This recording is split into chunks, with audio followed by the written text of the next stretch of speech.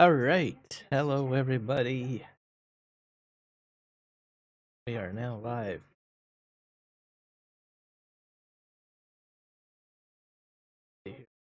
Fine there. We're on kick. So we're doing some farm sim today. It's a good thing.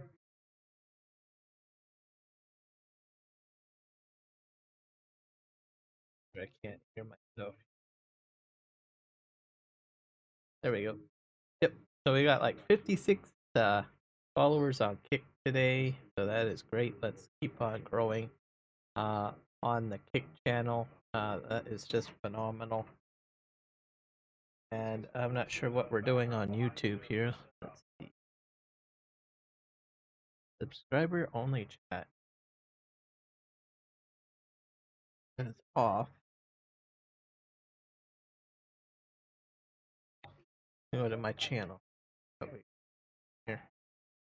Yeah. Yes. 734 subscribers. So thank you everybody for the subscriptions. Just make sure everything is fine there. That's a subscriber only chat there. We'll just change that to anyone. Anyone can pop in and say hello. So yeah, we're returning to the farm. We are going to cut our new field. So that is the plan. So got basically our equipment hooked up. We're gonna mosey on down there. So this is my new route here. We're gonna go this way. See if we can get everything going. Looks like my live streams are functioning the way I would like it to, so that's a real big bonus for me. I am happy. I was able to up the quality of my vertical live streams as well, so it should look a little bit sharper on vertical.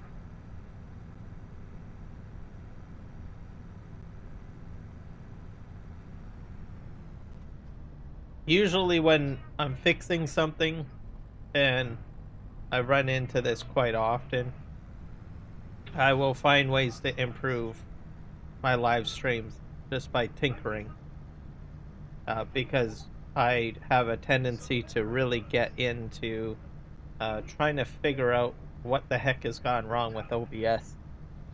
Gilbert Shea, welcome in. Welcome to the live stream. Hopefully you're having a fantastic day. We're doing a farm sim stream today. So, I've done so much Dune Awakening live streams the past week and weekend. I utilize that simply because it kind of really stresses the system out, the computer. So I really want to make sure that if I'm going to be live streaming, I want to, like, farm sim doesn't really stress the system out. I mean, it can to a degree, but it's not overly stressful. I usually try to choose a game that has a lot of explosions in it, a lot of visual elements in it. So that'd be like World of Warcraft or Dune Awakening, where there's explosions and everything going off and stuff like that. Just in case you want to play those types of games and stream them later on. So I always choose a game title that that I enjoy playing and potentially would live stream and would really test my live streaming setup. So that's why I do that. I've done Hogwarts as well. There's spell casting in there, and that does a lot of interesting things as well. But Farm Sim, there is no explosions. There's no huge visuals. Stuff like that. There's nothing like that. So, but I go ahead and I test it out with something else, and voila, things are good. I'm gonna put this all in. Oh.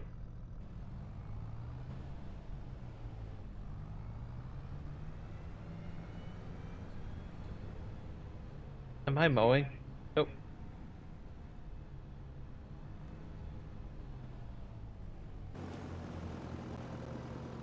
There we go.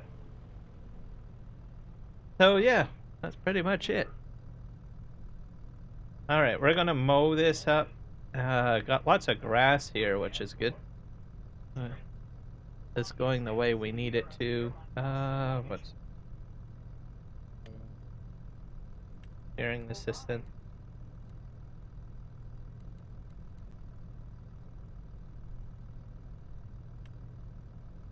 Put that in and we'll get going. And yeah, I am Gilbert. I'm just in the middle of mowing here.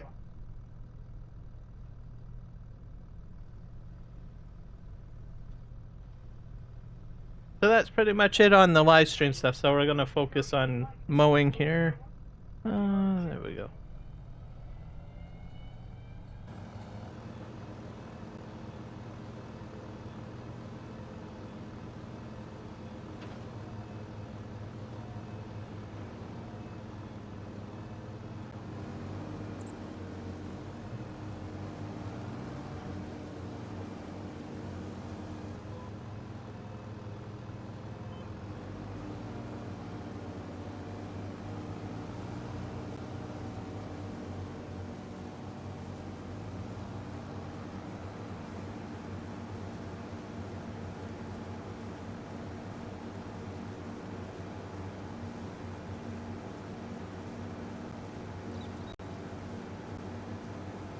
So you guys should check out the Farming Simulator YouTube channel. They're now promoting modders now with short videos. So if you're a modder, you can upload to the mod hub, and they will provide shorts apparently now. I think they've done 2 of them this past week. I noticed a lot of shorts going out, which I think is just phenomenal. So we'll just have to wait and see what that all turns into at the end of the day.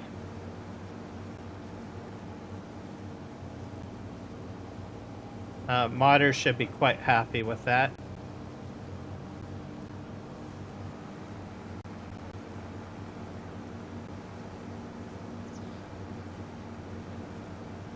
So,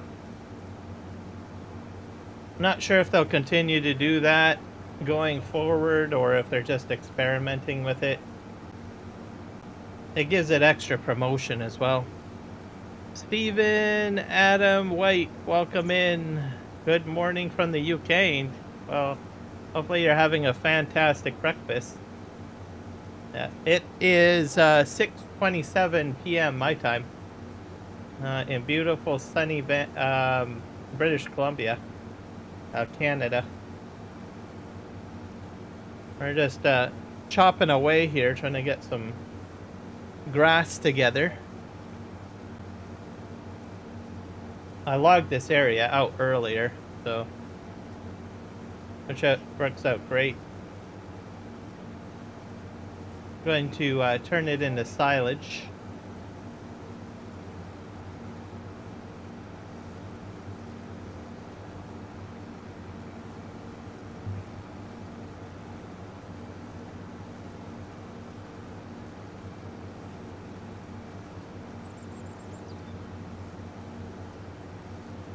And we're going to try to get animals going. I probably need to spray my cornfield. I've got corn on the go.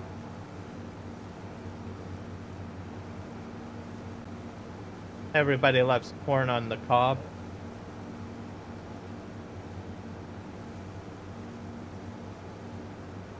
Just go like that. Spin around.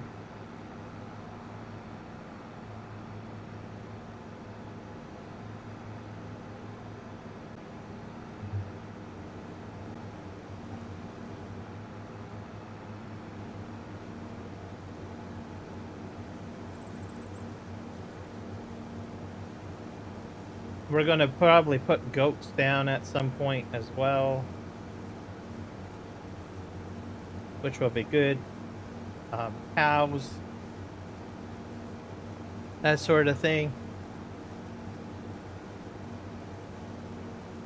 haven't done animals much in Farm Sim 25.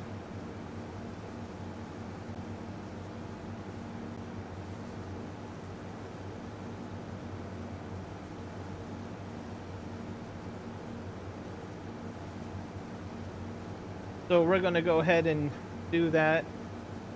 That'll be today's focus. I've got productions that I need to fix up as well. I got all sorts of like steel products.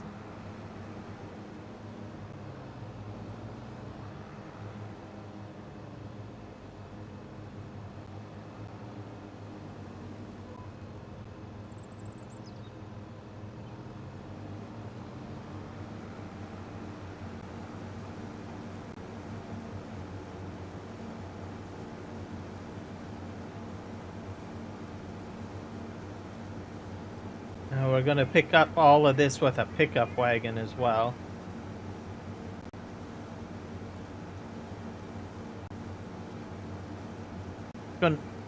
I think I grabbed a bunker mod. So I went into the mod hub. I noticed that there was a release of some new bunkers. So we'll need some bunkers over here.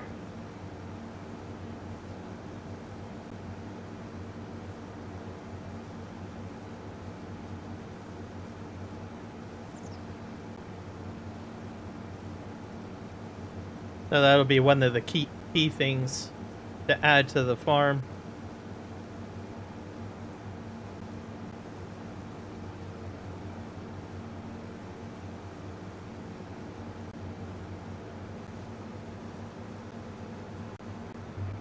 Now I'll just flip around here.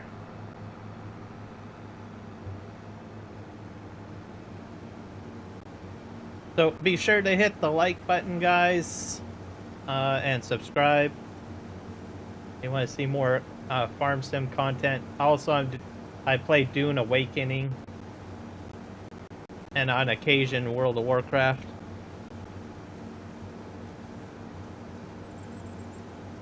And if you're on Kick, just hit the follow button on Kick. We're slowly growing a Kick audience as well.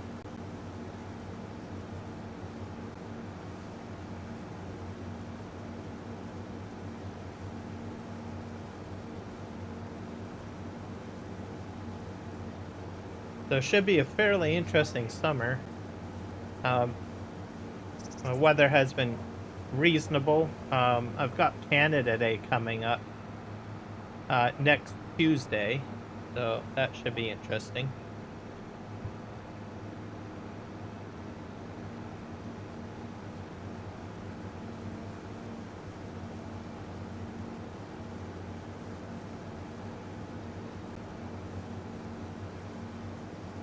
So Canada Day is our national birthday. I'm anticipating we're going to have a drone presentation. Last year was our first time that we had drones instead of fireworks, so we're getting away from fireworks. China actually has some very impressive and sophisticated drone presentations, probably the most elaborate in the world. It's kind of interesting. The people that invented fireworks have gotten away from fireworks. Which is true, by the way. The Chinese came up with the concept of fireworks. They had them for years.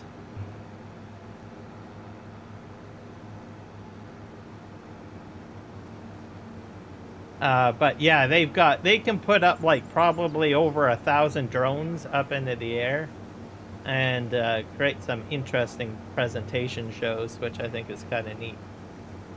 So we're doing that here in Canada. There are certain parts of Canada that will still do the traditional fireworks display, but we're starting to see a lot more places moving away from fireworks and using drones instead, which I think is a lot safer.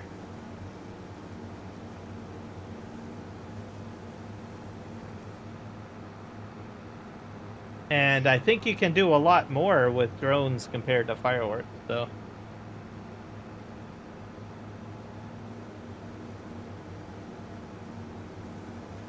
So I will probably live stream it on Tuesday, especially if it's a nice day. I'm hoping we'll have some nice weather Tuesday. I live streamed it last year. I had a lot of people watching it while I had it on my phone. I also I'm prepared this time. I've got actually 2 battery packs. So if by chance my phone battery dies, I've got battery packs available on hand that I'll have fully charged up and ready when I go ahead and attend the event.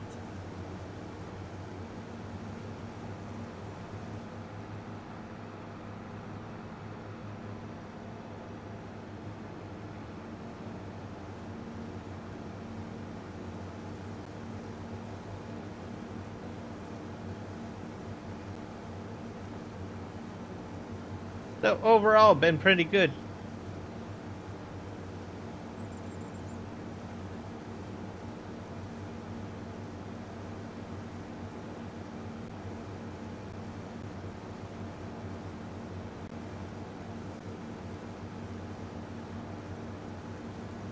Let's just turn around here. I'm not using GPS for this.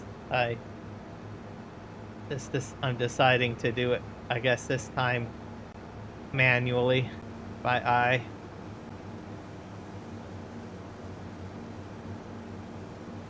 I will have to check my cornfields to see if weeds are growing. I'm not sure if that's actually happening or not. So I'll be using the Nexat to do the spraying for that. Nexat harvester is very helpful. Hook up the spraying unit and use up some of the herbicide that I have, because I have a lot of herbicide.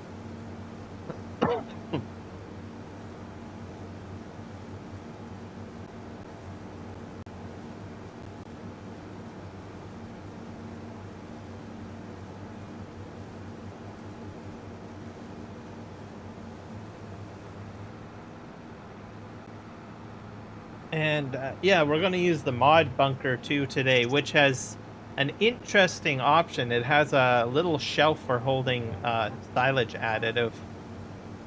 So you can have a little area.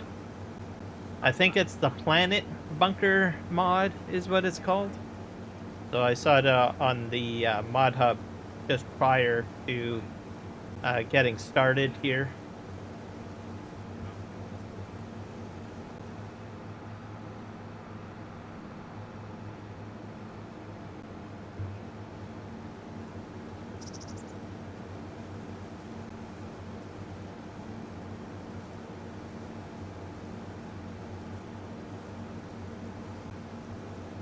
Oh, and that's pretty much the news with regards to that.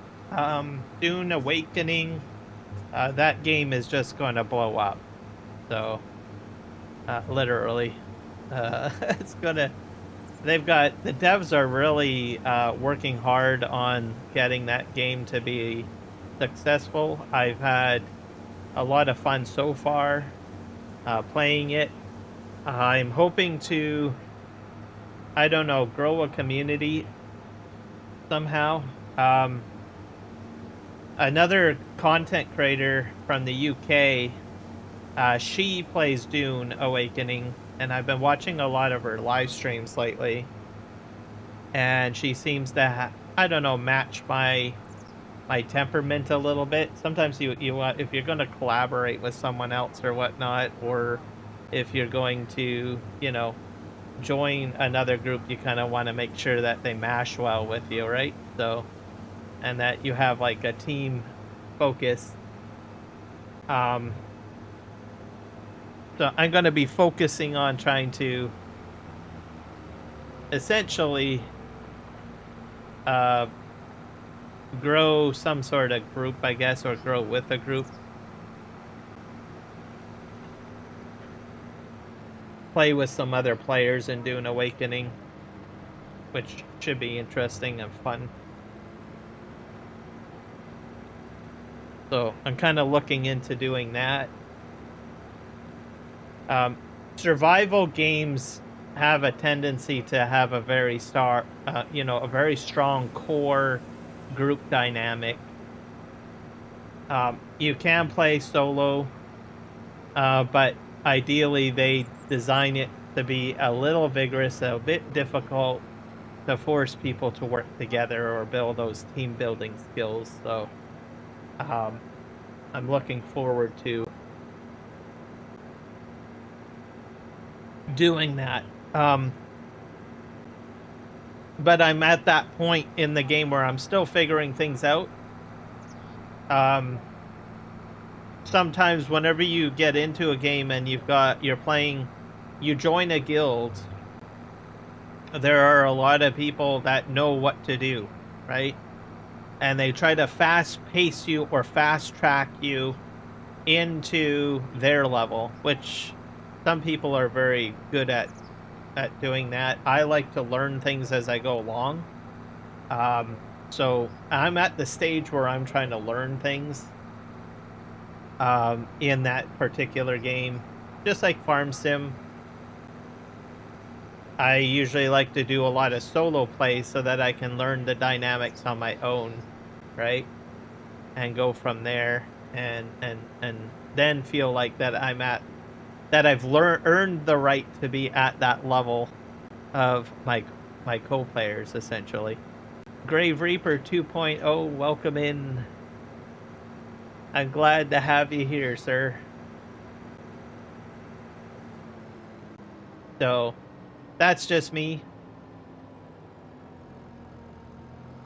Some people just jump in and they say, hey, I want this given to me. I want the best armor set given to me. I want this and I want that, and I want to get into doing endgame content right away. Myself, I've always been, I got my HUD off, don't I? I've always been a person that likes to appreciate all aspects of the game as much as I can, or learn it on my own, and test things out. I guess because I've been a solo player for so long. But then when you go through the motions of actually doing things, you kind of learn that way. That's just how I am. I just go in there and I just start playing. Let's see. I got another tractor over there hooked up, so I'm gonna use that to do.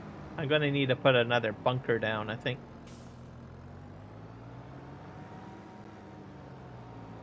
Let's pack this up.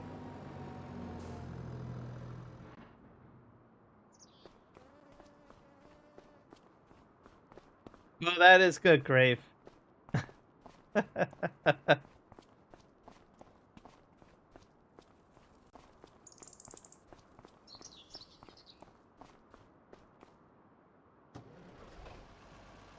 Oh, I need to check my weeds, don't I? Or check that. Yeah, it's going to get interesting. I think the devs are really, excited by the success of Dune Awakening. They've been responding to community posts and requests from players quite quickly and fast, and rapidly rolling out new ideas, new concepts for the game, and other items as well, which shows that the dev team that has put Dune Awakening together are extremely passionate about it. You can tell because they get on things. They take the feedback in from the player base and they put it into action right away. And they're like, "Hey, that's a great idea. Ooh, I'm so excited. I want to jump in and get that made." Right? That's the sort of energy that I feel that I get from the Funcom company that makes that game. So, which is sort of what they need. They need to keep the momentum going. I imagine that it's going to get a lot of accolades and probably a Steam recognition award at the end of the year. A lot of people in the survival niche, which is what it is, it's a survival MMO niche. So like Ark Survival Evolved, Conan Exiles, the list goes on. I suppose maybe even POW World to a degree. All of those survival MMOs, I think that they're going to knock it out of the park. I think.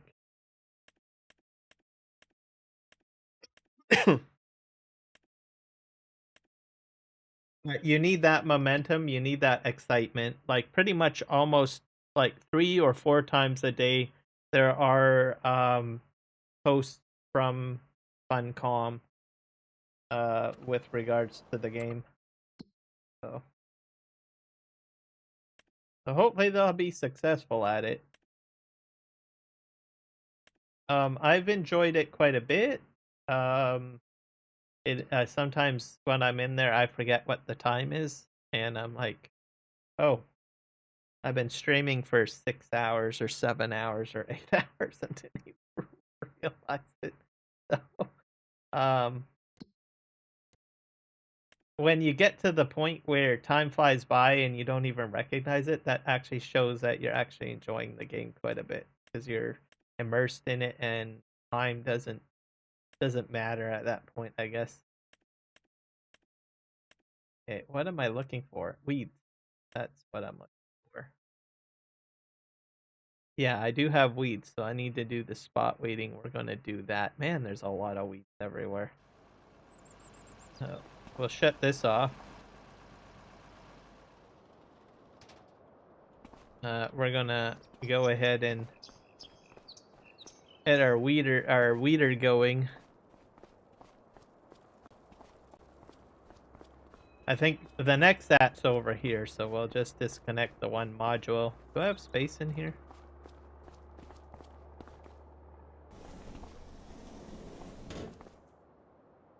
I guess I could probably put something in there.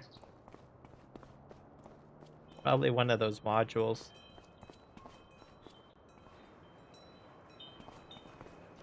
I'm gonna push this up into the air.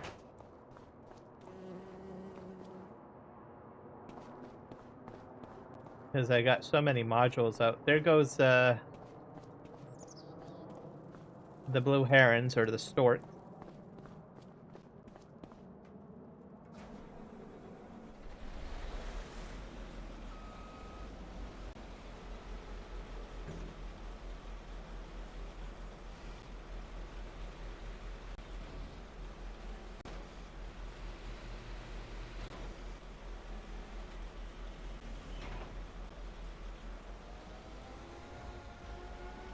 Yep, that's very true. When you're a solo player for so long, it's hard to get into playing as a team. I think I'll do fine. I just need to find a good community that works well. So there's another content creator from the UK that has like a community server that they have on Nitrado. I'm thinking about asking if I can join them. Perhaps. Right now I'm just on a standardized public server. I do have 2 individuals that have joined me, so I could probably potentially just create my own community on a public server. So I'm not sure. I'm just kind of weighing all my options right now. So I've met someone last night that joined me for a bit. He seemed pretty cool, chill, well versed. And then I also have someone else in my Discord channel there that also plays. And I've talked to him a little bit through Discord, so he seems to be quite knowledgeable, and I think we could probably mesh well as well. So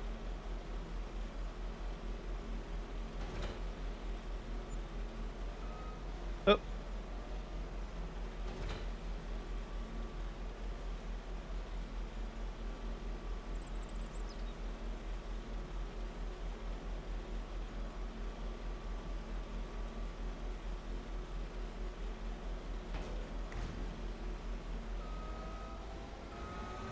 Yeah, well, I think that's the challenging thing. So, like, especially when you change games and stuff like that. What the heck happened? Oh, there we go. And sometimes if you're playing well with a group in one game, they might not play very well in another game. So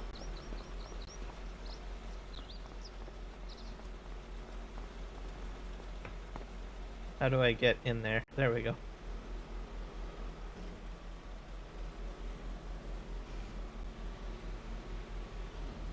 But yeah, so I'm just kind of weighing my options. I might even find more people on the current public server that I'm on that might say, oh, well, would you like to join us? And then might say, sure, I don't mind.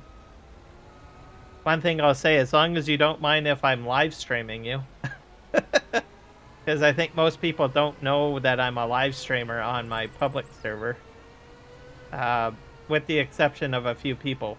So the 2 people that joined me basically saw my live stream and said, hey, would you like to play together? And I was like, okay, sure. And then they came over and joined me on the server. So, which is a bit different. But most of the people that I come across, like naturally, don't know that I'm a live streamer. So I'm gonna have to just remember to say, hey, by the way, I'm a live streamer. You're on candid camera right now. FYI. Do you have any issues with that? So, because there are some people that are sensitive to that kind of thing, right? So.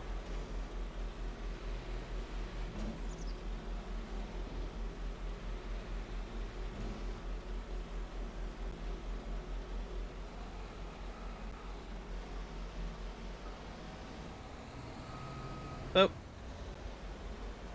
I don't think that went very well. I messed that up. I'm gonna drive in manually.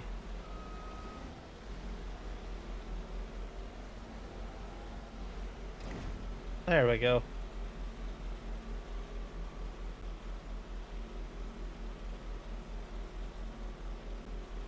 Yeah.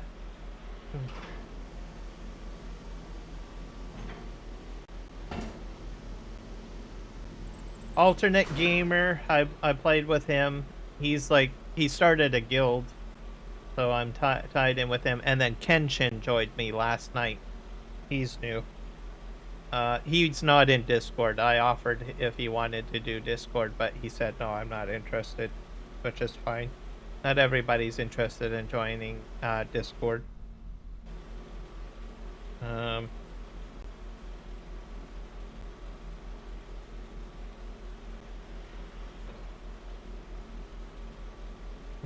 I think Kenshin is from probably from Asia. I get an Asian vibe from him, which is kind of cool. One of my best friends is actually Chinese, so you kind of pick up the mannerisms. Also, I've had a couple of friends that are South Korean. Very, very loyal people, that's for sure. I love Asian people. And they're very stoic. They're very stoic, very traditional, and very honorable. So, which are things that are values that I prefer, personally. So, I appreciate a lot of Asian culture because it's very taboo to misbehave, right? You need to be very respectful. That's just ingrained in their culture, which is something that I think is fantastic. So if you ever go to China, you need to be, or to South Korea, or even probably, I think a good number of even Japan, to a degree, you need to be, you know, don't misbehave, no shenanigans, no nothing. You know, how you project yourself basically classifies your state in society. So if you misbehave, you're usually at the lower ladder. Most people don't want to associate with you, essentially, is kind of the vibe that I get. And that's sort of what I was instructed. And you'll get basically, your table manners mean a lot, how you project yourself. If you project yourself in a positive light, then that's a good thing. If you're like very negative, dramatic, those are usually things that they don't really want to associate too much with, I find. And I'm like, well, this is cool.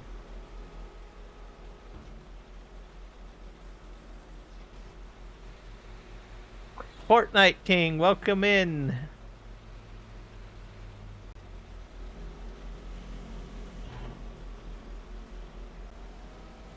So definitely a culture flash if anyone goes to Asia.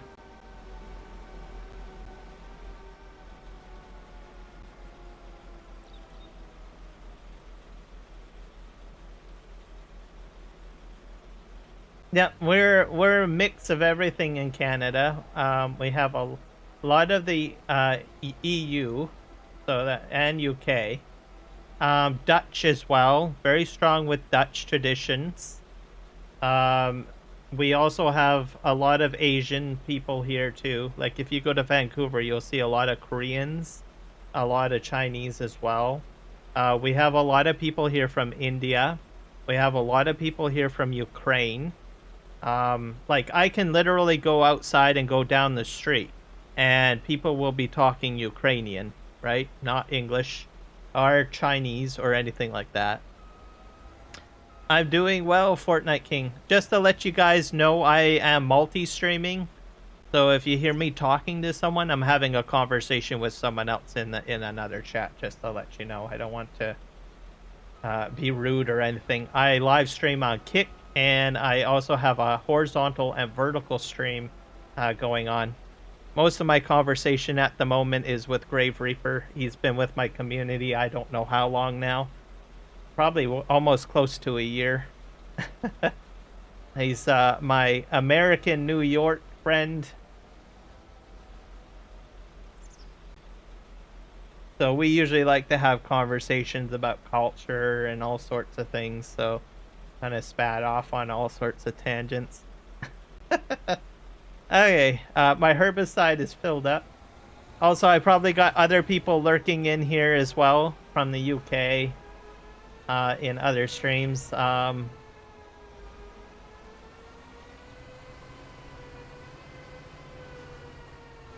Almost 2 years, I would have to say. Yeah, so 2 years for Grave. Congratulations, Grave.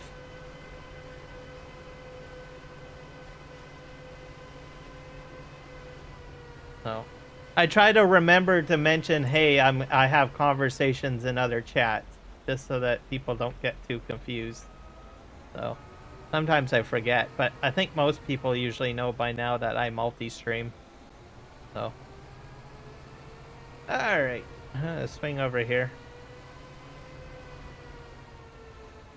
But yeah, I'm kind of very stoked about next week because it's Canada Day. And also, I think you could pretty much say it's like North American week, because 3 days after Canada Day is Independence Day, which is the American 4th of July celebration. So all in North America, everybody's like, I think most people take that week off and they just literally celebrate, right? So you get all sorts of community events going on and everything like that, barbecues, all sorts of fun things. I think I'm parked backwards, am I? See here.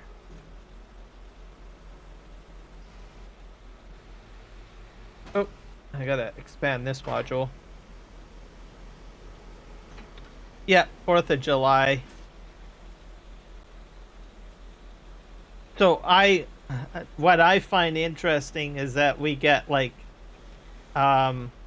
Americans will come across the border, like for July 1st, and then flock down back south for the 4th of July events. And then some Canadians as well will flock down for 4th of July events. So it's like a huge party week or whatever, I guess you could say. Which I think is kind of neat. I think I got this backwards. Let's turn this around. I did not know that this went this way. This is a front sprayer head next at. So we're gonna reverse this up.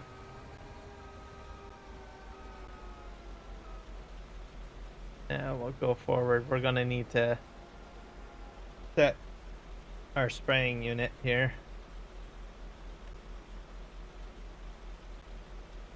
We'll hit this as okay.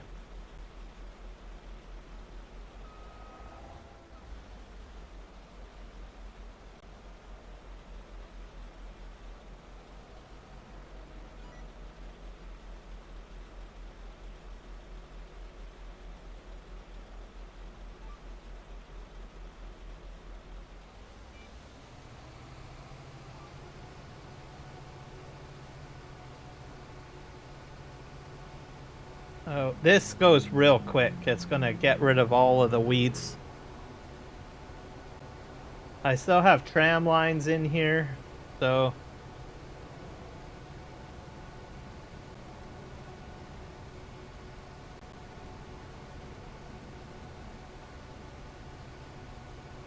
Kenjin Himura, welcome in, sir.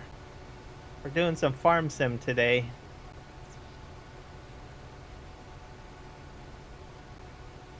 So just a FYI, I did move my buggy all the way down to where we are. Just so that you're aware. I was like, yay! And Shai Halud did not get me, which is a good thing. In case people don't know who Shai Halud is, he's the sandworm. So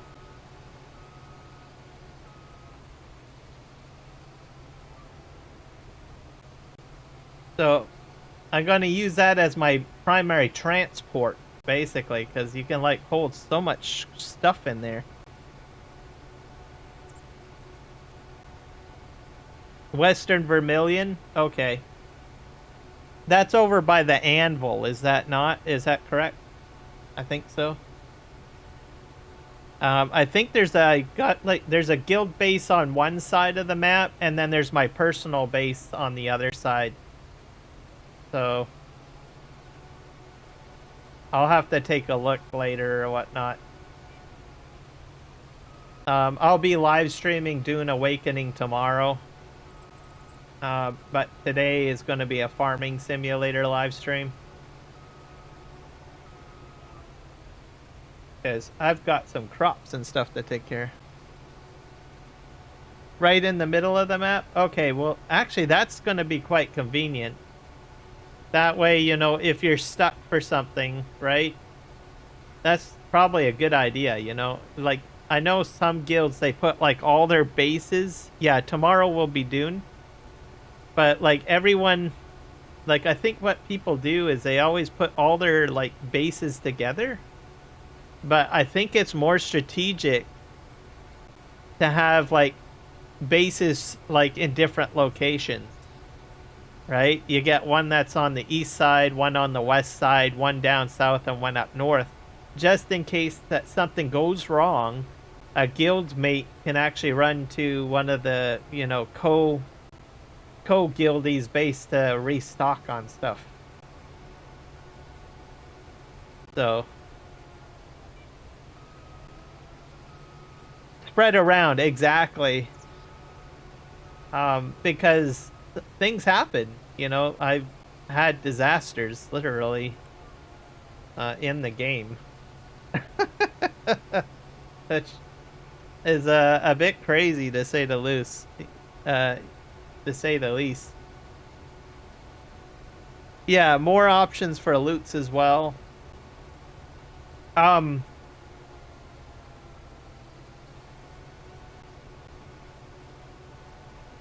So I'm intrigued about that.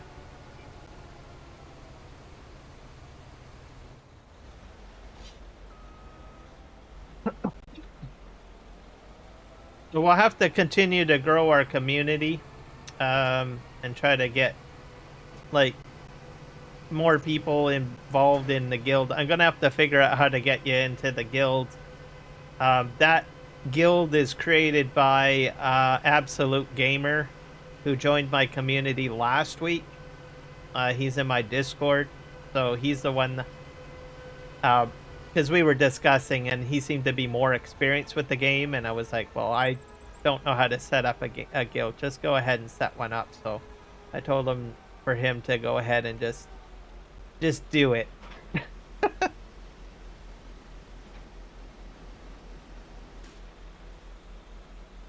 I found a base right next to mine, abandoned, haha. So I looked at everything and built mine with the materials. You looked for my Discord all day? I'm gonna put an invitation in. Give me a sec here. I'm gonna post it in all the chats for people that want to join my Discord.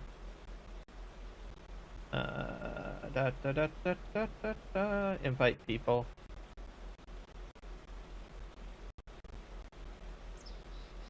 It'll be a permanent link too, by the way.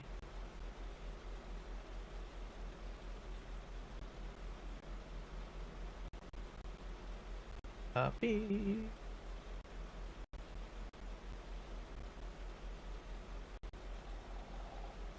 Discord for Kiram Gaming. There you go. So just join that. That's my community. I have a few voice channels in there as well. Put all of this in here. All right.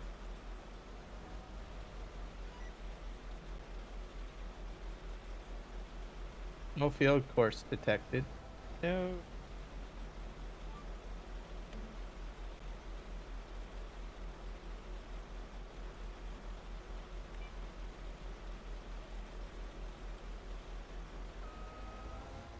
Just back up a bit.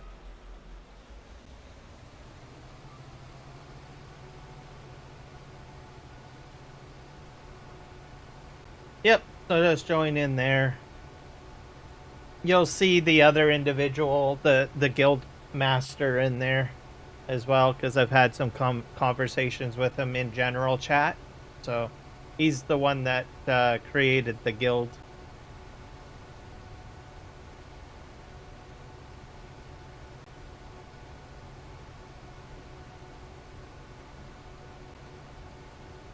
The dev stuff said that the deep desert is supposed to have like more PvE stuff added, which I think will be pretty cool.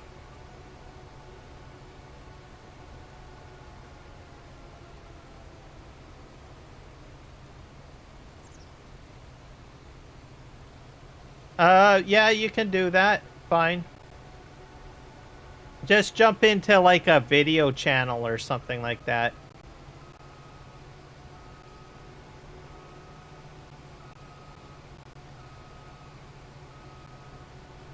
Make sure that you're in a video channel.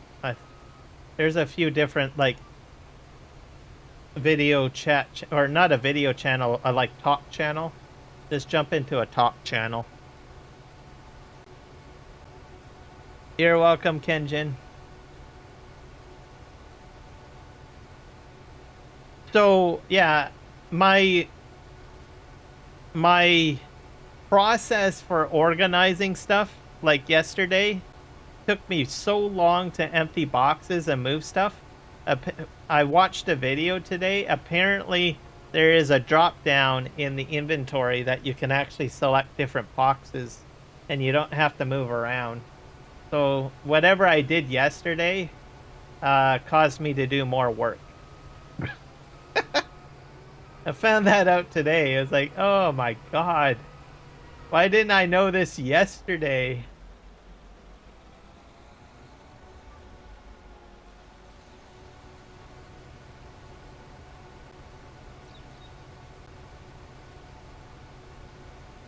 So, yeah. So my process for moving stuff's going to go a lot easier as long as I remember that tip. Yeah, we'll be able to communicate better next time. Mind you, I think I did enjoy the fact that our conversation stimulated other conversations on the map.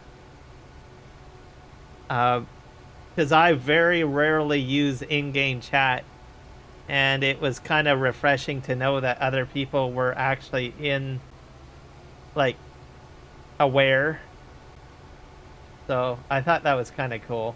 So even though they only got like 50% of the conversation. But hey, it helped out someone because someone gave a base away for free. So I was like, oh, I need a base. Is that base still available? Can I take it? And so without our conversation, that would never have happened. And that poor guy would have been eaten by Shai Hulud probably about 200 times. And died from, I don't know, drought or thirst.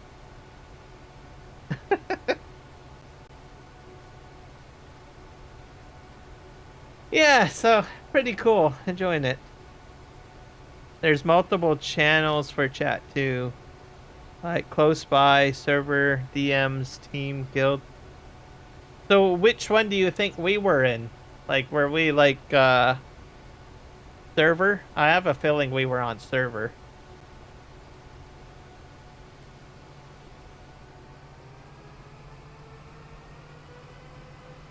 That was like probably the third time I ever used chat, in-game chat on that game, so.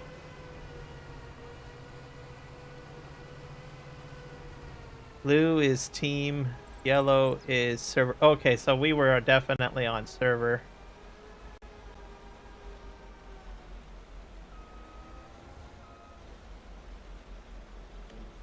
Okay, let's go ahead and hit OK.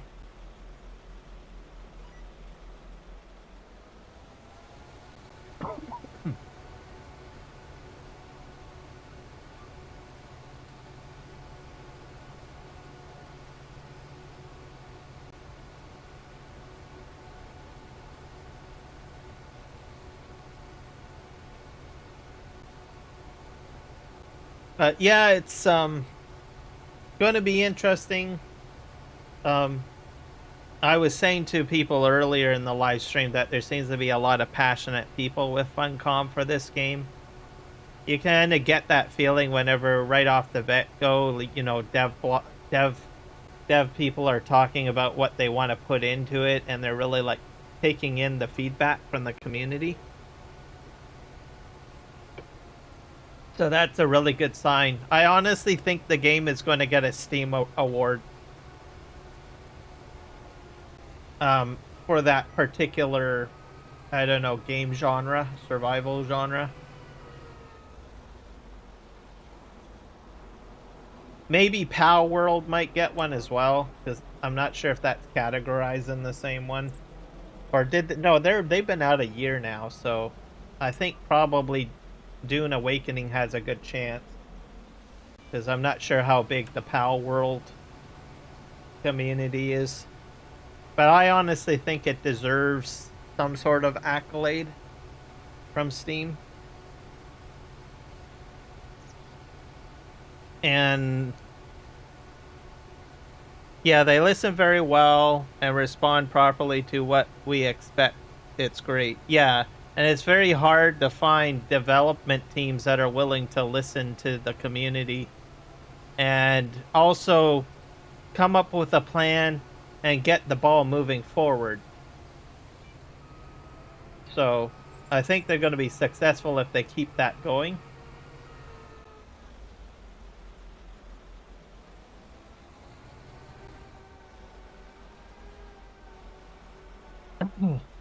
When companies that don't do that, they tend to, you can tell that they're not passionate if they don't do that, or they've lost interest. Sometimes development teams just need a new project to work on, and they get bored and they lose the passion of whatever they build.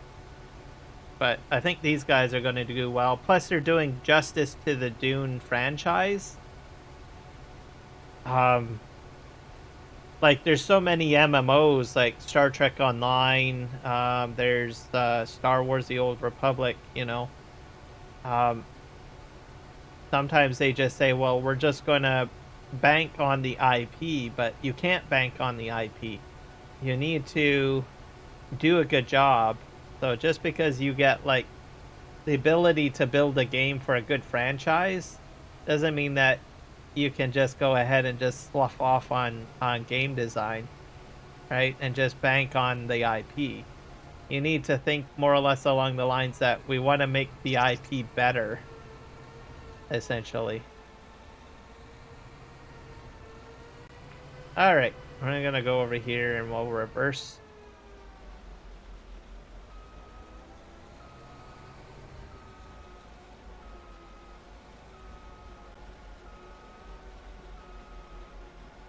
Go back right up. Okay, we'll go forward.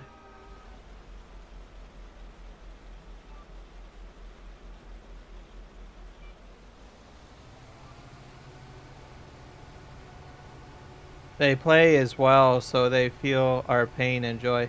Well, that's another important part of it too. So, if the dev team of a video game actually plays the game, they get first impression of whether their game is good or bad. If a dev team doesn't play the game, then it just goes to show that they're not really passionate about it, right? And they should probably work on a different project, probably. I suppose.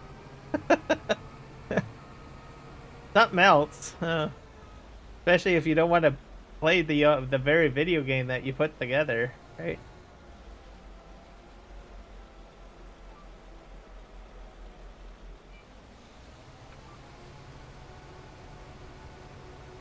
Alright.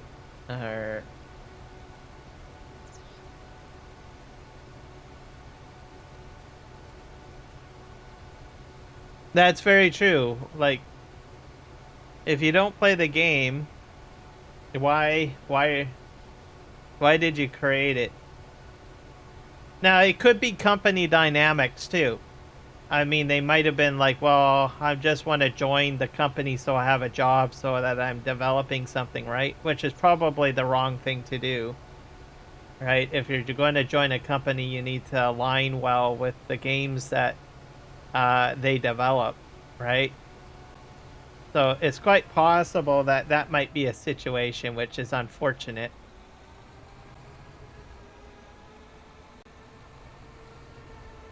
But it could happen. Now, what would happen in those situations is the company would be saying, hey, you need to put in X amount of hours to play this game, right? Which means that they're forcing their staff to play a game that they're not really interested in playing, which is an unhealthy dynamic too, I suppose, right? But at that point, if you're having to force your staff to play a game and they're not passionate about it, then you've got a huge problem. Huge problem. Because not only do they not want to play the game, they're developing a game that they don't like. So, and us players as a community are going to know right off the get-go, hey, these guys don't got it together.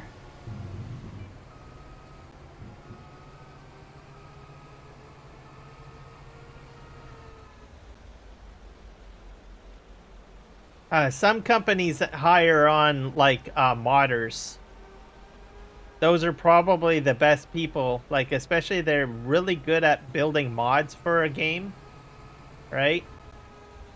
And they do some extremely like sophisticated mods for a game, those are probably, and they have the interest in continuing development, those are probably the best people to get in there, because A, they're putting their time in for free to develop for the community. 2, they know what they're doing. And 3, most likely, if they're doing it for free, they enjoy the game and they care about the community. So they tick several different checkboxes to basically be ideal for game development or company development.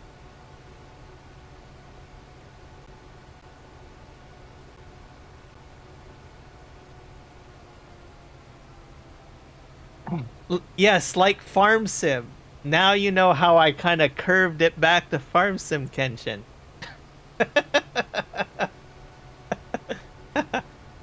And we have had examples where there has been modders in the farming sim community that have been, I think a few that have been hired on with Giants. Unfortunately, there has, I think one modder last year was hired on, but as much as it was probably his dream job, I do believe that there was an issue with real life commitments, like family and all of that, which does happen. But that is a prime example.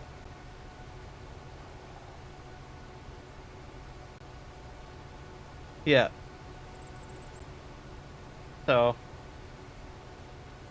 we brought it all back to farm sim. So everything that I've just said in the past, I don't know, 15 minutes of my conversation is relevant to Giants as well.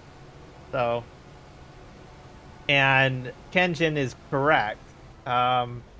We do have modders within the farming simulator community that have been employed, and that is the best model to take on. Just because they check mark all of those items that I mentioned earlier.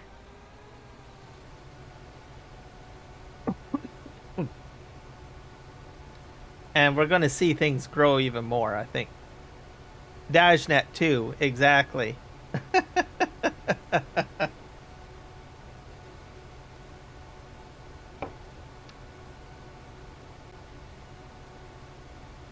Dajnet's been like I don't think many people know who Dajnet is, but I mean he's he's kind of like a low key kind of guy. I mean if you jump into playing his maps and you know what he does and stuff, I mean the guy is like, you know, just blows my mind, literally. Some of the stuff he's been able to do with map design. At a very sophisticated level. He basically puts together, you know, different types of maps that put a lot of different sophisticated mods in there. He can tear apart like log files, what else? Map details, everything. He's got the right mindset. I can't really word it well. I can't put it into good words. Like how I'm describing it doesn't do him justice.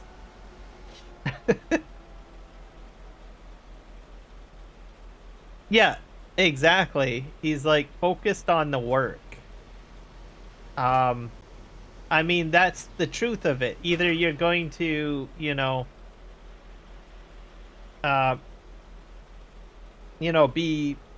do a lot of self-promotion and not be very good, or you just focus on the work. So, but of course it's up to like us, like a creator like myself, to, you know, talk about these people so that people are aware, hey, there are some exceptionally good people out there that are not recognized as much, and take the moment to talk about them. And Dajnet falls into that category. And a few other people in his community, like Billy Alpaca as an example. I like watching his streams, even though he's like super early in the morning when he live streams. But Yeah.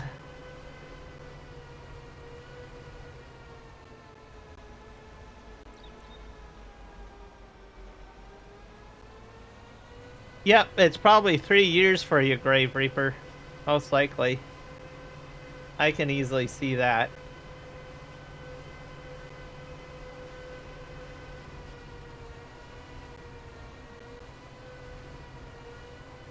Okay, I'm gonna refill. I've barely used any herbicide. Let me just look at the map, see if is it refreshing? Yep, refreshing.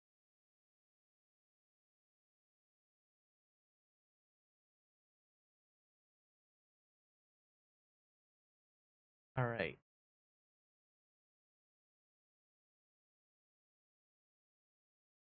Oh, that looks good.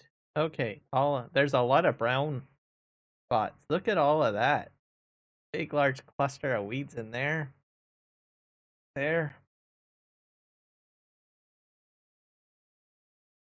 This is mulch.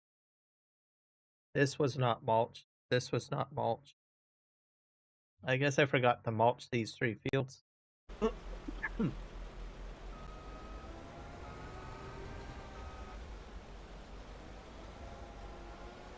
And we're gonna park this in the shed over here. And then I gotta figure out what I'm gonna do with a bunker. Yeah, let's just back this up.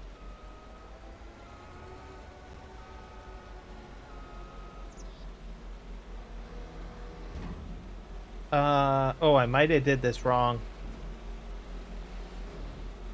Yeah, I'll have to push forward. Oh, that's fine.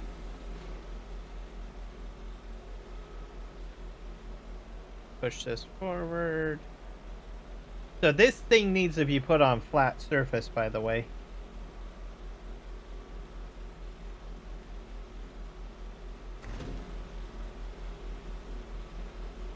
Because the problem is that the strut,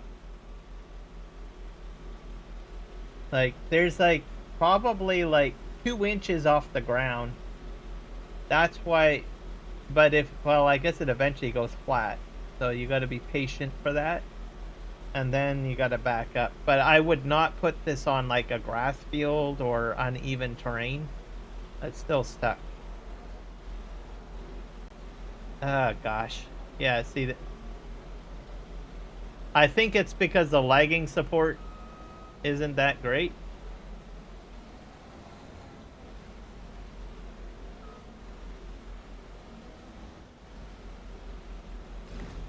Hold that up.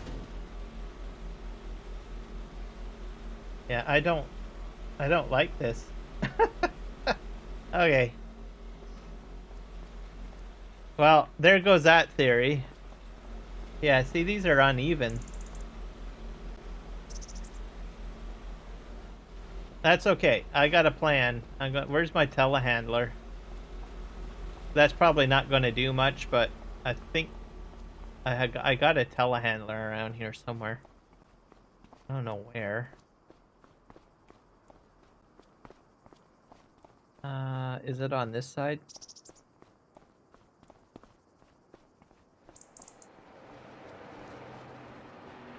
Telehandler, where are you? Nope, nothing over there. I bet you it's over by the cement factory or something. Yeah, the precision farming mod.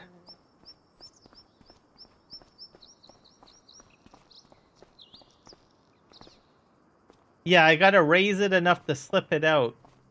So I think there's a defect in that particular module. They just, whatever, with the 3D design or whatever, they didn't extend the struts far enough down. And it's only that module.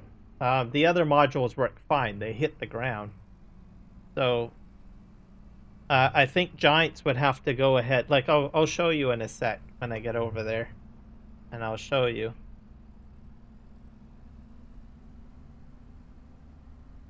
But there's definitely something funky with it. It can't reach the ground. The struts. So I'm going to just probably park this on this side. And it's a heavy thing too. Like, I don't really want to use super strength because I seem to flip it everywhere and it's a mess. But I'm gonna back up here. It might not be enough weight to pick it up with this, but you only need a little bit of leverage. So I'll show you. So you see there, it's not touching the ground. So these struts are supposed to hit the ground, and I think Giants just didn't make this long enough. And it's the same on this side, I think. Or actually, no, these struts are sort of touching, but... And these ones are not. Maybe because there's an angle. But for the most part, it should have been a lot longer, I think.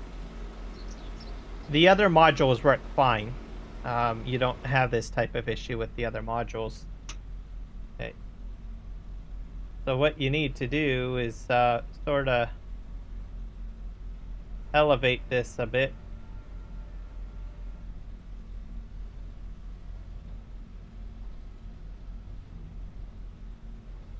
I did it with a forklift. I might have to put a weight on the back.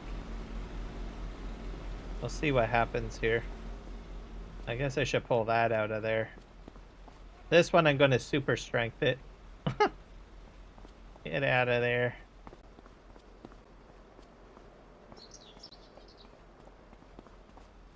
Let's see if we can do this.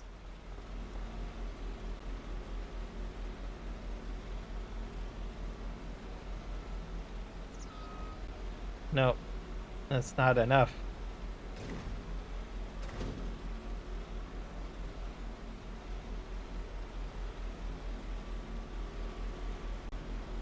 Oh, I'm on the wrong side. Ah, I did this wrong, guys. Of course I did it wrong. I gotta lift on the other side. I'm trying to lift the next at. Okay. Maybe that's probably part of the problem.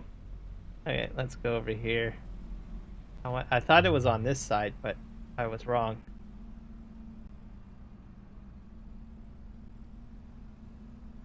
Okay. Maybe I'll have a better chance at lifting on this side.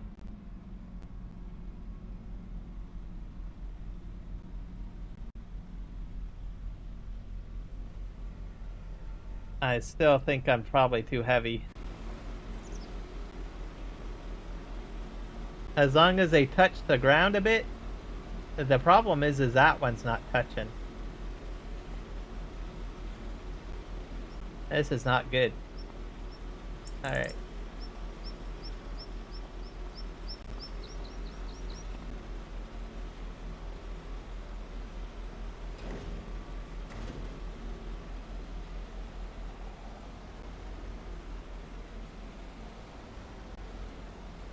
Come on. Get off. I wonder if I'm gonna have to terraform this. Yeah, I was. I wonder if this is like on like a 0.5 degree angle, this area. Okay, fine. I'm gonna super strength it off. That's... But this is like the worst module. Literally.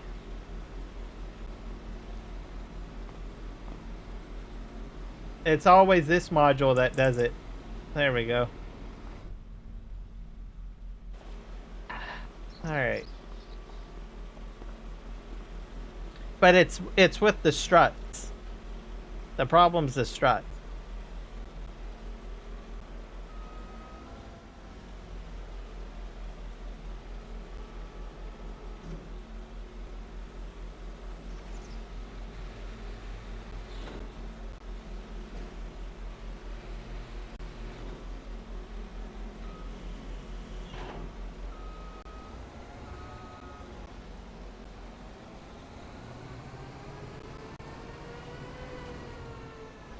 So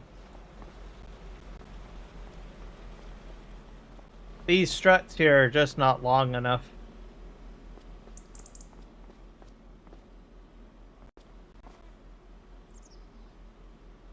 Yeah, no one saw Thank God. But yeah, they need to make those struts longer. Just a little bit.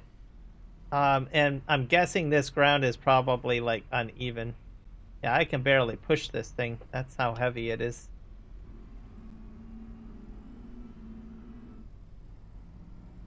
Alright, let's go over here. Alright, Grave, we'll see you when you get back.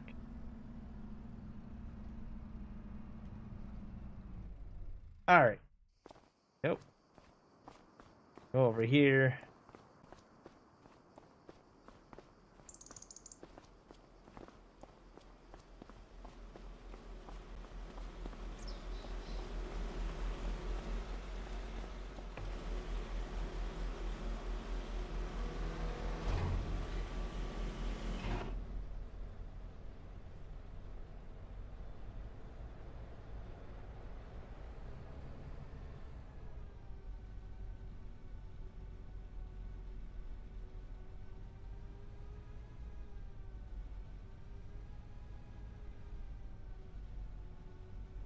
I'm gonna probably park this inside of this little alcove here for now, because I don't think I'll need it for a bit. And I've got a new header too. I grabbed a mod pack. Oop. I took the turn too sharply. That will allow me to use the I put in a mod that allows me to connect I think this header over here. I gotta find it.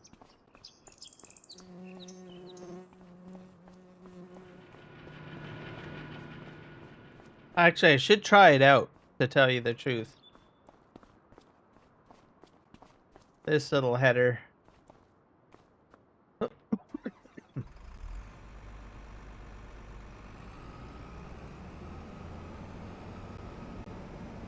I think I'm gonna try it out now. So this is for to work with the MacDon. I'm pretty sure I put the mod in, but I can't remember.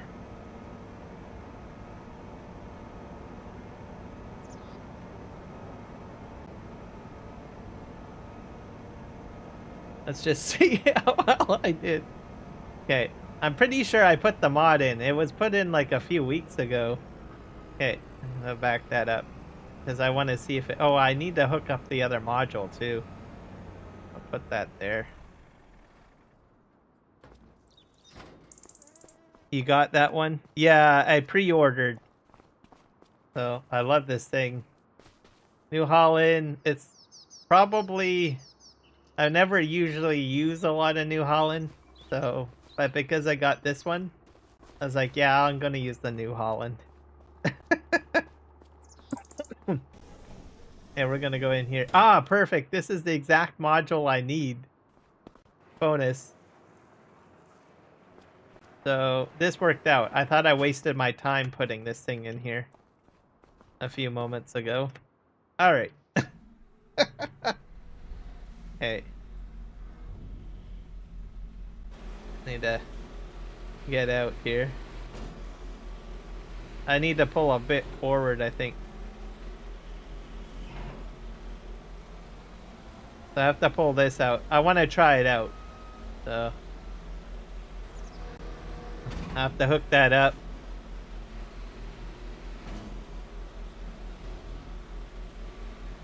Yes. By Green Thumb Farmer.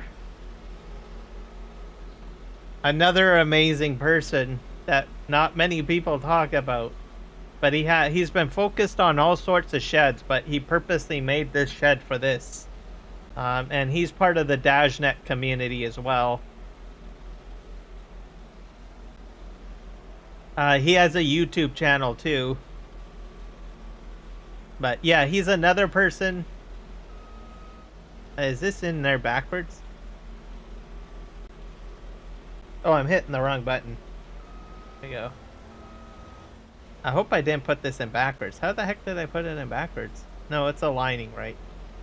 I can see the red. Alright. But yeah, so I'll show people what it does in a sec here. So these doors slide by X, these open by X, and then there's a lift system. So you hit that and that goes down, and then you got that. So you can hold at least 2 modules in here.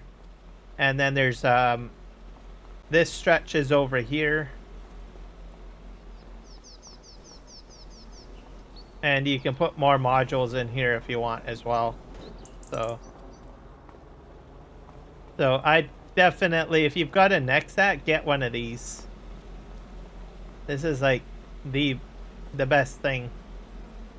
I love it.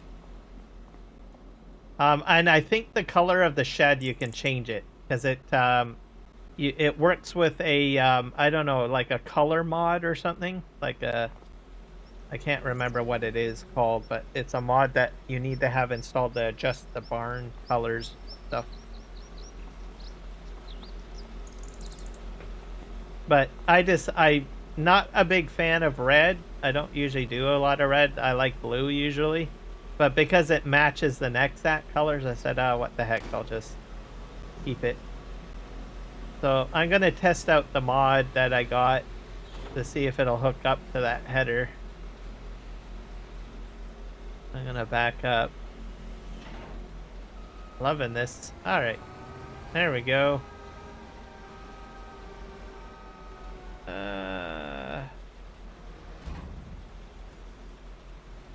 Oh, I didn't go. Did I go far enough? Oh, I think the header's upside down. Is it upside down? What the heck? That's weird.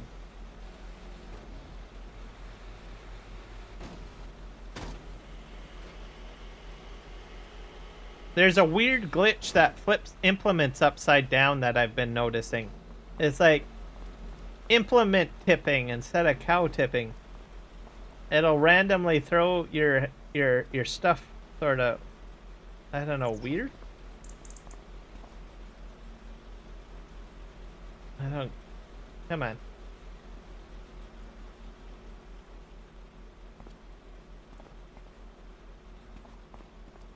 Yeah. I don't get it. I just don't get it. Here, let's see if it'll still connect if I drive forward. Sure.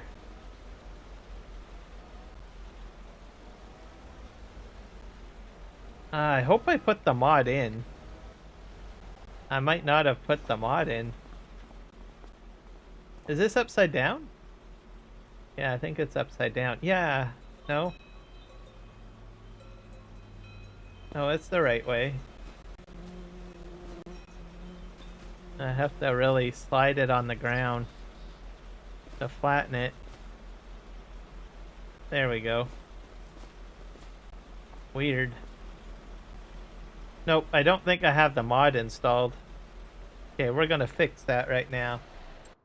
I thought I had it installed. Yeah, let's hit save game.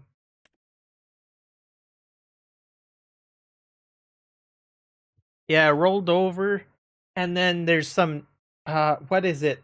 It's the cultivator header for the Nexat.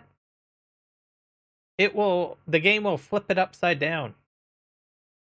I don't know why. It just flips it upside down. So I'll go away and I'll do something else and I'll return, right? And I'll say, oh, well, I need to use the Nexat for planting seeds. And that one particular module will be upside down.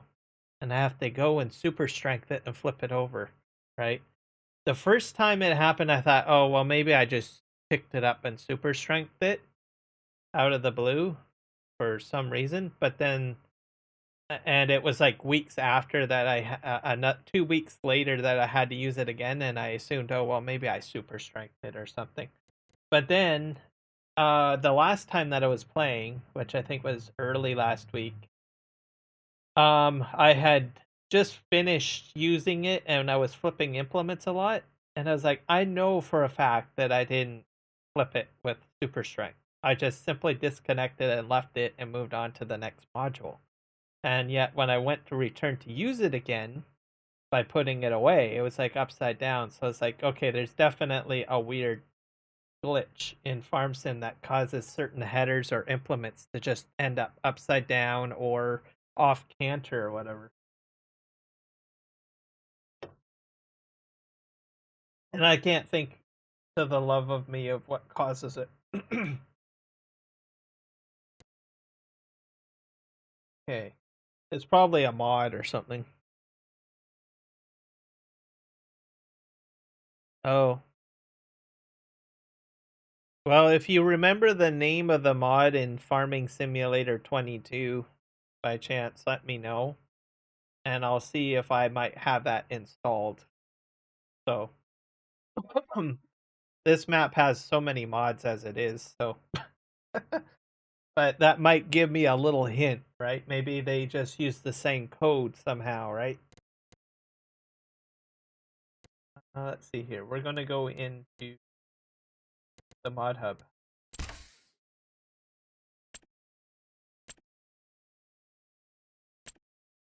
I'm going to just type in nexat, I think.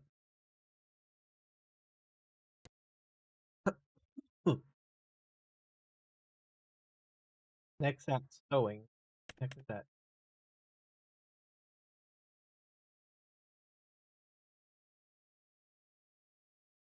Adds direct seed capability to the nexat seeder. I think that might be handy to have in there. Because then I can do direct drilling with it. Yeah, I'm going to get that. I'll do that. And then I think it's the PW8. Yeah, this is the mod that I was talking about. Because I still want to use the Macdon pack, and I want to do the header pickup. So this script enables the connection of the nexat DLC with the Macdon PW8. So if you want to use this with the nexat, which is what I want to do, you get this mod. So, and this is like the largest base game, well, not base game, but Giants in-game machine that has the largest capacity. So for grain. Okay, that's in there. Ooh, I'm excited now. Hit the wrong button.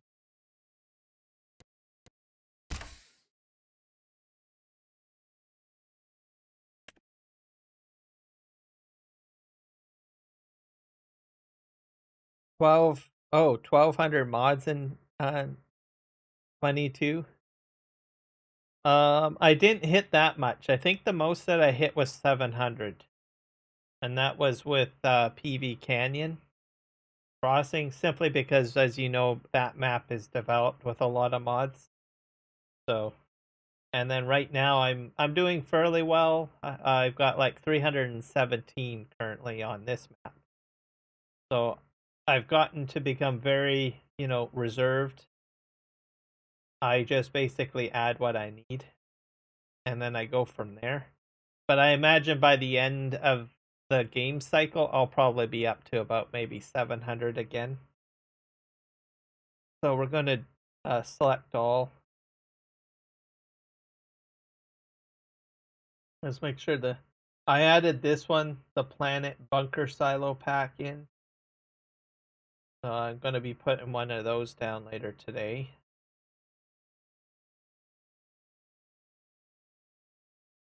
Yeah, these are both in there. All right, let's hit start. Exciting. Yeah, while we're loading, guys, remember to hit the like button on whichever live stream you're on, or maybe both. It definitely helps me quite a bit with visibility with the YouTube algorithm. And if you are new and you like what I'm doing, please hit the subscribe button. And if you're on Kick, hit the follow button.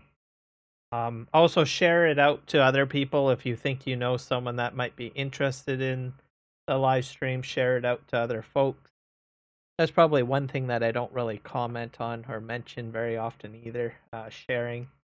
So you never know, you might know someone that might be interested in some of the stuff that I'm doing on the live stream and for educational purposes, and they might benefit from this. You can, give them the link, and let them know, hey, I think I might like.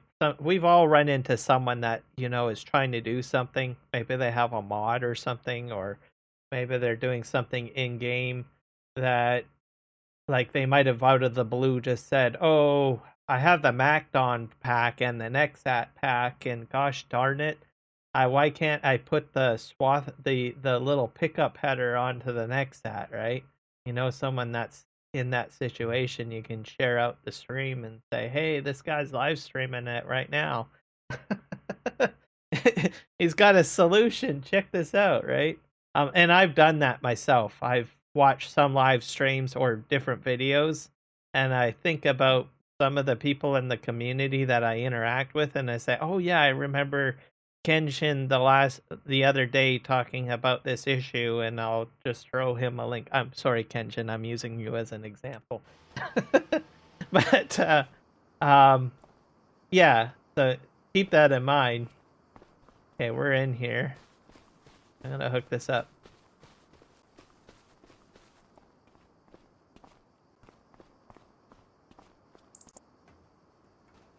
And if they can't, like, if they're a friend on Discord and they're not online, just capture the timestamp or whatnot and say, check out this live stream or whatnot. And there we go. That works. Does it turn on? Oh, it worked. It's spinning. All right. Very good.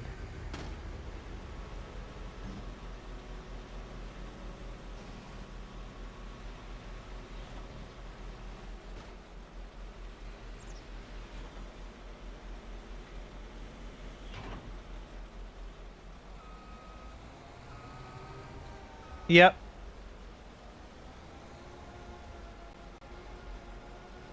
Yeah, Dune's another example too, especially now. There's so many people looking for, advice and tips and stuff on that game. So yeah, if I do anything at Dune that helps another person, mention that too. Share the stream out.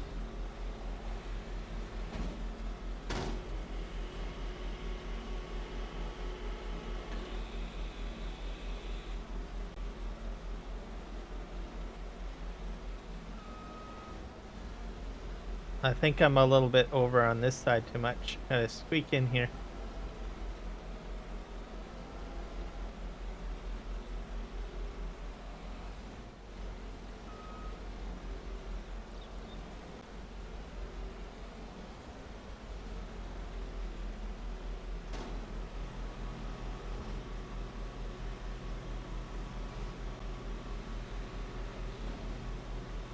Maybe this was a bad decision. Oh, that's interesting. Okay, there's a little trick here. Oh. I guess you can't detached in that mode.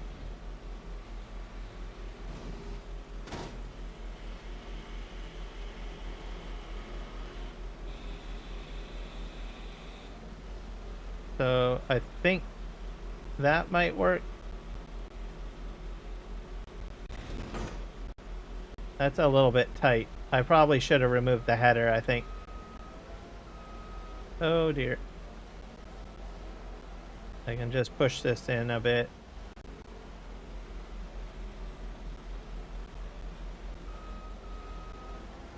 Nope. I don't. Yeah, I'm gonna have to remove the header. I can't fit that header on there. It was a dream while it lasted. Okay, the question is I've got the other header upstairs. So let's just see here if I have enough room to at least maybe prop that onto the other one. Okay. The other header's up here, I think. Yeah, I might be able to just fit the header like right here. Just let it go right there. Let's try that. I'm just gonna stay efficient here.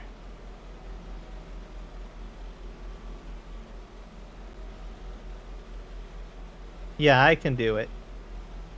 Just push it in as far as you can.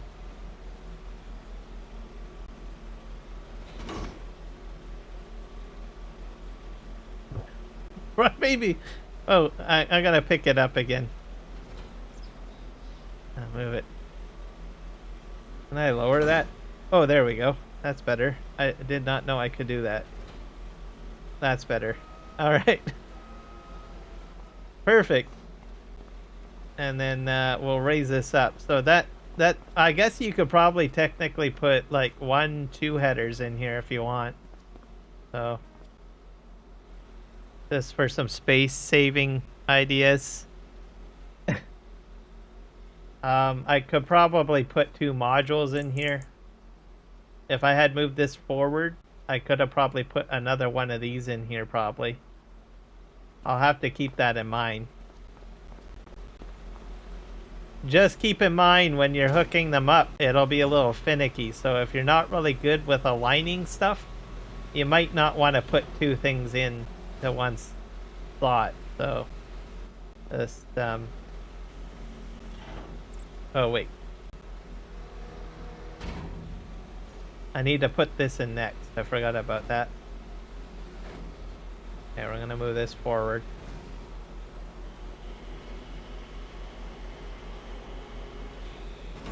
Alright, forward we go! Hi-ho, hi-ho. We're off to work we go.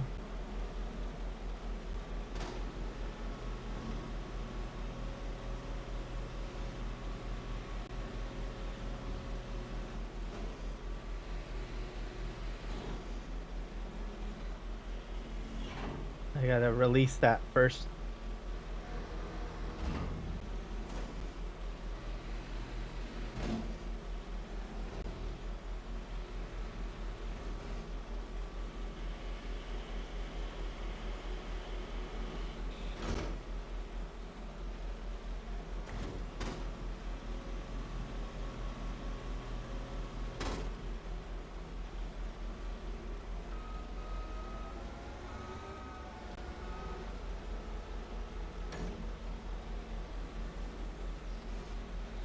Hey, we're holding this up.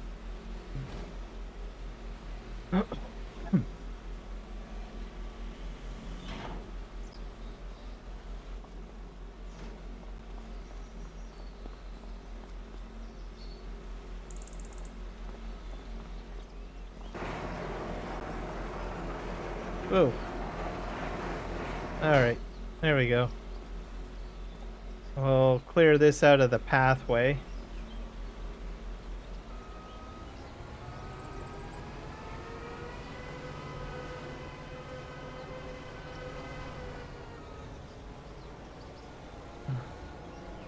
Actually, I was going to leave that in there, wasn't I? Yeah, I was. Alright, I'll just align it like that. That's a bit clearer.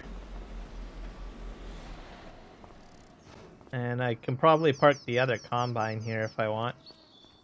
Give it a new home. That way most of my stuff is together. No, I'll put it beside the next at.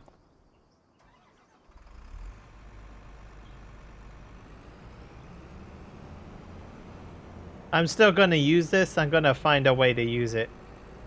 So this might, what's going to happen is this is going to be like my next at farm. And then when I get like another property that's far away with larger fields, I might put in new equipment elsewhere. And I'll move the New Holland over there. So that's sort of the plan. All right, we were gonna do some grass stuff, so we're gonna do that. VE7QH, welcome in, guys. Welcome in. Guys, you should check out VEHQ's channel. Got some interesting stuff. It's ham radio, right? I just want to make sure that I got the term right. So he does a lot of in the field videos and stuff like that. He hasn't done anything lately, but he does have some pretty interesting videos that you guys should check out if you're interested in any of that. He does a lot of stuff with mixing, physical mixing board videos. I think you've got up there as well, so not software. So he gets into a lot of gadgetry and stuff like that. So check it out if you're into that. Ham radio, amateur radio. Yep, there you go. And he definitely knows his stuff. So check it out. Does some he does experiments too. He's done out in the field experimentation and everything like that. So probably we would say out of the box concepts, I guess. He's also part of the amateur ham radio club locally in his area, so he's definitely like right into it. So if you want to know more.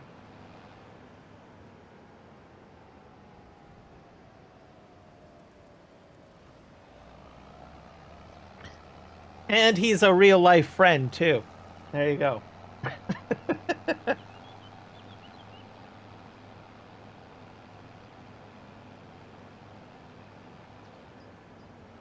Yeah, we're having a good live stream today, E7. A good one. That's actually your, what is it? That's your handle, isn't it? VE7QH.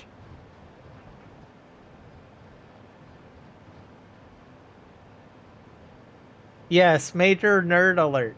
But you're in good company because I'm pretty sure we're all nerds in here.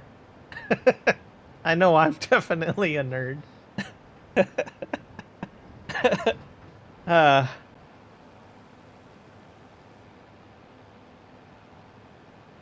Yeah, definitely, you know, if there is, you know, an apocalypse that's gonna happen, I'll be, like, running right over to your place. I'll be like, VE7, what do I do? Put me to work.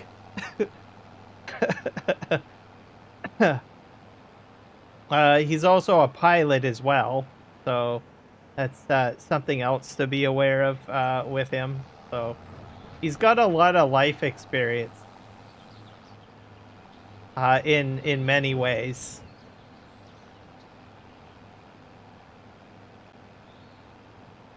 I find it's always good to have a good friend like that has a lot of practical skills. Also makes for good conversation.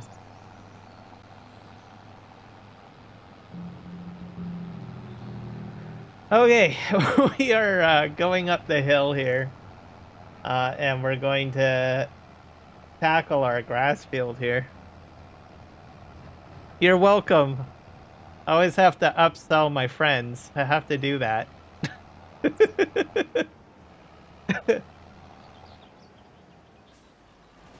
Alright.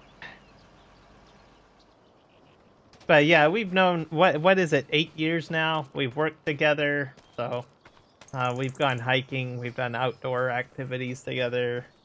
I know, been to the bar a few times together. I don't know, pretty chillaxed.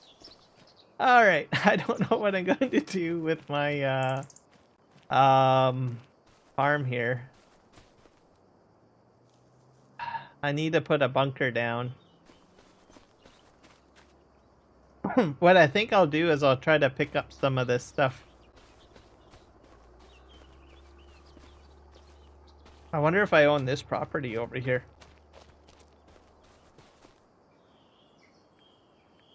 2017, yeah, 8 years now. So, yeah, still going out strong. Yeah, obviously I haven't disappointed you or upset you yet, I guess. So I must be doing something right.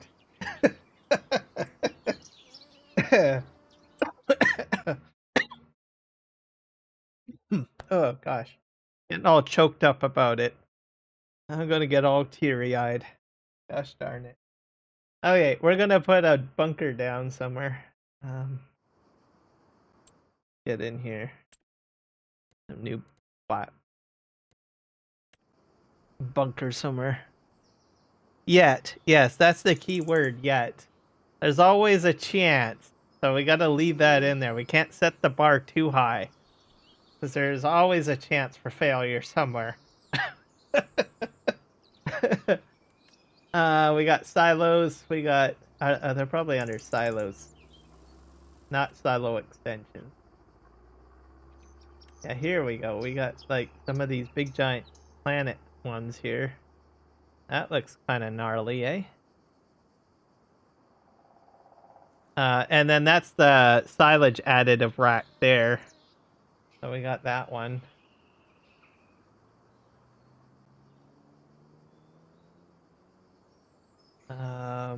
We got larger ones. I don't think I need that. They all have silage additive rack. And we have this one. I don't think I need something that big. Okay, let's flip that here. I'm hoping that I can just put it here for now. Oh, and they oh, that's interesting. They snap. So if you need to expand, they're snappable. The modder somehow did that. That's very handy. So this is fine. That's going to work out great, because if by chance something goes wrong and I need to put a second one down, I can put one right next to it. So, beautiful. I love it when things come together. We're going to go into paint mode and we'll just like paint this somehow.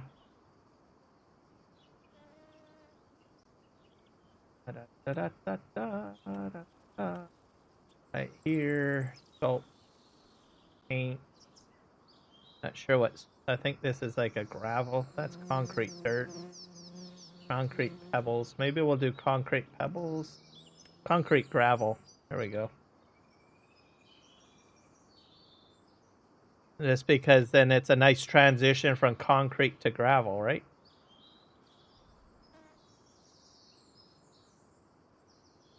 Yeah. I think that works out great.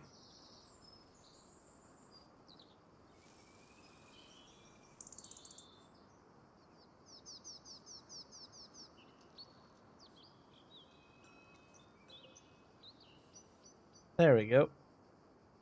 And then we'll just sort of extend this here so that I can back up my equipment and fill it up with something. Not exactly sure what though. Put this like here, here, there. All right.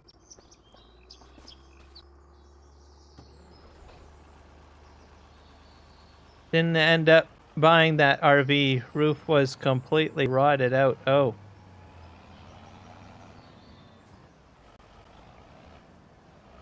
Did the rest of it look fine? Like, I looked at the pictures you shared. So was that real? I just have to ask that question because I was pretty impressed by the exterior pictures that you shared. So I thought I better ask that question because maybe it was a complete hoax.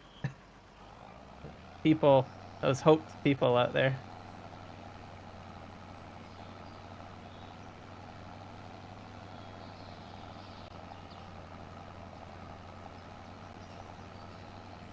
Yeah. So yeah, he's an outdoor enthusiast and has been looking into like RVs and stuff. So, and it looked like a pretty impressive RV. But that goes to show you, you know, you see something online, if it looks great in the picture, there might be other things that you might not be aware of. That might not be ideal, so make sure that you check it out or test it out first before you commit to purchasing. Everything below the roof was immaculate. I found some water in the front wall, so got on the roof to look at the front, and the roof was horrible. Okay. So it rotted out, and then it ended up affecting the interior pretty much.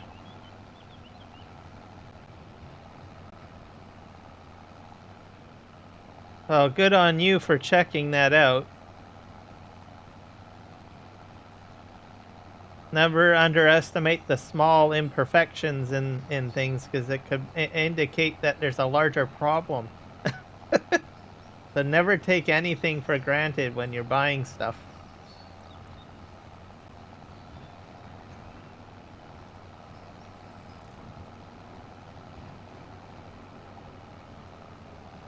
Like sagging and holding water, yeah.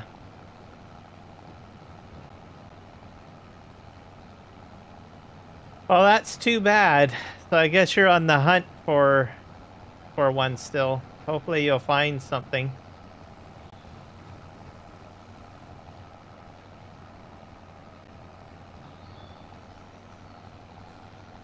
It's probably hard to find RVs and stuff like that during the summer months, because usually most people want to take them out. So, but there might be more put on sale now too, right? More people might be opening to it as an opportunity to sell, so it kind of goes both ways. Ghost Pet Shop, hello, welcome in.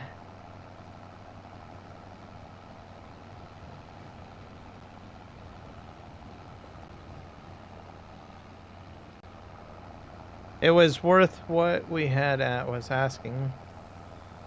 Could have fixed it up, but couldn't buy it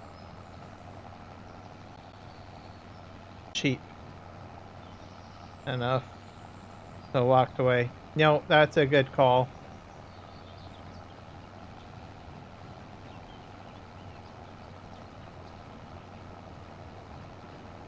I'm pretty sure other opportunities will present itself. Just have to keep looking.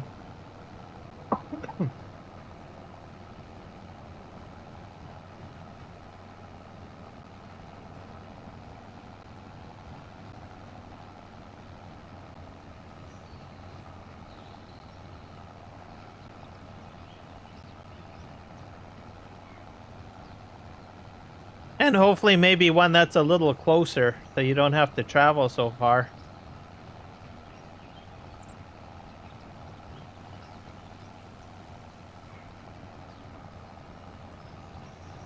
That's quite a distance.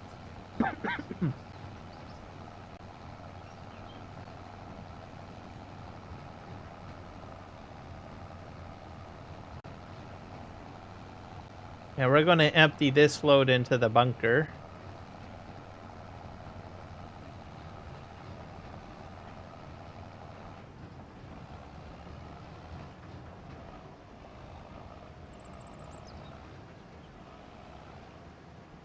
Alright, I'll reverse in.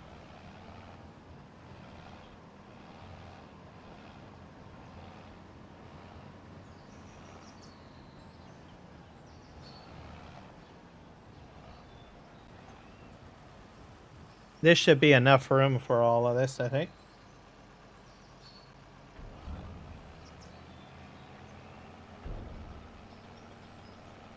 Try to like stack as much of it along the back wall as possible.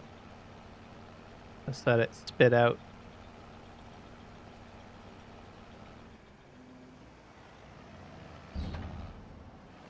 Luckily, I drive into the city for work, so it's easy enough to look before, after work. Nothing local currently. Yeah.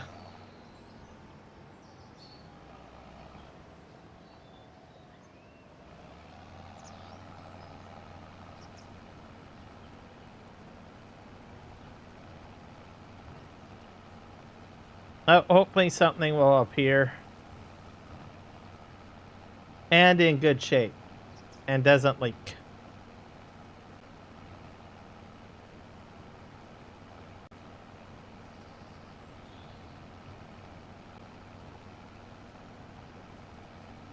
We got Canada Day next weekend. Any big plans for that?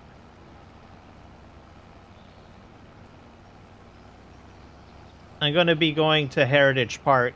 I'll probably, they're supposed to have the drone show, apparently, this year. So I might even live feed it to my YouTube channel, because I did that last year. I actually got a couple of accolades last year because I had live streamed it. I had, apparently the company that was going to put on the drone show had intended to live stream it on the internet, but something went wrong. They couldn't get it working. So a lot of seniors were planning on watching it from home and were disappointed. But because I was live streaming and there was a couple of other people live streaming, some people in the seniors' homes and in the local hospital was able to watch the drone show that couldn't make it out to the Canada Day event. So I got a couple of people that were thankful for that. So I'm going to do that again, I think, this year. Live stream it.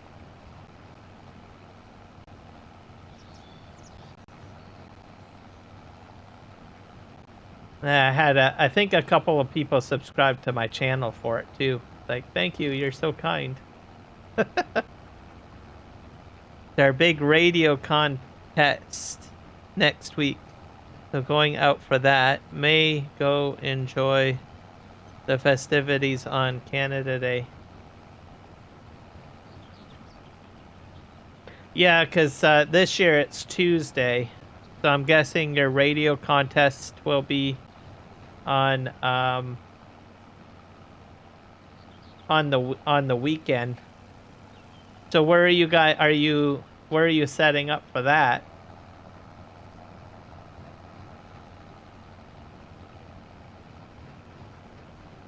Also, Ghost Boy or Ghost Pet Shop. If you want to join the other chat, we've got some people over there.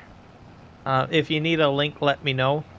I can pop in the link to the other YouTube chat.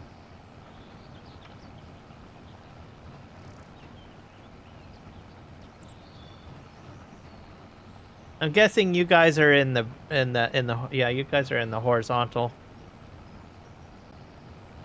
So vertical is pretty quiet. Most of the conversations are happening in the horizontal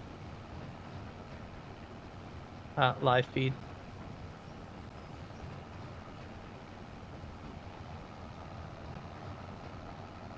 Oh, I'm full now.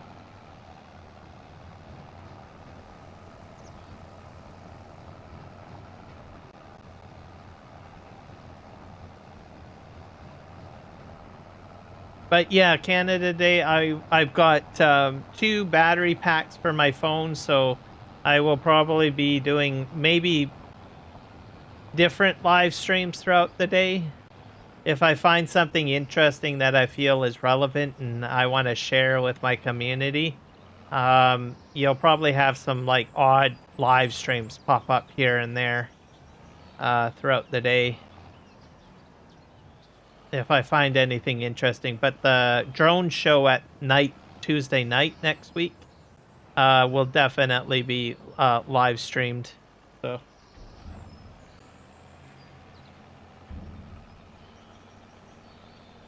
contest is Saturday, Sunday. We're setting up in the farmland between my town and your city. Okay. Club member owns property out there. Okay.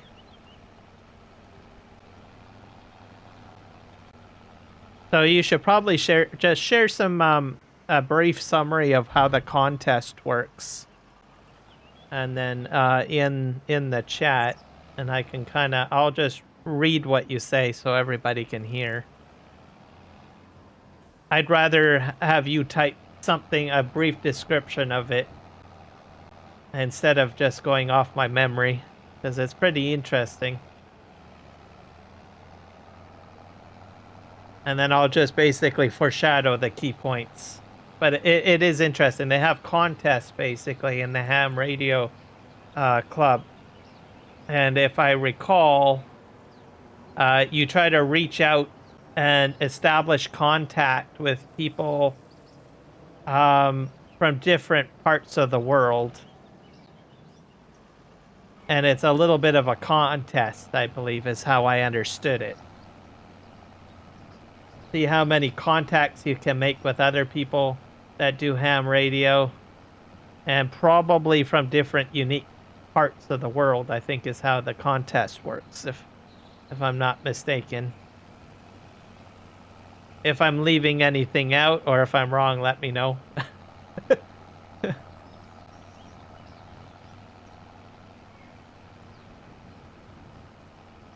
And I did attend one as a guest once or twice, and they have all sorts of different elaborate equipment set up.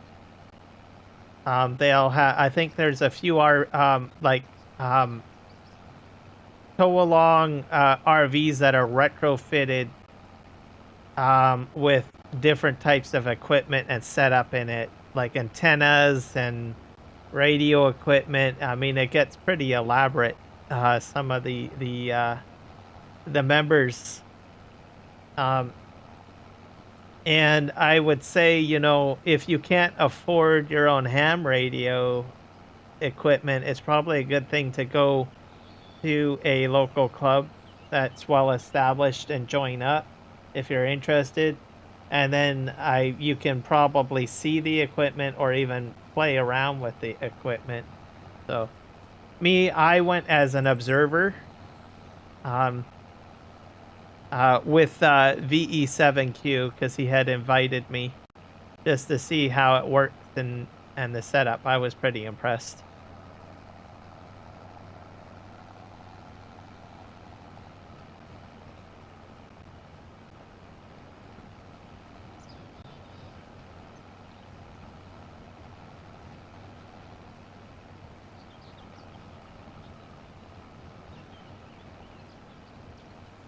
So I'm going to read exactly what you said.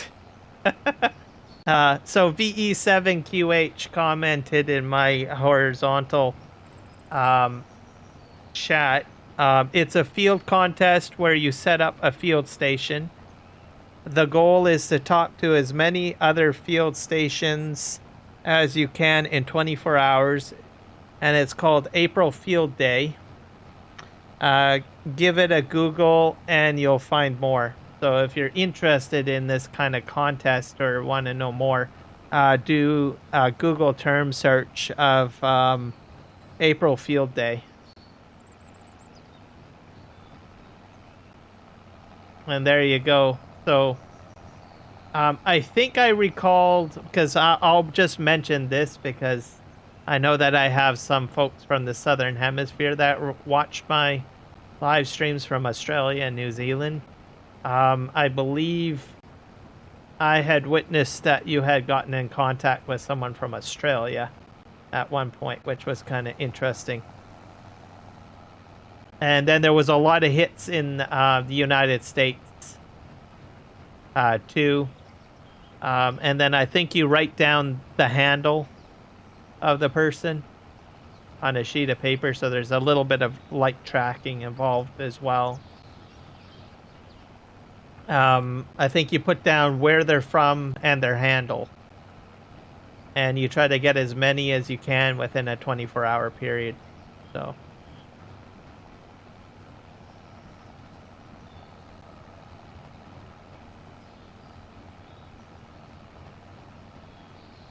oh, whoops, not April. APRL. Sorry, guys. Not April. It's APRL. I gotta get my eyesight check. I'm actually going to just take this comment and I will just pop it into each chat. I'm going to share it so everybody can see it. There we go. It's a little bit easier if I do it. There. As soon as I make a mistake and I misquote, I will go ahead and just grab grab what was mentioned and repaste it. That way people know. Even I am prone to mistakes, and I make a ton of mistakes. Alright, there we go. But yeah, it's a fun hobby. I know that I got a lot of folks in here that like hobbies and stuff, so there you go. And then he's, you know, well versed in it, and if you have questions and stuff, like I know Rocket Scientist was in I think a live stream with VE7QH. What was it, 2 weeks ago or a week ago? And they had a little bit of a conversation and stuff like that, so.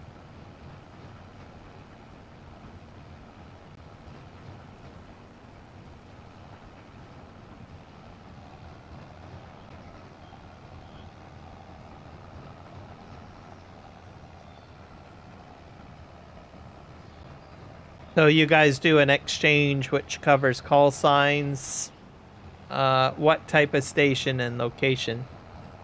Oh, that's fair enough. Oh.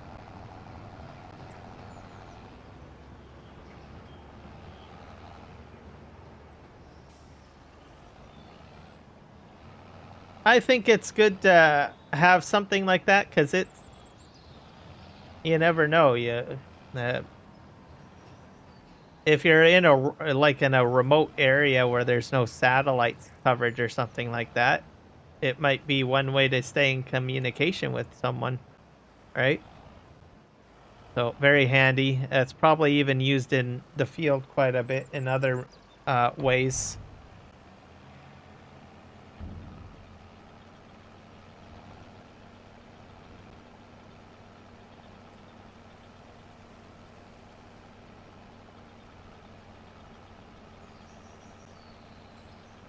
Yeah, I think this bunker's a little bit larger than what I needed. Yeah. But that's alright. I think I got one more trailer load to pick up.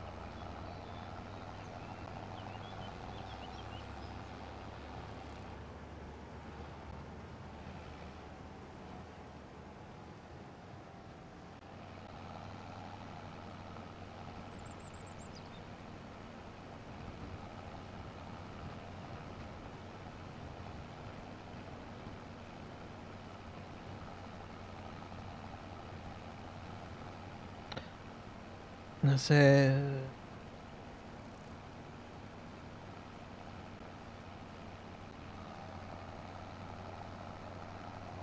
15th place in the world, 3rd in North America, and 1st in Canada. Alright, so they basically, he did a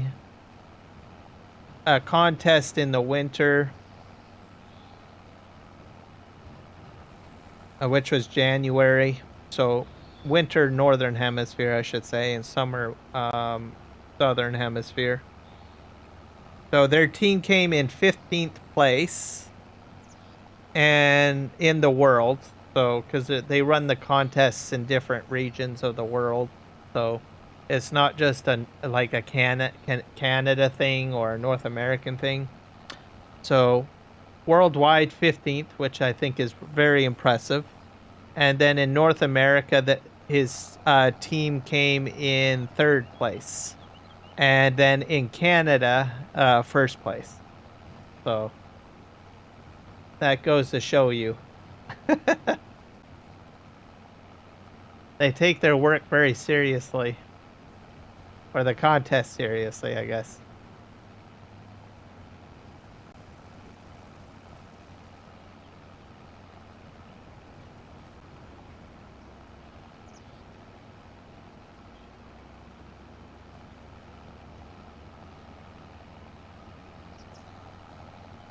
I think you guys set up, when I showed up to the event, you guys set up at the local heritage park.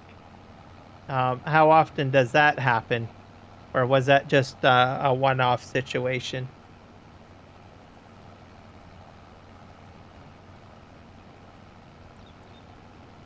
I think that's a good way to get visibility for the club as well.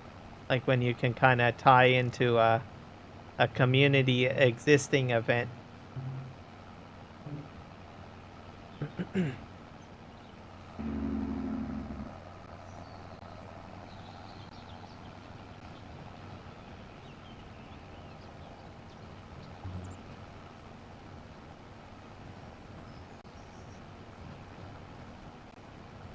So this field is wrapping up. I probably need to spray fertilizer on it. Or I might just, I might roll it. I'm gonna get a grass roller. I might do that.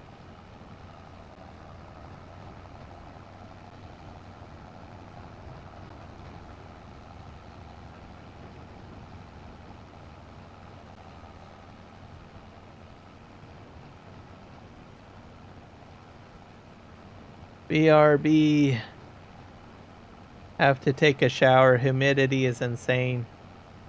Yeah, that's fair enough. When there's too much humidity, your body can't your natural body cooling system doesn't work because you can't sweat very well. Well, that makes sense. Yeah, do what you got to do, man. Keep cool. Stay glued to my head. I haven't had that happen yet, but yeah, we don't want your hand to be permanently attached to your mouse there.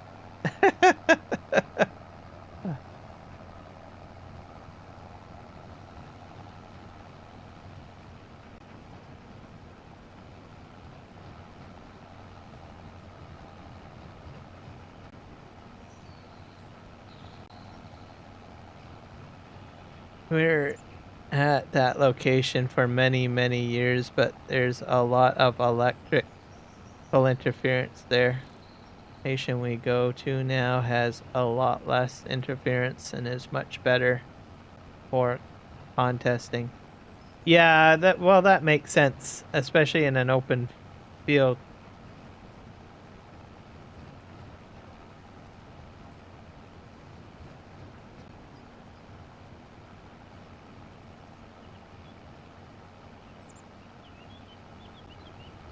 I wonder, on humidity, I wonder if you get like a big block of salt, like a salt lick.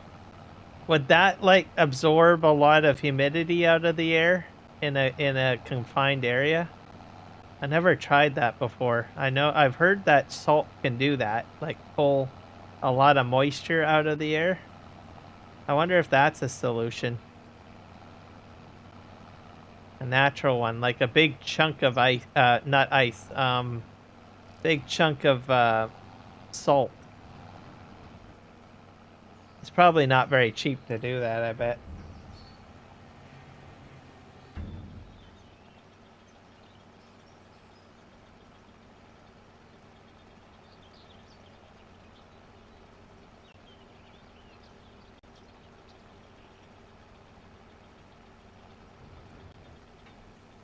All right, so the winter contest is more competitive, and the summer one is more chill. That's fair enough. I can see that.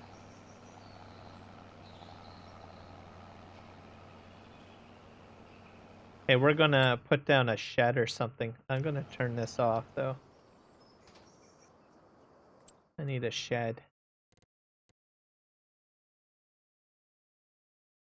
Nope, that means it's a little bit more chill, more fun, and then it just kind of is like recursive for setup and everything like that. So I think that's a good idea.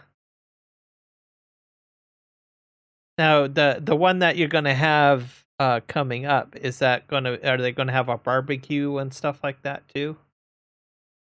Just to sit around and enjoy. I guess you would probably also have like maybe a fire, well, unless there's a fire ban, I don't know, but um, something set up like that, especially if it's like in a field, just to kick back and relax or whatever.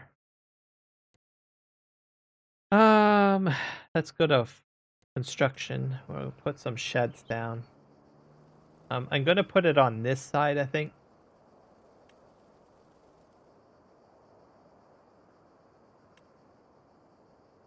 want this type of shed. I think that's a long shed, isn't it?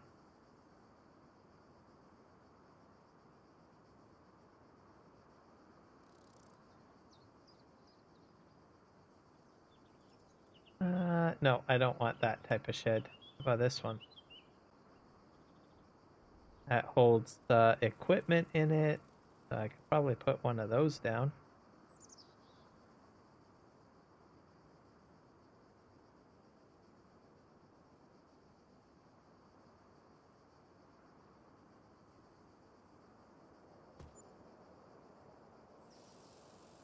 I'll have to paint around it though.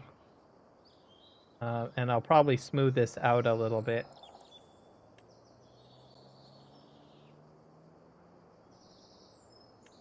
Soften.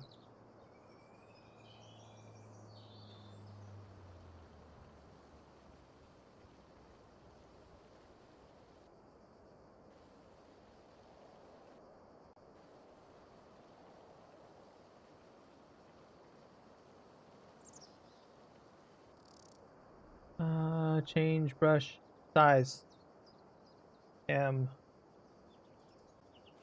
Put that down here.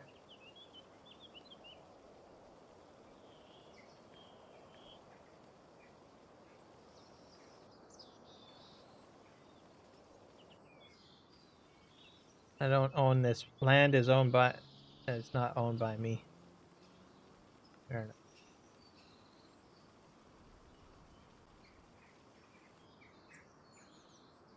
Oh.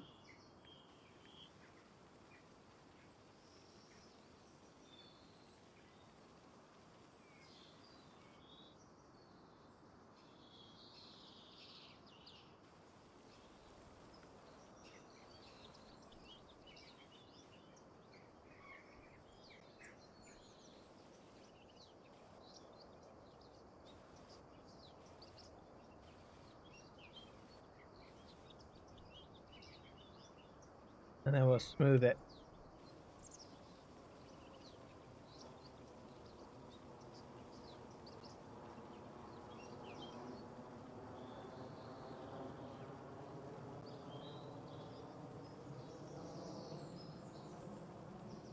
And we'll paint. That's asphalt. Pebbles. Concrete gravel. Oh, that's like concrete shattered. I think I just want gravel.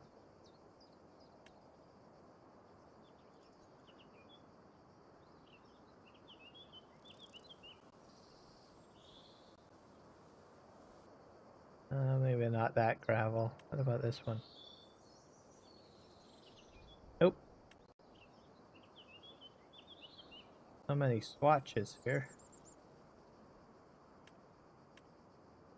I'll just do plain gravel. Yeah, that's it.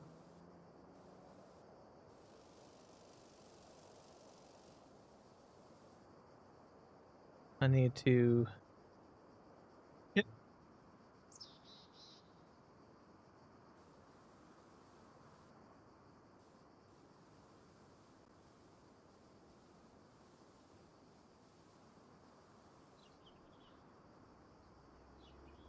And we'll switch to concrete on the back. I think is this one.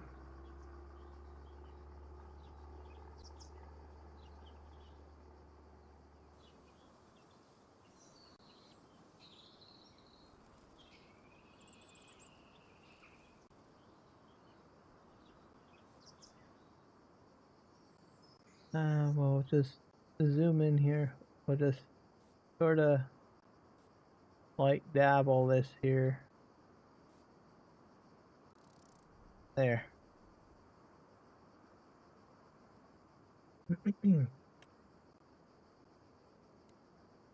Decorations is what we need now.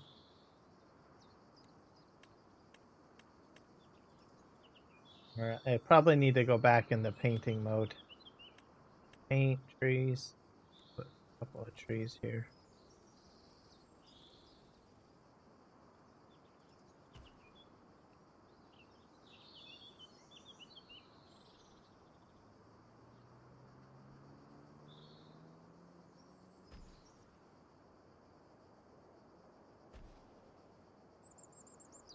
And then we'll grab grass.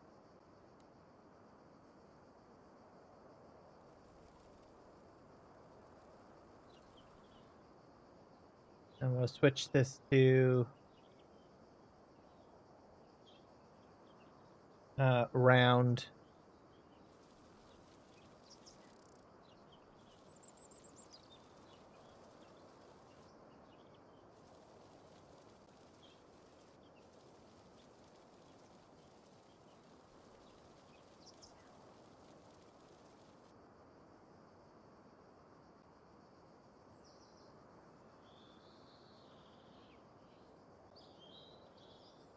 I'll check chat in a second here. Give me a moment.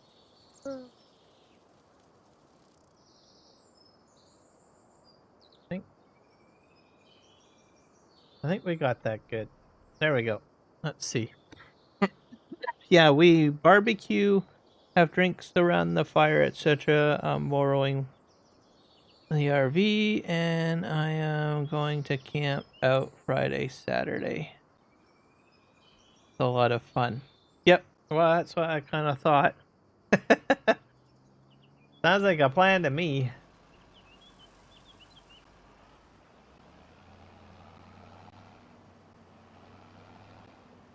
So, yeah. So hopefully if you guys are listening to my live stream on this, you know, there's a lot of cool things you can do. And it can be very chill, a lot of fun. You learn something.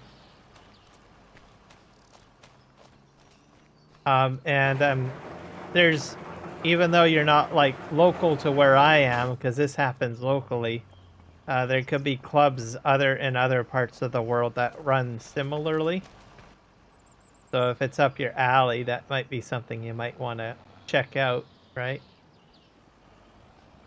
And if you want to know more, like you're just curious, but you don't want to get like right into a club, you can like ask, check out VE7QH's channel and comment on a video or something like that, and then just ask questions or just watch his videos, get an idea of what it's all involved in and stuff like that.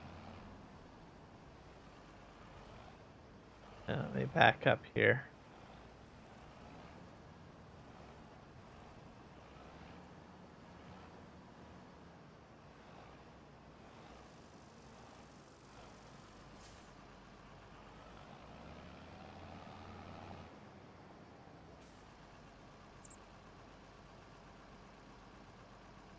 Yeah, well, I'd probably be interested to check it out for a little bit of time, a few hours or whatever, because I'm always interested to see these kind of things. And yeah, also, yeah, he's in my Discord as well. I think I shared the Discord link out earlier, or maybe I better. Yeah, I'll re-share the Discord link, or maybe pin it. I'll pin that one. I'll pin the Discord to the top. Did I put it in this chat? I'm gonna repost it. There we go. And I'll pin this.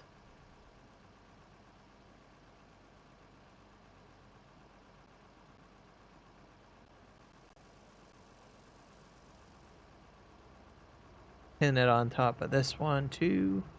Oh.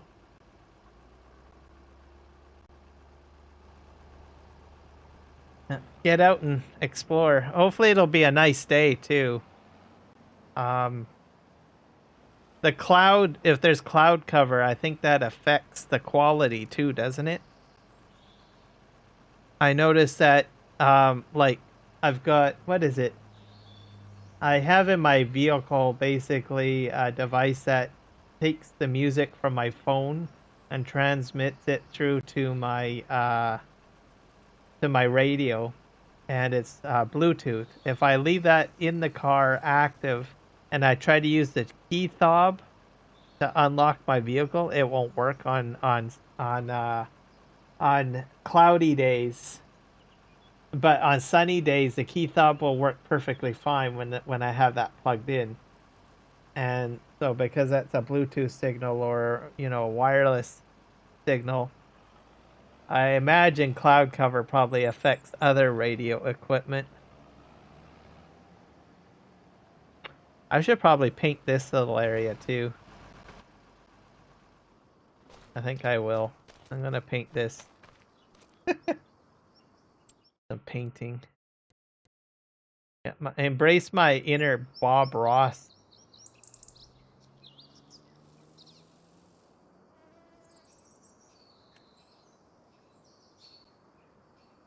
All right. Bob Ross, eat your heart out.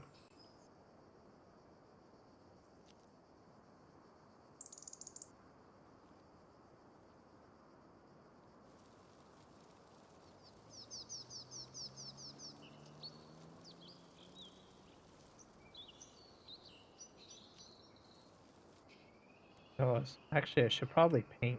I'll paint mud down. Forest ground. No, I don't want forest ground. What's this? Is grass. Grass dry. Grass dry.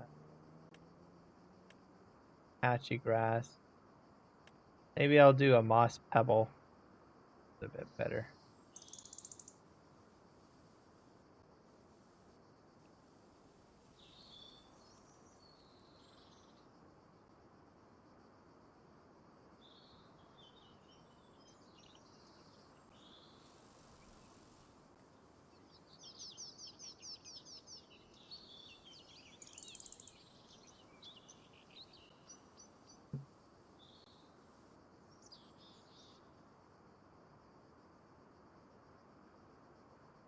How do I change my brush?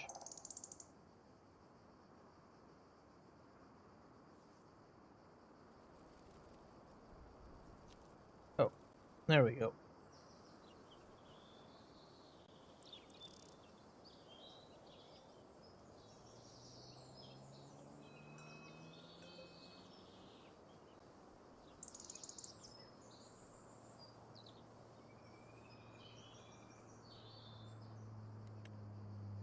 I'm gonna switch this to grass again. There's the grass area. We've got meadow, meadow, meadow.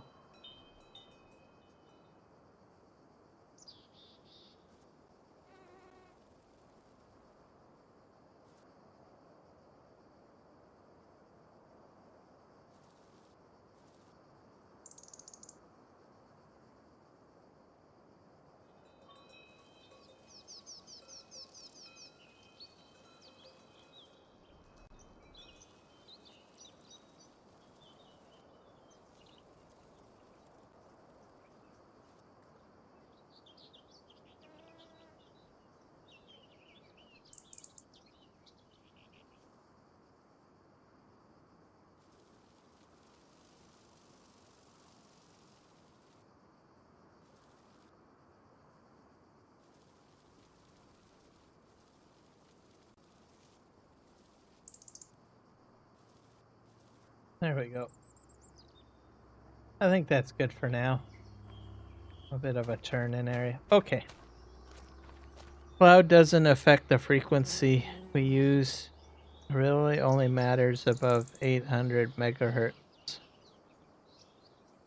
Or down near 3 to 14 megahertz. Okay. So I guess it's all based on frequency then.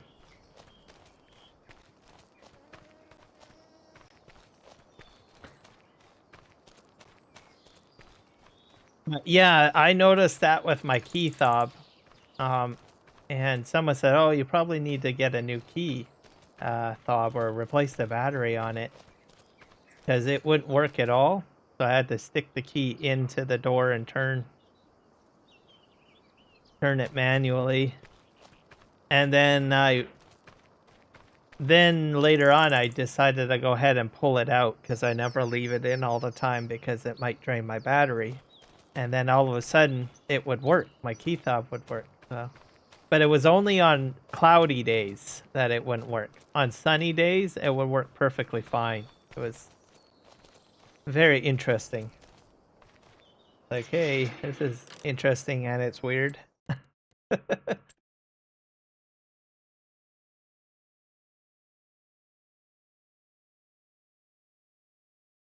Alright, I need a grass roller. We got subtoiler. Let's see, I think is there a section called grass care?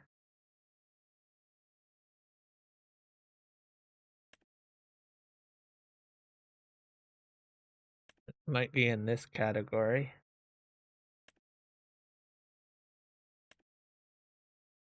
No. I think it's probably a category. Soil compaction, silo compaction. That.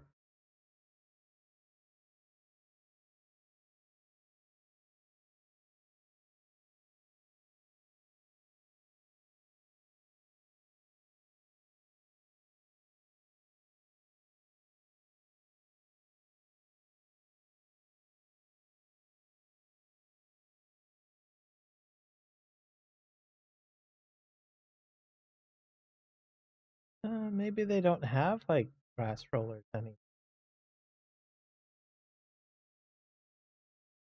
I know in FS22 they did, or unless it is under rollers.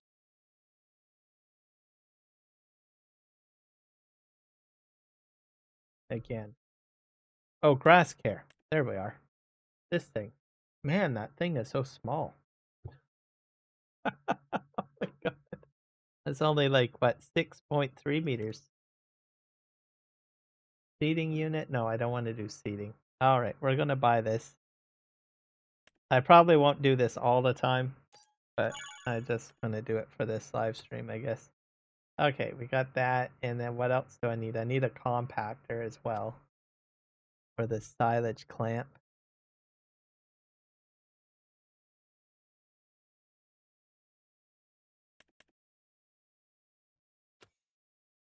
I thought there was compactors, so I don't know if there's any. So, forage harvester.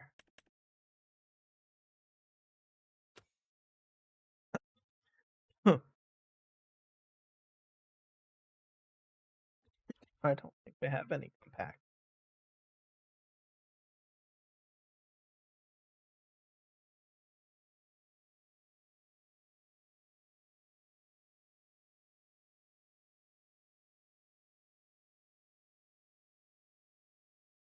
Oh well, we'll use this. Additional weight? Absolutely. Oh, that's kind of cool. That should help. There we go. If you have an old vehicle, see here. It says battery could be weak or some other internal failure. Key fobs for line of sight, so clouds could be a factor. Have an old vehicle, so who knows? Haha. Maybe it's like old people whose joints hurt when it's humid out. Yeah, it could be that too.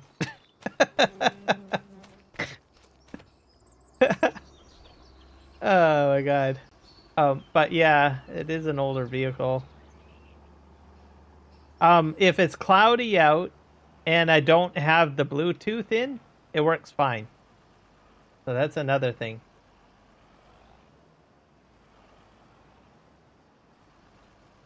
So that's why I think that it has to do with because it does two things. One, it basically tries to send, so it charges my phone. So there's a port for that, which I don't think is the case.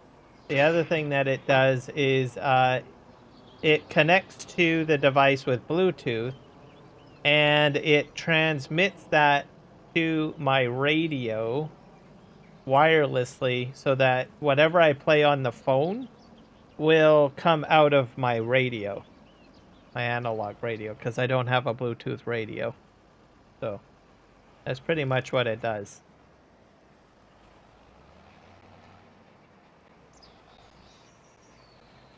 Yeah, we're gonna try to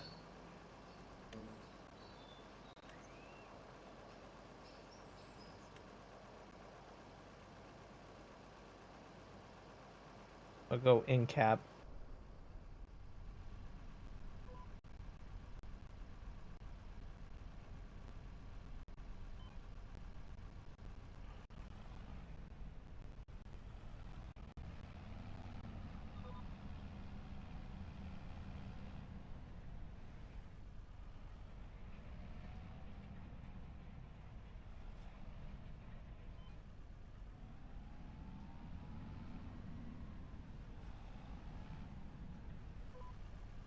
Because I have like music on my phone that I like to listen to, and because my current radio in my vehicle is old, it doesn't have the ability of Bluetooth, so I use something that transmits from my phone to the radio. A coincidence? Okay.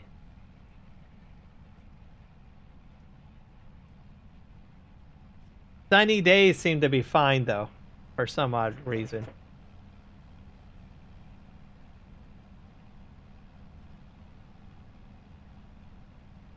Either that, or maybe it might be humidity? I don't know. Something atmospheric, anyways. That's for sure.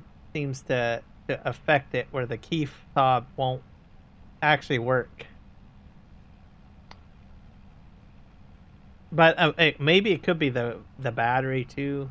I don't know, like you said, maybe the vehicle battery, because it does act as a charging unit. So if I have it plugged in through the cigarette lighter, it will be discharging from the battery as well. So it's odd. I just particularly found it odd. Anyways.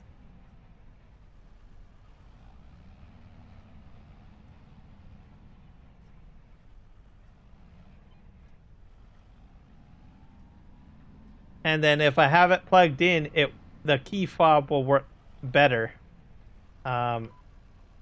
with that device connected.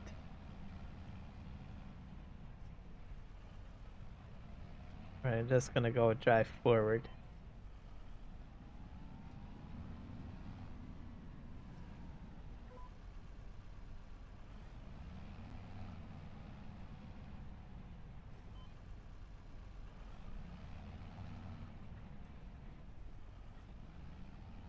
Go reverse up.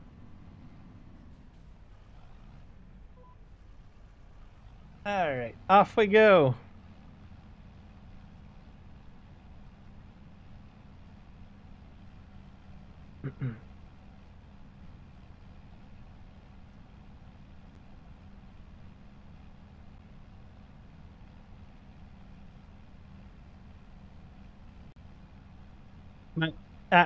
Most of the time, I try to just remember to unplug the device, the transmitter device, and then usually everything is fine. I don't have any issues.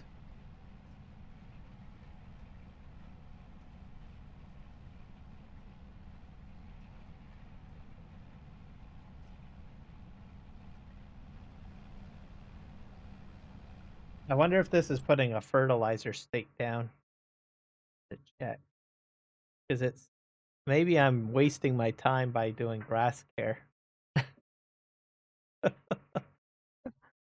um, let's see. We're going to growth.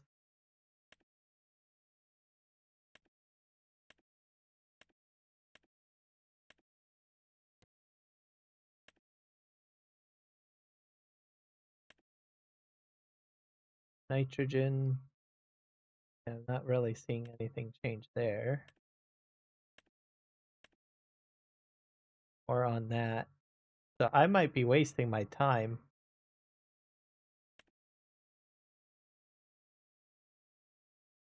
Yeah, I'm not seeing a nitrogen level done. I wonder if it's changing to mulching.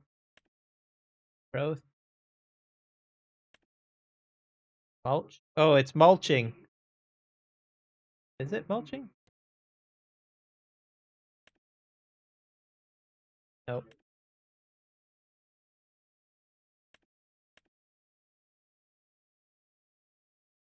I think I'm wasting my time. I think. Rock and roll cassettes. Yeah. I got doesn't do cassette tape, but it does CDs though.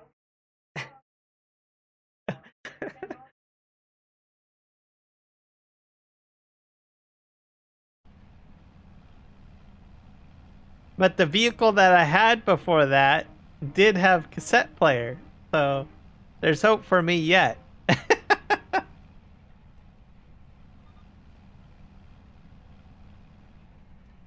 I'm probably due for an upgrade though. We'll see.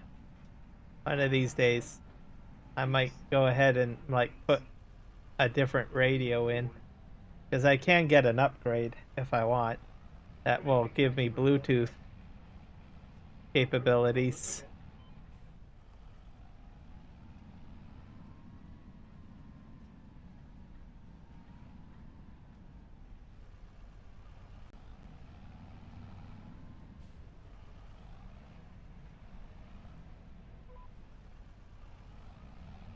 So I think I'm completely wasting my time by rolling. I would need like someone in from the farm sim community to tell me if I'm wasting my time by rolling. Because I think I have a feeling that grass care is like, or these grass rollers have no purpose with precision farming.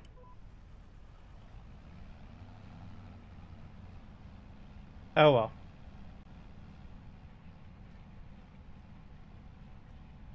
What they should have done, if they do want to make it viable, add it in as a mulching bonus or something. That's what they should do.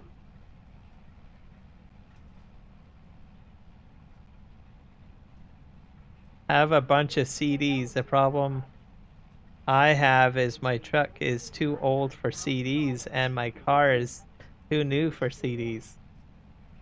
Oh my god, what are you gonna do?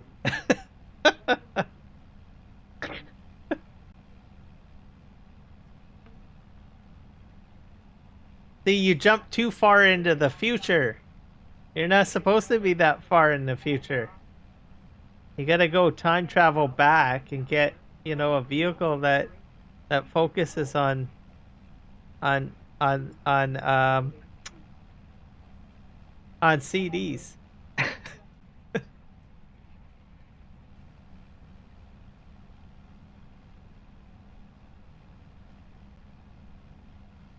Either that device, and they may have one of these out there, like a little box that reads CDs but transmits it to your vehicle, one of your vehicles, wirelessly, kind of like my phone or the device that I have for my phone. But it needs to spin the CD though.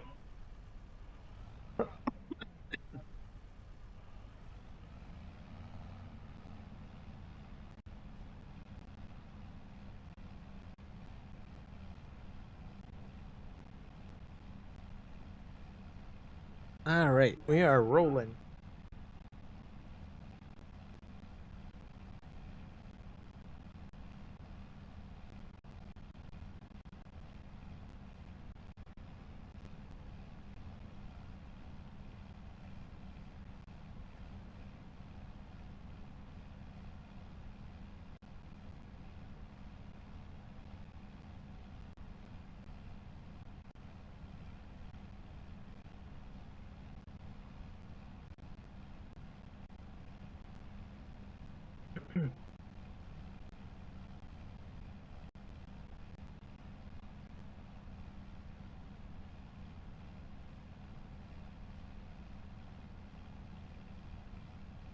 I don't think it'll take me too long to roll all these fields to make them look good.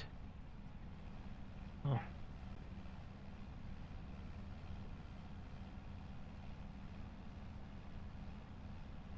Me, I still have some CDs around, but those are just for like at home. And I do have a few of them in my vehicle, and I sometimes on occasion will play those. But I do listen to the radio a lot. Mainly because most of the time I'm curious to know what is exactly going on where I live locally.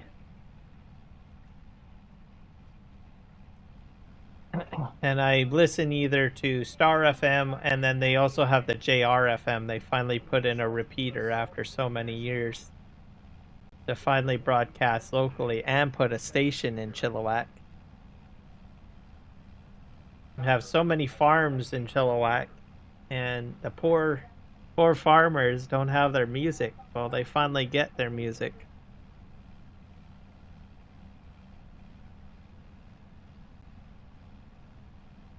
Instead, you know, for so many years they had to listen to the Spice Girls and Backstreet Boys and Justin Bieber while they're trying to do their farm work. I was like, no, I just want to listen to my Reba McEntire and Alan Jackson. The heck. And they couldn't do that because they got Star FM. Or a very staticky JR FM.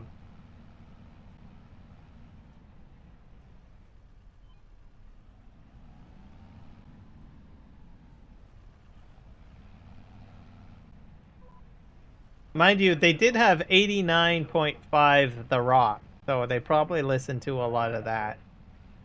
Which basically had the Eagles on there, George Thorogood, Tom Petty, some of those folks. So they probably listened to that more.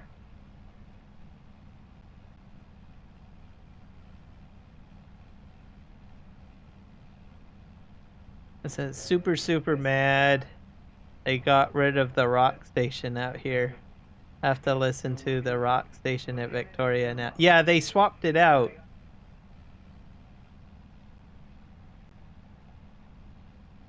Yeah, because I think that station that you're talking about, they ditched that, and then they put the JRFM, I think, in, if I'm not mistaken. They moved down here.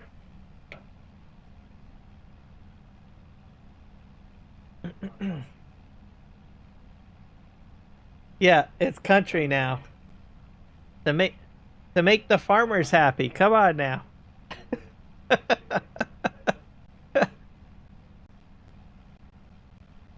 Yep. One of my friends who was here complained saying, well, how come we don't got JRFM to listen to it? Because he's a farmer.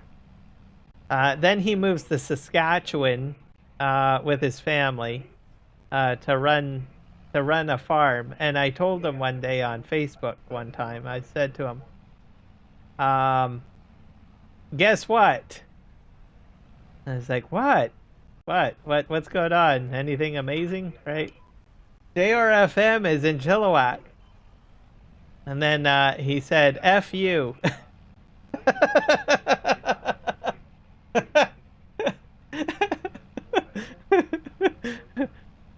Are you going to move back now? No, I'm done. Oh,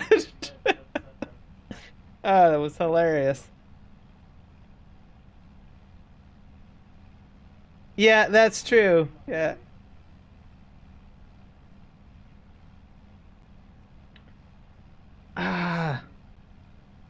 They just need to put in another station is what they need to do.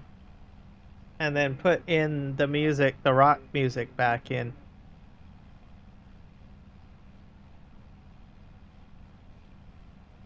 But I'm pretty sure that's what did it. The farmers basically said, "Hey, we want the country music."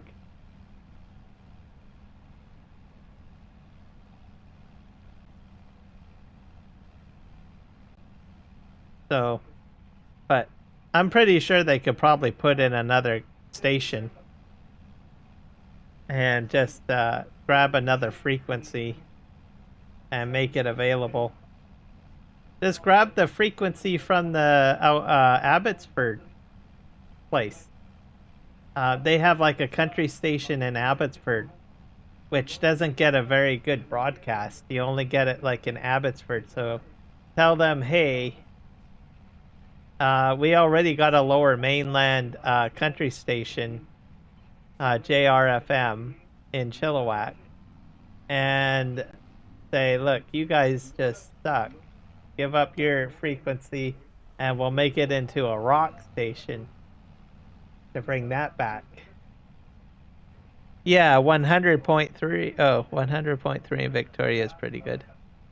But spotty in some places. Okay. Do you get it like somewhat okay in Chilliwack? Or in this area? I'm kind of surprised if it does make it out here.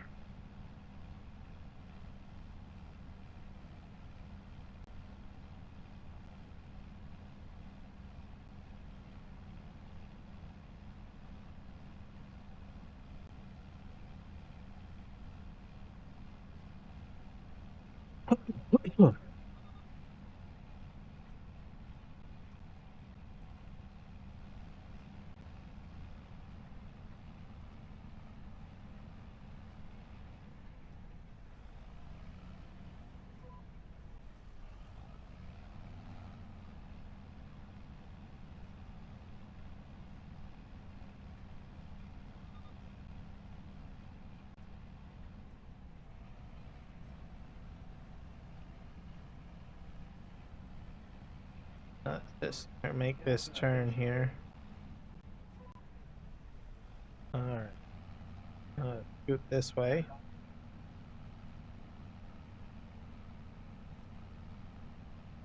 Oh no.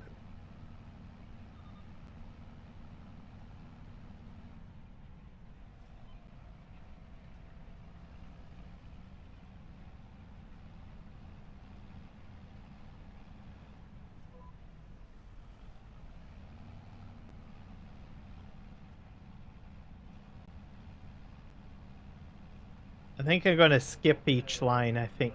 That's what I'll do. Make it easier for turning. And then I'll make my way back here. Good where I live. North Chilliwack isn't good, but South Chilliwack is fine. Pretty much anywhere where Sumas Mountain isn't, because you and Victoria is good.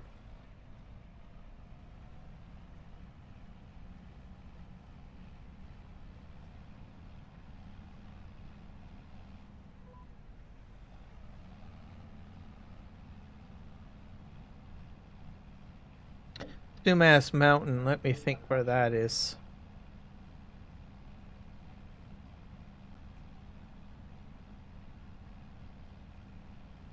Is that the mountain that's with the quarry on it? I guess that's a bad like off the freeway. It's down the freeway on the other side of the canal, right? Heading towards Abbotsford. Sort of close to where they've got that like water pump dam thing.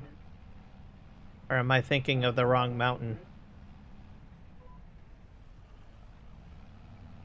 Because there's Chilliwack Mountain, Little Mountain, Sumas Mountain blocks the mountain between here and Abbotsford Highway runs right at the base. Okay, yeah, that's the one. Okay. So that one blocks the signal. That's odd.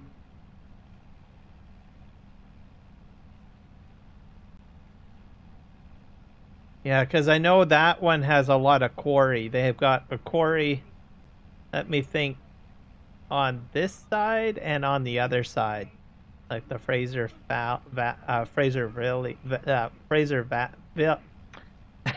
Fraser River side. So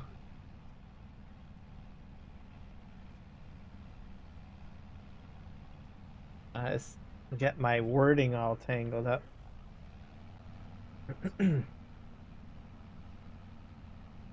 And then, of course, the pump station there, because I remember when we had the big flood, there was a lot of people over there volunteering, trying to stack sandbags around the pump to protect it so that it didn't go out. Because if it went out, then we'd all be in trouble.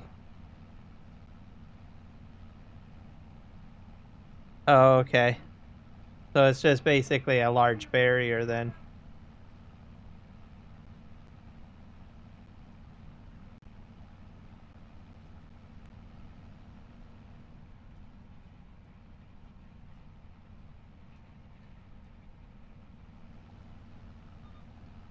Okay.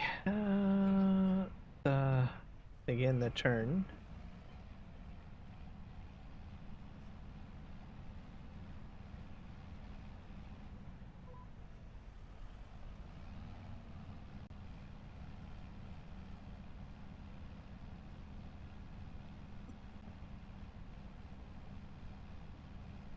I got footprints inside my tractor.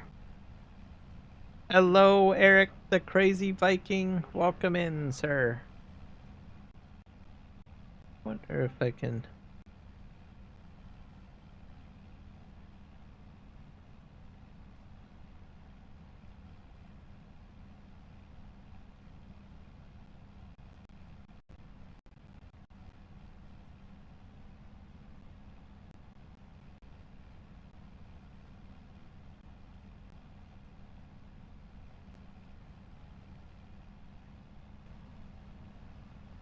I'm very sad. Us content creators used to be able to do like a raffle every month for memberships. But at some point, and I noticed it, I think it was a couple of months ago or whatever, that they got rid of it. I enjoyed doing that because I would do a raffle of 5 subs for free in one channel, and then I would do another 5 in another channel. I enjoyed doing that, and they took it away from me. I'm gonna have to research that. I'm not sure if they actually took it away or if it's a setting I need to turn on or something. But I'm sad now, because I honestly think they've taken it away for sure. And why they did that, I don't know.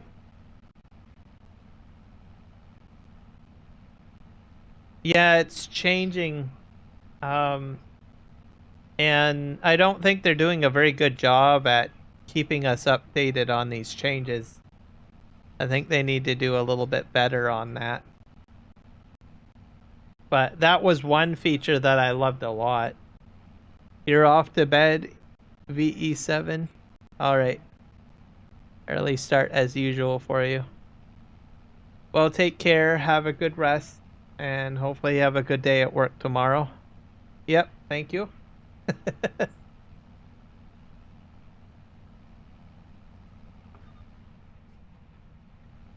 But yeah, there's a lot of stuff that that's coming out that not a lot of people, they need a better way of keeping people up to date or something. Like they do have like a weekly they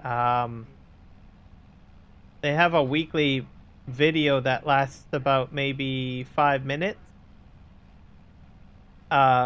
Basically a highlight video, but there's a lot of stuff that they don't cover in that video, that like changes that they make that aren't covered in that video.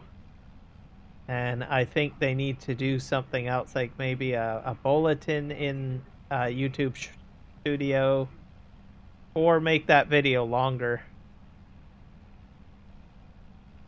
They usually take like 2 or 3 key items, and they talk about it in the Newsday Tuesday or whatever they call it, with the producer from YouTube.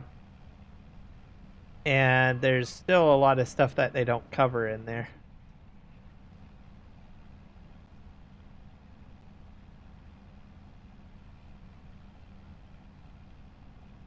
And Eric, I've got a farm sim question for you. I'm grass rolling right now. Does that have any, like, value anymore in Farm Sim? Especially with precision farming, because I don't think I'm really seeing any value here. I think I'm just wasting my time. I just thought I would ask because I haven't used a grass roller since Farming Simulator 22. So I think I just might have wasted a bunch of gas on this. But I thought I would ask you because I think you might know. Or anyone else in the chat for that matter that knows if grass rolling is even viable. Or is it not a mechanic anymore? As I go in here, there is no mulching. I've done most of the fields, so there should be a checkerboard pattern or a skip pattern. Yeah, that's out.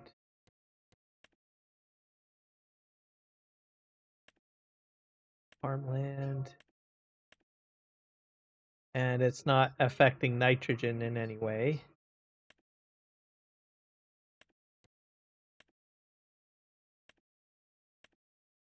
So I think it's useless. Grass rolling is literally useless.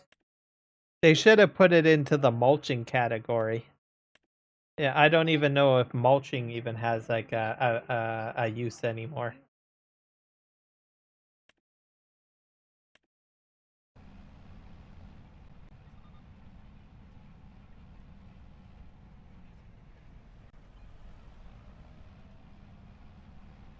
Because I have a feeling I'm wasting my time here.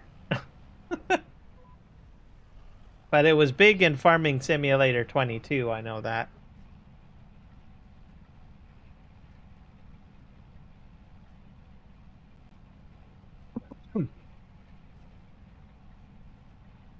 But seedbed preparation rolling I still think is viable. I think it still has a necessity. But grass rolling, I don't know. I might have to ask a question in someone in a Discord somewhere and say, hey, does anyone know if grass rolling is even worth anything? Welcome back, Kenshin Himura. Maybe you know, Kenshin. Because I know you're pretty good with farm sim facts and stuff. Grass rolling, is it useless?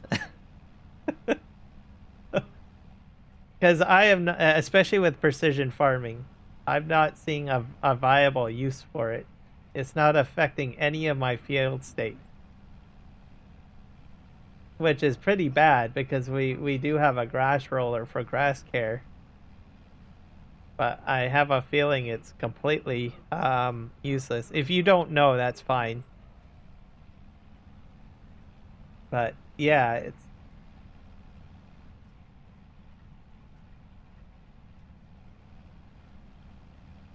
Yeah, I think there's like a narrow strip over here.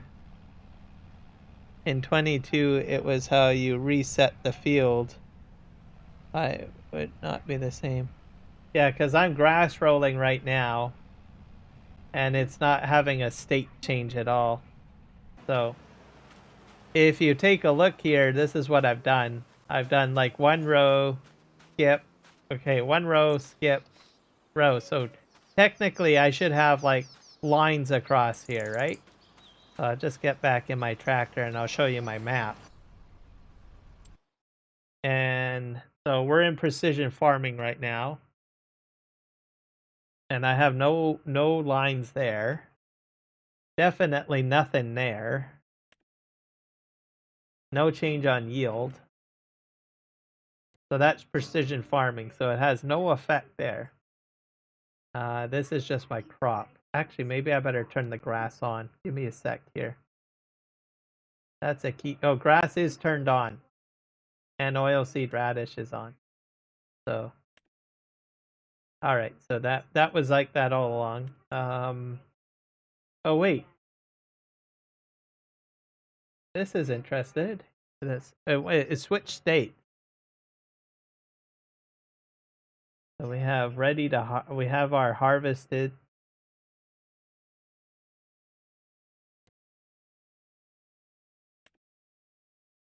So it did something here. It changed something. Yeah. So harvested to whatever state this is. Seed bed, plowed, cultivated.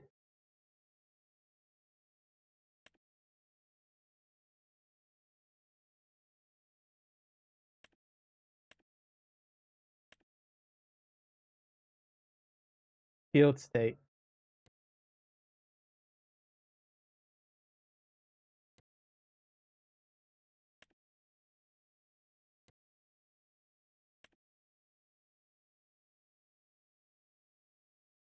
Okay, so this state, yeah, okay, I'm noticing that because there's blue over here. Or sorta. No.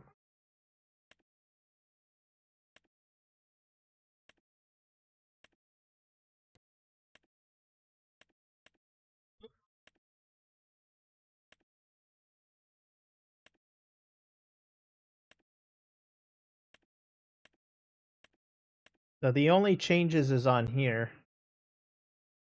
So harvested. So it's changing the field state from harvested to, I don't know what kind of state this is. You just unplugged all of these. So nothing here. Cultivated. Plowed. Seed bed. Growing.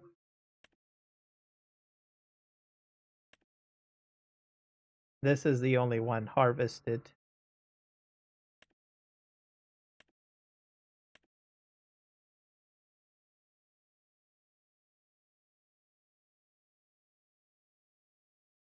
Okay, so it'll go. So you do have to roll it to get it to do it? Okay. I'm not completely wasting my time then. Alright.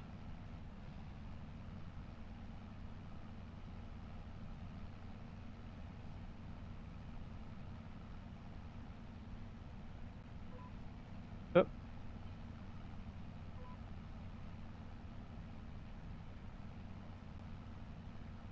Do you get do you get a bonus still? Yeah, instead of plow, cultivate, and plant, you just roll. Okay. So it's like a cultivation state, in other words. Okay.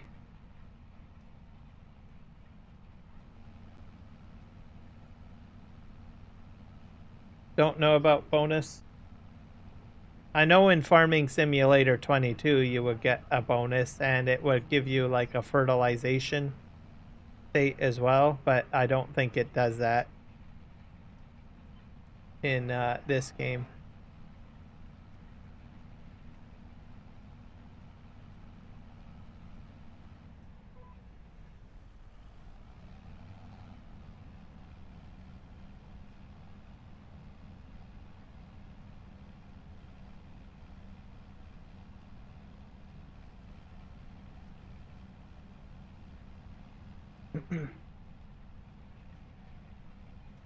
And I'm using a small roller, so I definitely don't want a huge grass field. I probably would get a mod, to tell you the truth. I get a mod to a modded grass roller that's larger if I had like a bigger field.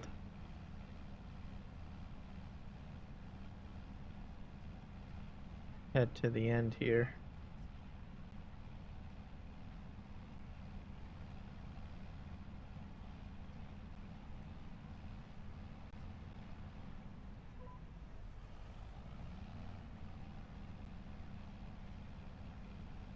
Yeah, like a regular field.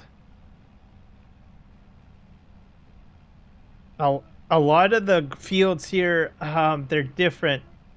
So things are done a little bit differently here. Where I live, they don't grass roll. So what I think they do is they have when they do planting of like corn, I think they put like a grass seed mix in with it. So what ends up happening that I've noticed is that when the farmer goes ahead and plants the corn, they put some sort of grass seed down or something. So that once the corn is done, grass starts growing, and they do actually a grass harvest as well. And then once the grass is done, then they plow it all up or cultivate the soil, and they replant corn again. So let me think here. How would it work? Sometime just in May, they will plant their corn and probably a grass seed with it or something. And then in, what is it? I think in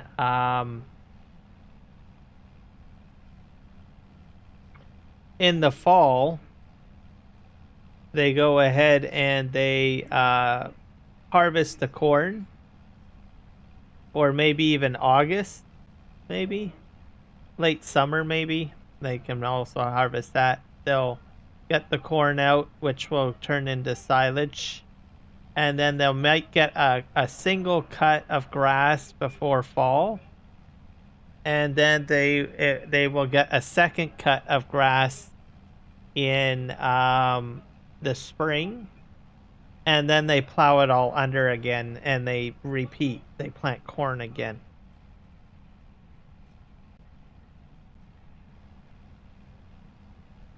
And it all goes to silage, if I'm not mistaken. So, because I see forage harvesters out there taking care of the grass. I think they bale, though. I don't think they forage harvest the grass.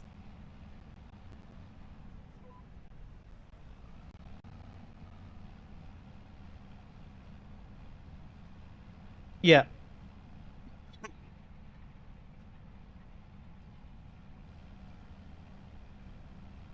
Because the grass looks too pristine, literally. So I have a feeling that it's seeded.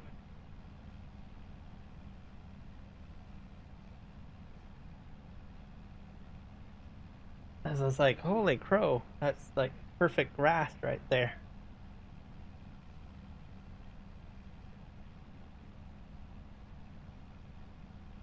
But not all fields do that. There's some that just simply do straight corn. But I've noticed that's what most of the fields will do where I live. They'll do a combination of corn and grass.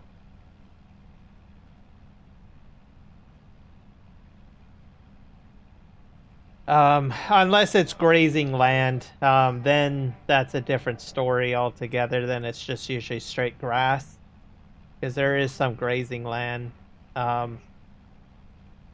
So for some of the horse farmers around, and beef stock. So if it's beef, like meaning that they're not milking the cows, usually that will be like grazing land. But I don't see a lot of dairy farmers usually in my area putting their dairy cows out. I mean, there are probably some, but not many. Usually it's like a rotation of grass and corn silage in their fields. Or if they do have some grazing, it'll be a very small area. So.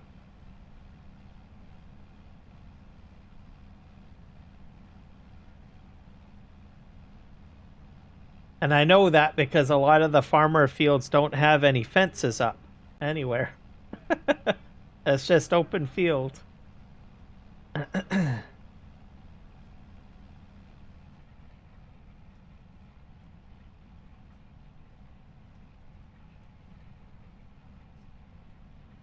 So it's become more industrialized in a way. Like my friend from Saskatchewan, as I mentioned earlier, his family has a farm here, and they don't do open grazing, and they do like 24/7, 3 rotational milkings or whatever. They do three rotational milkings a day, and they are all penned up. And so they constantly, once they get through one herd, the milkers move on to doing another section of the barn. So they have different, like, I don't know, bedded barns, where they put the cows, and then they just rotate them out. After they do one batch, they move on to the next batch, and then by the time they do the 3 shifts, they're back to batch number 1 again.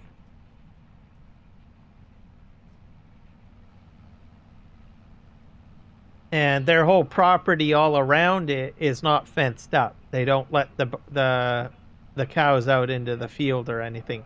They're all indoors in like a bedded barn area. I don't know what you call it. So they're all indoors. And then all that farmland that's around the barn area, aside from the the manure heap or whatever, it's all open fields, and they just have grass in there, and they have corn, cow corn, which gets put into silage pretty much.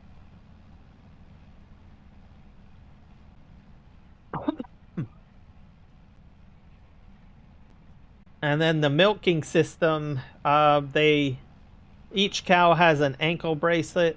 They walk up onto this carousel, and then they hook up. The pumps get automatically hooked up. A reading gets done of the ankle bracelet to see whether or not the cow is healthy. If the vitals show off, then the milk gets dumped into an unused tank or whatnot. Usually that milk gets fed to the calves, as I understand, which separates the bad milk from, the milk that we would consume.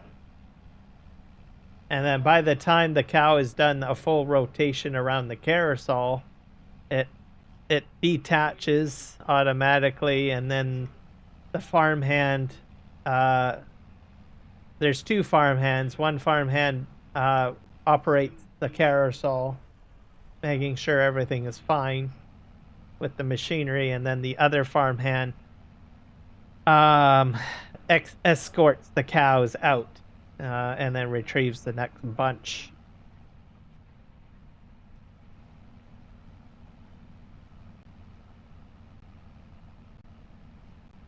But there are some beef farms around too, like farms that have cattle on them that are essentially meant for, selling for beef. They have open grazing land. Not a lot though, but a bit.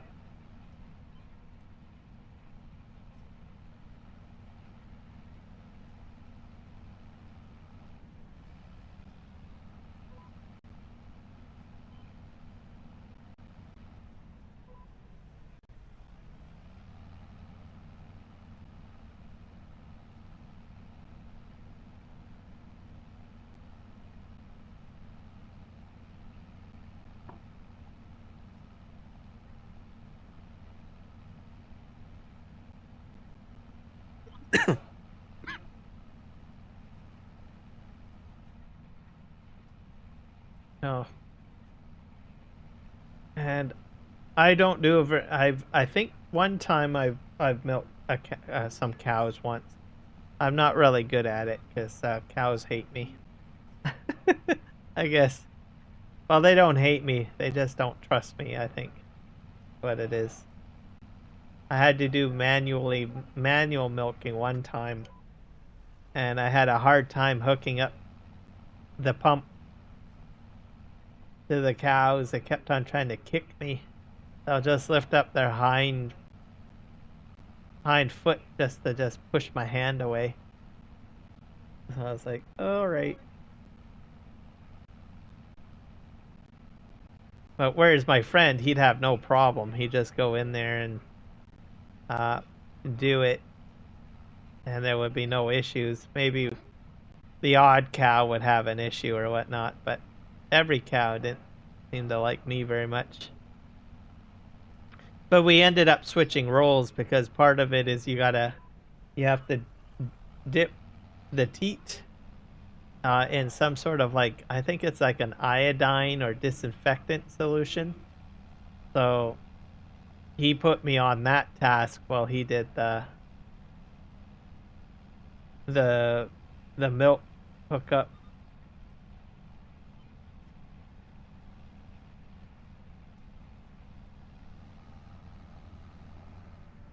I said that because it's a little bit more difficult putting the harness on.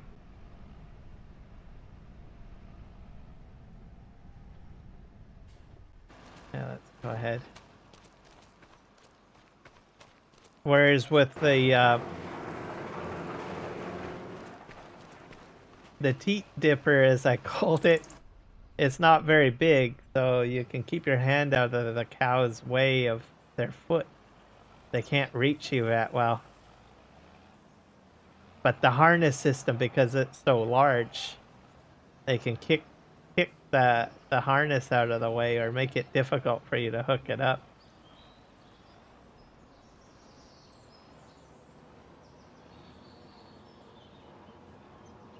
All right, we're gonna put this in here. And we're gonna do some silage compaction, I guess.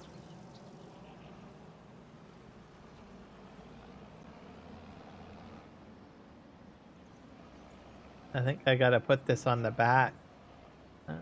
See.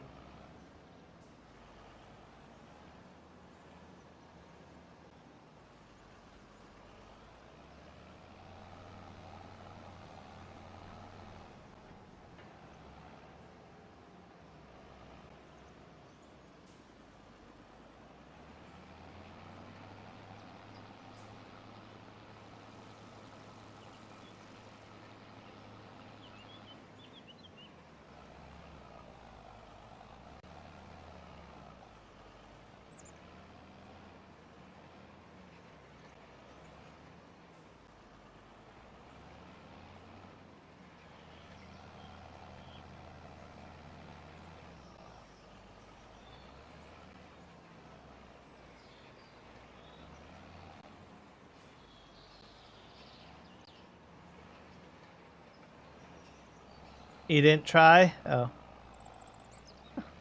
It wasn't too bad. But you could tell the cow didn't want me to do it. Because they look at you right in the eye, right? You can tell when you're looking at a cow in the eye that they're like, yeah, I don't want you doing this.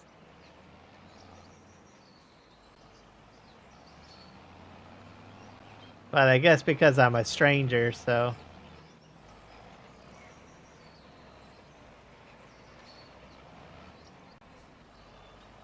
Yeah, they see my soul, I suppose, yeah.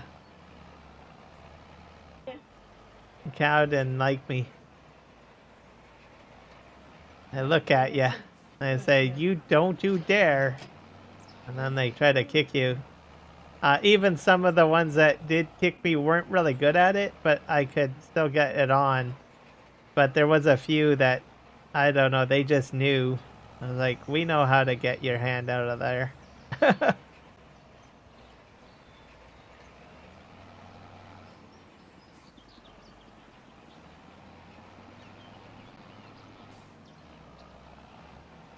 I don't have a lot of silage here.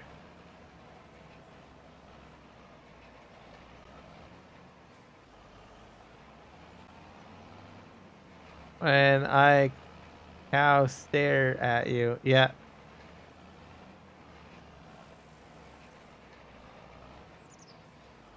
At least they don't buck. I bet you if it was a bull, well, you wouldn't have a bull in there, obviously, but supposedly if by chance you had the odd moment, I don't know how that would happen. Anyways, I bet you it would just destroy the whole parlor system by kicking and bucking or whatever.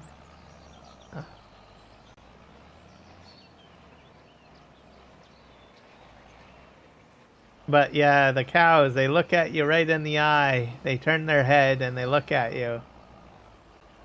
You can just tell by the eyes. They're like, don't you dare. Don't you dare.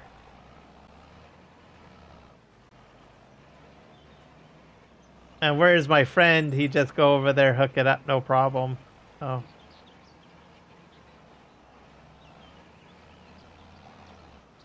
We're at 52%. I don't know. I've got 176,000 liters of chaff.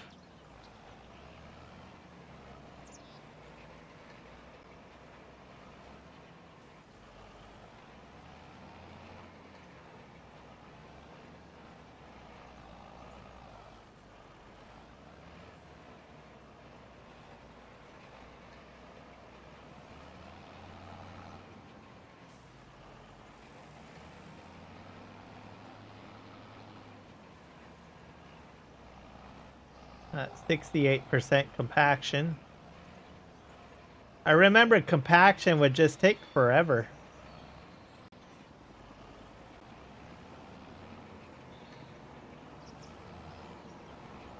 I'm guessing so, probably. It's not the biggest one. There's another one that's larger than this. I'm just glad that I didn't put the larger one in. So I think I got a really low yield on grass, I think.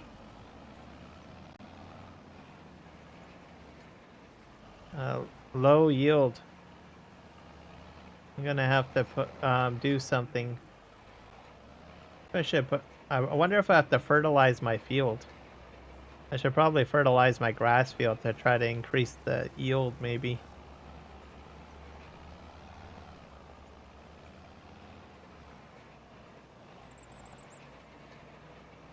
Not sure what sort of fertilizer I have. I think I have solid fertilizer.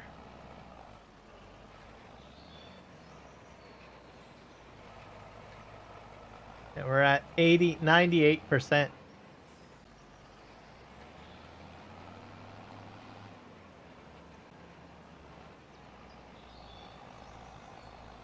Yeah, I think I got gypped on the seal this up here.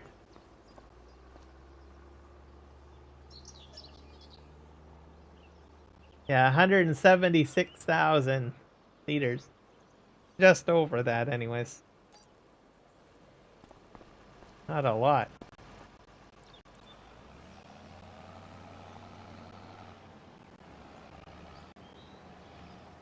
I'll have to try to see if I can increase the yield somehow. I'm probably going to need to do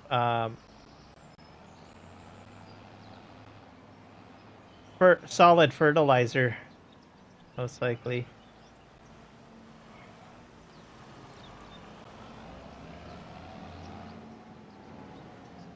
Okay.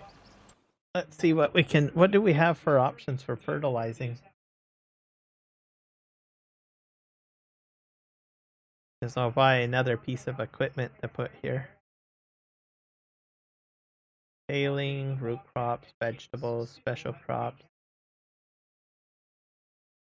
animals. I think I gotta scroll up here.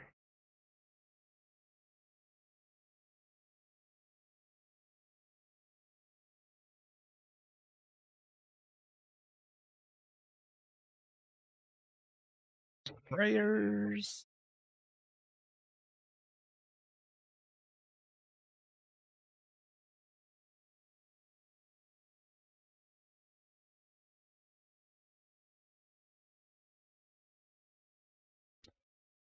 The fourth trial in a while. I'm going to.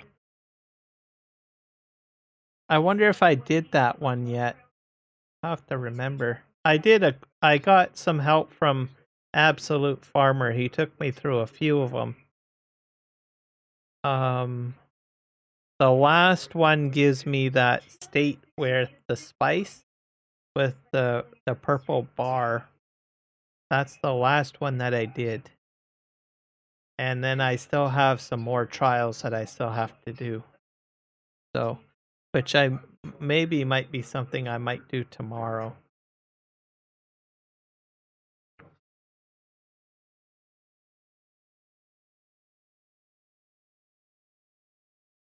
So we might be pretty close, I think. So if we do it together tomorrow, because they're. Oh, I got the compactor. The last one was the compactor, I think. The one with the compactor. I think that's the last one. Oh, you're level 27 right now. Okay. Yeah, I'm like 50 something. 52 or 53 or whatever. Yeah. But we have the compactors trial 3. Okay. So then I need to do trial 4.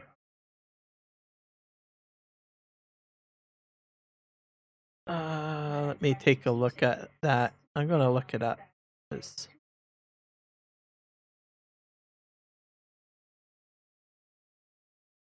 I'll look it up because it's going to bother me. Okay, and then I got the state that, the state with the bar at the bottom with the purple. Let's see. Dune Awakening Trial. Maybe I have to do some catch up.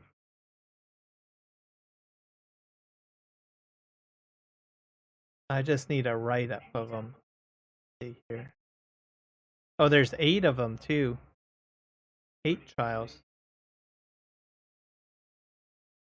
In case anyone's wondering what the heck I'm talking about, I'm talking about Dune Awakening.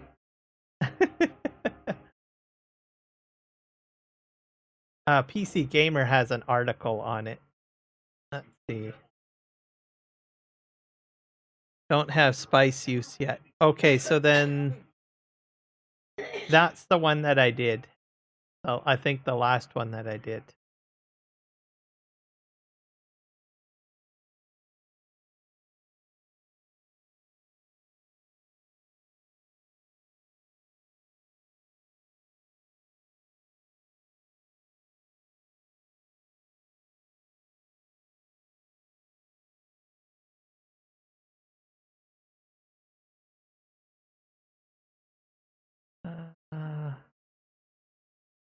Chris Knife schematic.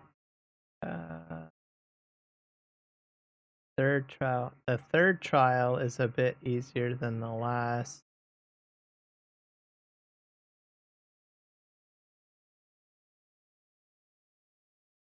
So I did the one at the hammer. And I did the third trial. I need to do the 5th one, I think.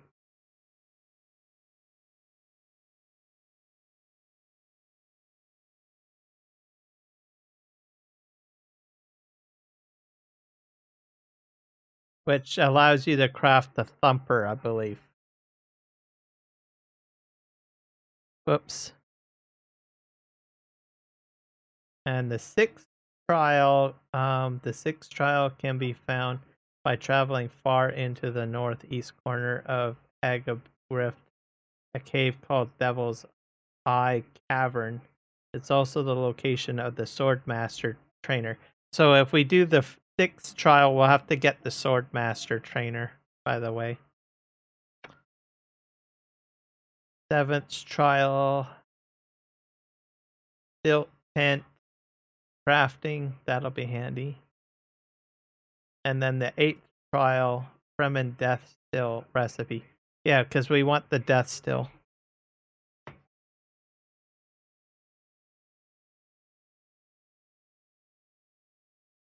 So maybe tomorrow that I might focus on that for my live stream. Try to get the trials out of the way. And you'll be pretty close to me, I guess, because you'll be caught up. And we need that death still, which is the last one. File 8, I think. So, okay. Well, that'll be the plan for tomorrow, I guess. For tomorrow's live stream. So you'll probably be about at my caught up or slightly ahead of me, whatever it becomes the case.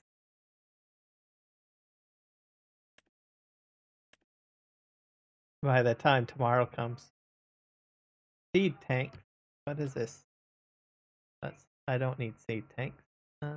Fertilizer. Sprayers.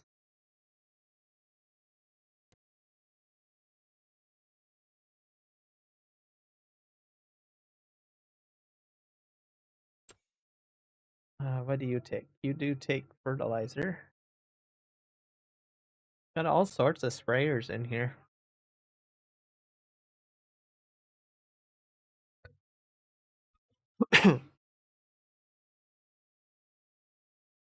I might want to go with, how big are these? This is like a, what, 27 meter one. This one is a 24, so I might do these two. 30, 40, some of these are pretty large. 36, 24. What's this one? That's 27. Oh yeah, and I've got one of these. I want to create a round field to put up a pivot at some point.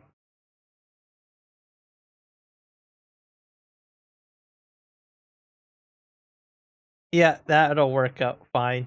I think that'll help.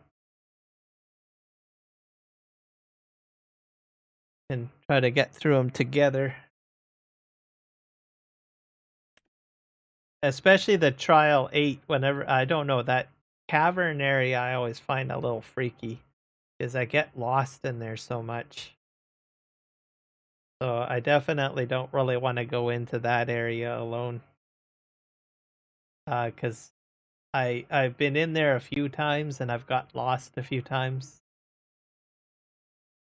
So I don't go. My base is over on that side too, so pretty intense over there. Yeah, I think I'm gonna go with these two items, I guess.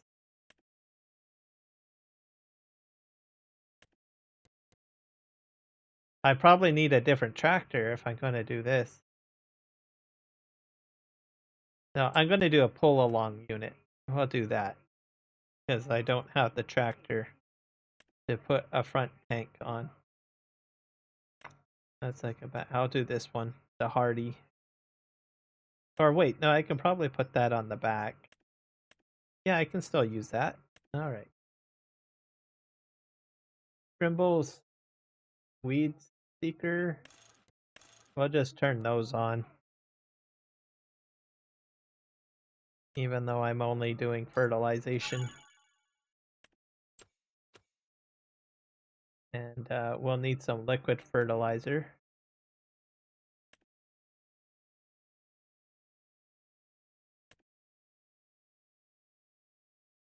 That holds about 2,000, so I'm going to buy 2.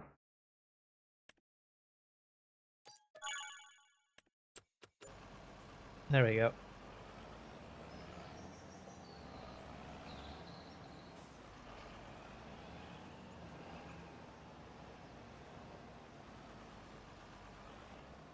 Am I doing the hookup? Oh, I'm doing this backwards.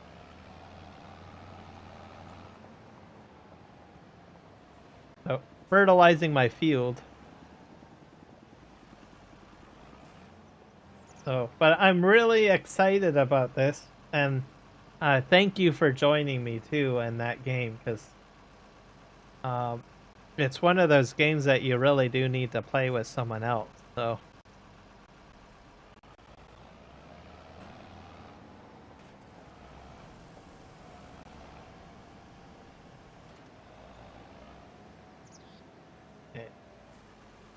Everything is set up.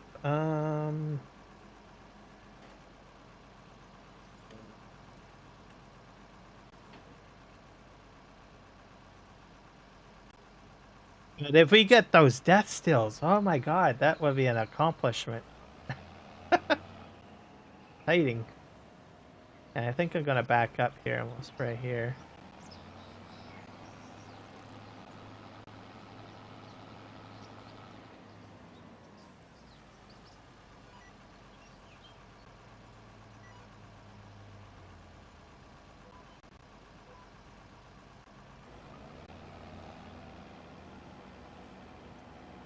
I think I'm spraying. Am I spraying?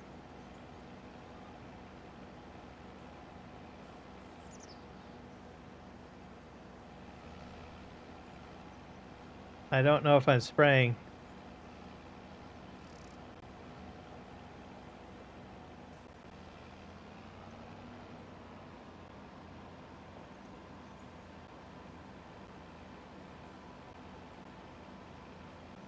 Grass might not need a lot of fertilizer, maybe. I don't know.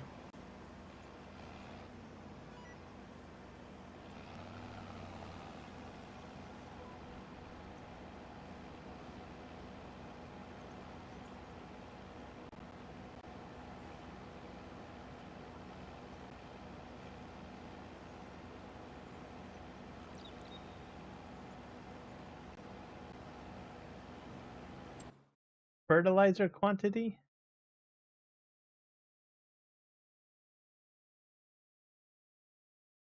Yeah, something's going wrong here.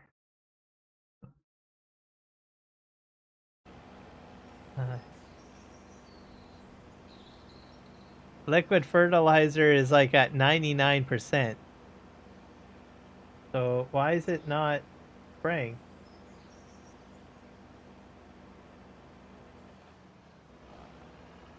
Alt B? Turn off, turn on. Let's see, maybe grass doesn't really need that much fertilizer? Let's switch over to the precision farming thing.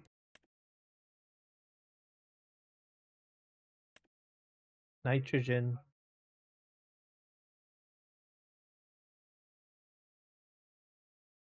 I should be able to buy this. Your environmental score increase. I thought I bought this though. Okay, let me see here. How do you buy?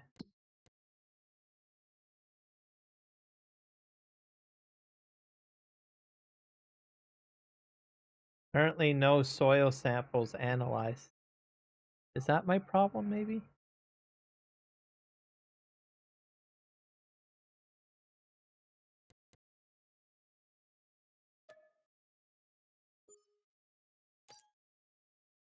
Okay.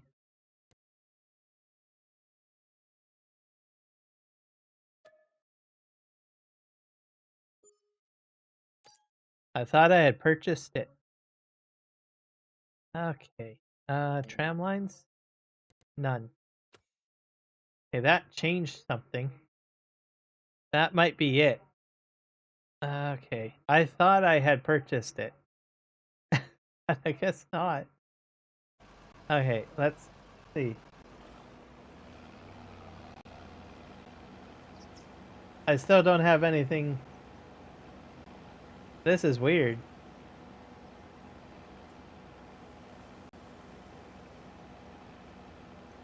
Is it? It could. I wonder if it has to do with the fact that I rolled it.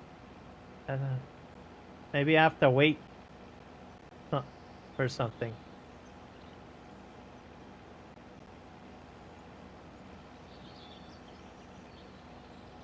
No value detected. I don't get it. I'm missing something. Wait a day? Okay. Yeah, because this isn't working. It's not doing anything. Alright. Very well. You win this time, grass field.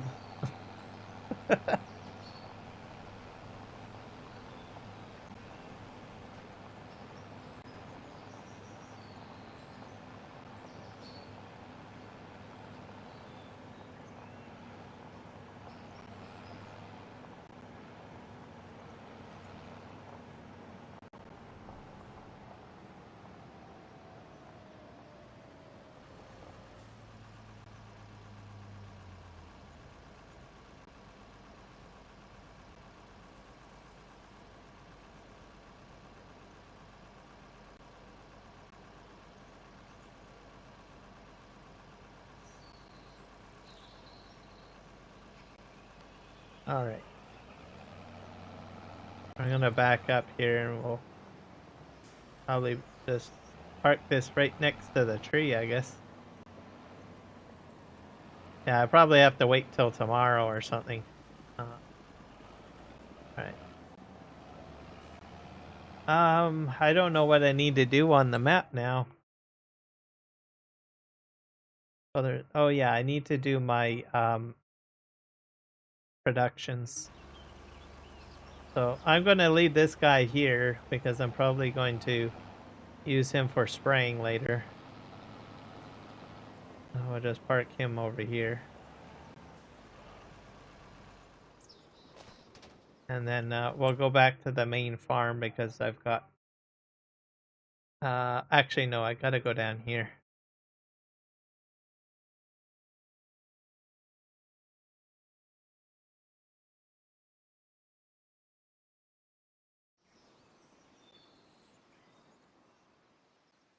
The heck is this? Huh?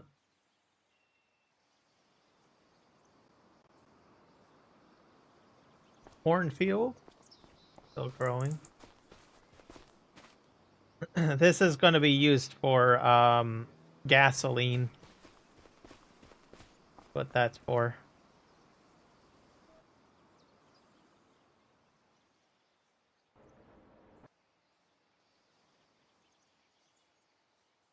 Mining.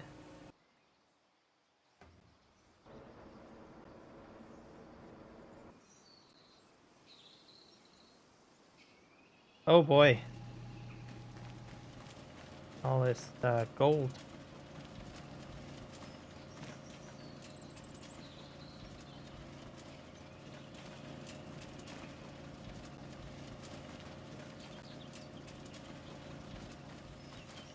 I think I was supposed to put that on top of this, to tell you the truth. That way it'll auto transfer.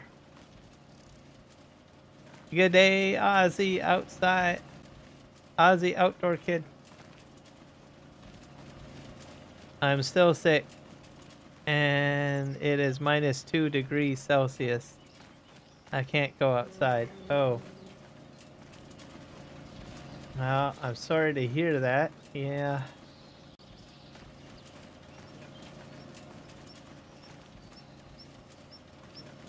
Hopefully you'll feel better. Sounds like a really bad cold. I mean, a really bad one. You've been sick quite a while now. And here's my... Oh yeah, this is my precision farming project, by the way. Or sorry, my... Not precision farming project. Terraforming project. So I've been working on my railway here. For 10 days. Yes, that's like 2 weeks. You got 4 more days. Are they sending you your homework, Comb? So you can still do your homework? Hopefully someone's giving you your homework. But that amount of time away, I'd hate to see you have to redo your grade. Yep. I got it in here. This was terraformed. So, and then of course I'm trying to get my train here. This is my train. So I cut this to grade. And I've got two surveys set up. 2 surveyors set up. So one to do 0 degree grade on here.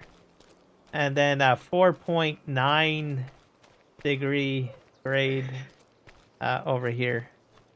I won't do the full 5. I know that the track mod says 5, but I don't find that 5 works very well.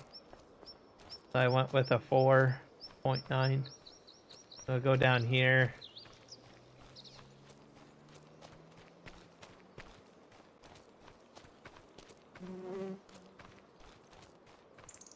Oh, you're going to the hospital?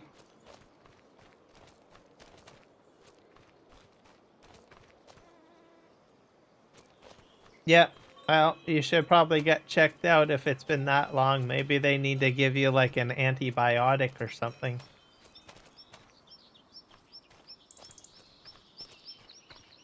get checked out.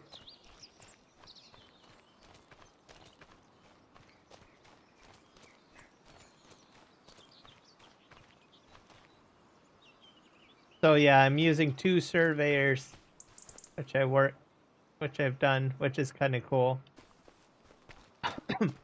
And then my plan is, I cannot get a 5-degree angle slope to go all the way down along the roadway. So my plan B is to kind of curve around here. And then set up a bridge to go that way. So that's what my plan is.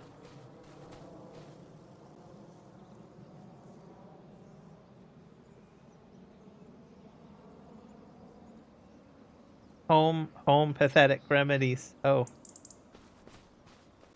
Or medicine.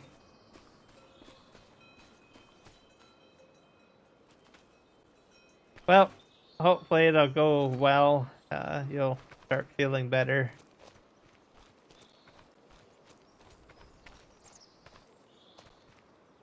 Alright, so that's that.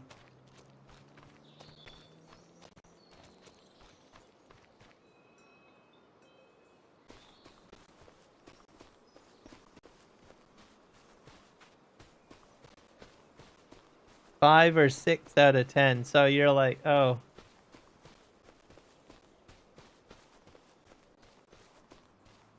Well, this, you better get downloading mods. That's all I can say. You're gonna need at least about 300 of mods to get this downloaded. But I don't have this up on a server. This is a private play.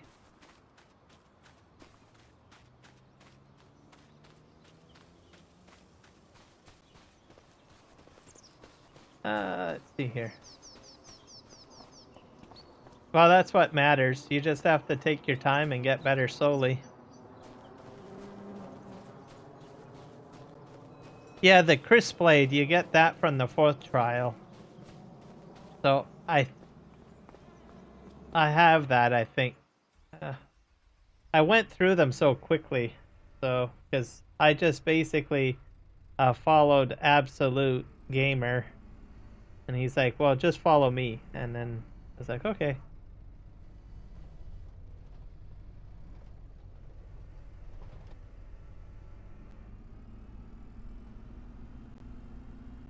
If you want to. I don't think you really, I don't think it really matters.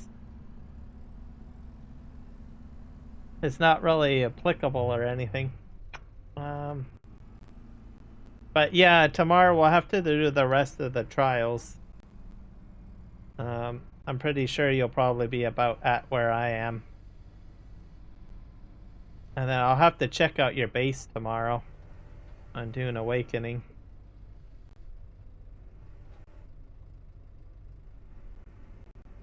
There we go.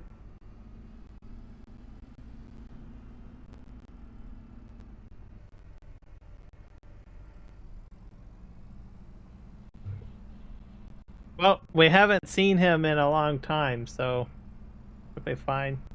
Anyways. Here. Get over here.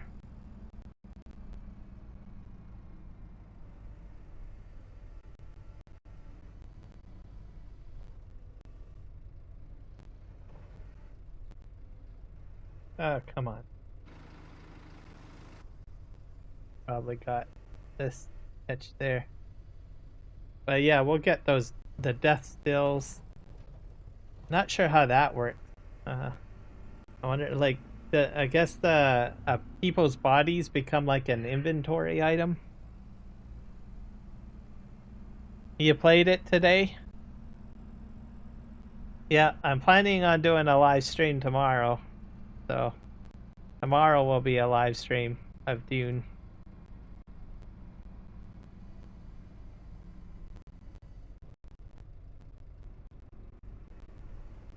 Yeah, Kenshin's playing right now. He's going through the trials at the moment.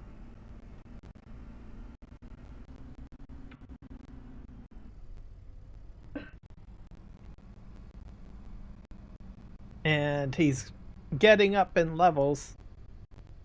I think you're pretty close to my level. You're gonna get there. Just put this up here.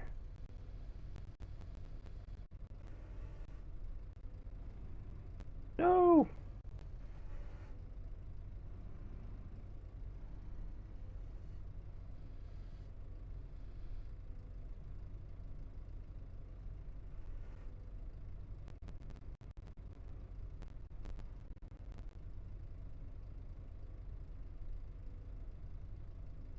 Yeah, I'm not big on sports games. Oh, not a sports fanatic, I guess. Not that they're bad or anything. I'm not saying that. It's just not my interest. I have played like some of the GTA, but I don't know. It just doesn't seem to grasp my attention long enough. I guess I like the survival games series simply because I can go in there and build things.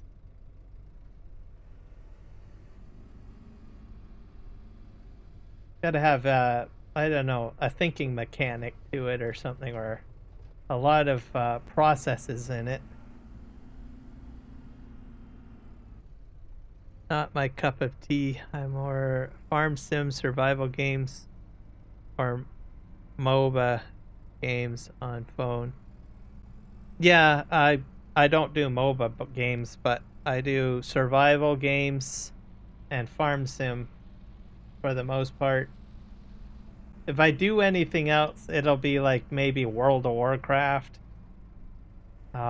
Simply because I enjoy the storyline, but mainly survival games. Like I do Ark Survival Evolved. I've enjoyed that. Put tons of hours into that.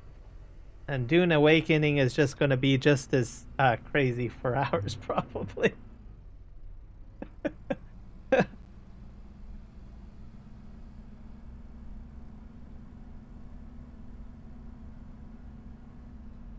And I am seriously hoping Dune Awakening becomes a huge success. And it sounds like it is. And I keep on investing in it. So far what I've heard from the devs, it sounds exceptionally encouraging. So, and now I kind of regret that I didn't do what you did, Kenjin, because I know that you said you got like the early access and all of that stuff. And I'm starting to think, man, I should have went with early access. I regret it now, but I've risked early access on some games and been disappointed. So I was like, no, I'm not going to do that. But, oh well.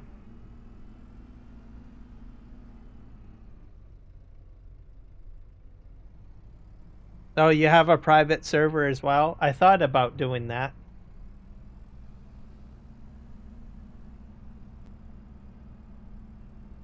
So with the public servers, can they like, or you make a private server, can it show up publicly? Sorta? I imagine so, so that other people can kind of join in, right? Because I thought about it, if I had a private server, it might be good, but then I thought, well, then you're pretty much in a world on your own. Oh. You're level 2 for the YouTube channel? How did you find that out?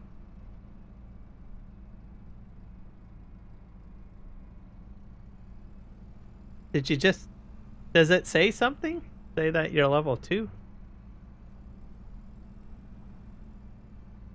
I'm gonna scroll up. Yes, but the password I choose who can come in. Yeah, that's true.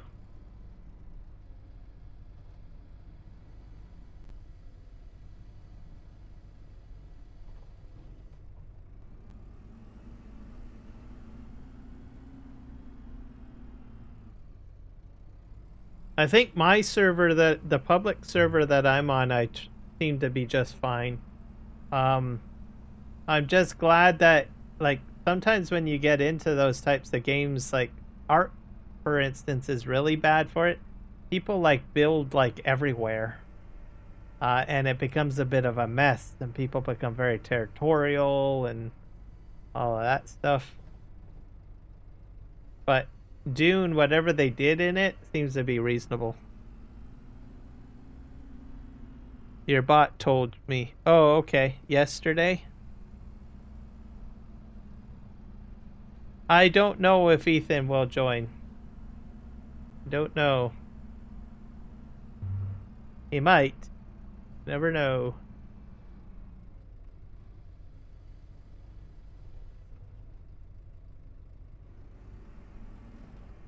So, not sure what I'm gonna do.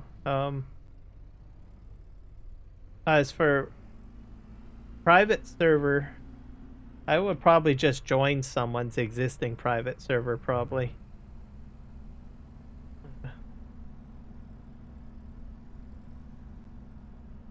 I'm gonna scoot over here.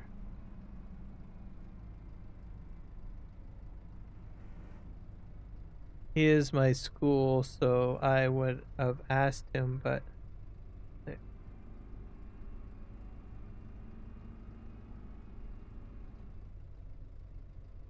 biggest threat is a big guild that could take control of the place. Yeah. And that happens sometimes in the survival genre. Even on public servers, too. The Corellia storm is probably their fix for that. I think that's why they put that in there.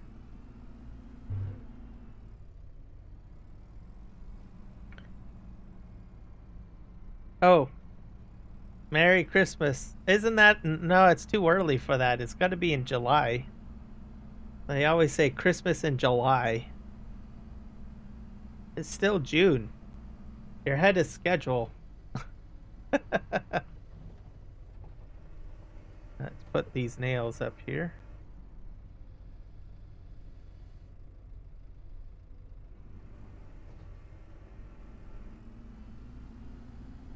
Yeah, but they add PvE in Deep Desert because of that. Yeah. But they're changing that apparently a little bit. They are going to try to make it more PvE friendly, I guess, in there, in the desert. But I think it's revolving around, like, dungeons, more or less. Like the research centers and the crash sites and stuff like that. I'm not exactly sure if they'll do it for, like, spice. I think spice is still going to be generally PvP.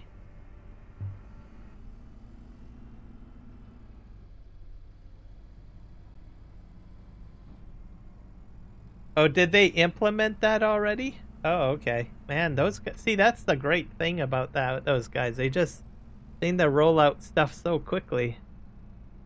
I think that's a good thing. Alright, we're gonna just back up here.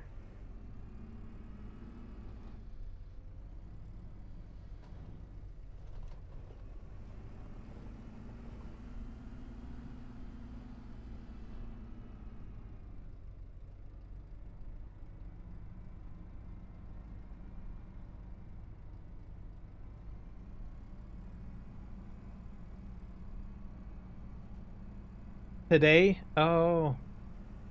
What else did they release out today then? Because man, I'm gonna have to do some catching up. I'm gonna have to watch, like, a video on the content release for today. Or read the Q&A. I'll probably read the they must have a community post on Steam. I'll read that. This goes for long. Oh, okay, so it's a very long list, so they must have released a lot of updates then. Yeah, they remind me of, like, the Wildcard Studios for Ark.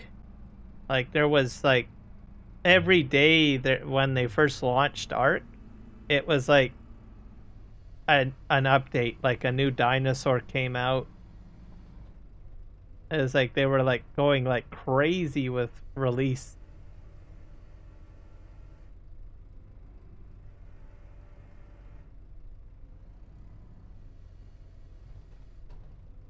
We're gonna back that up.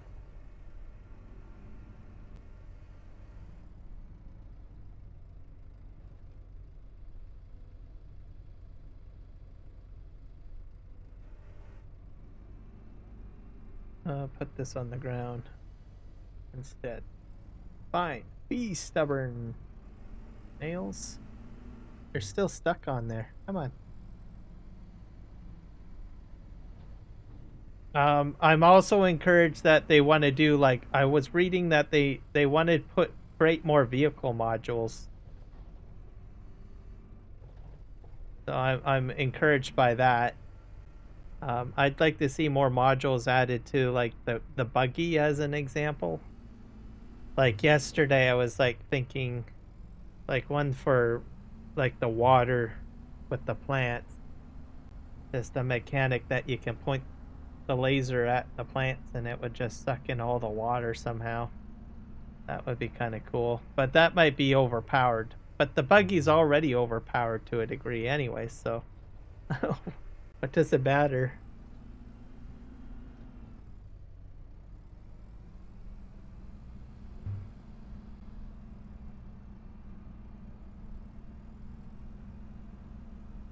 Ice baths? I don't know.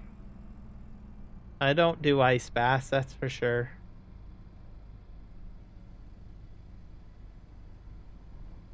That's something that I do not know.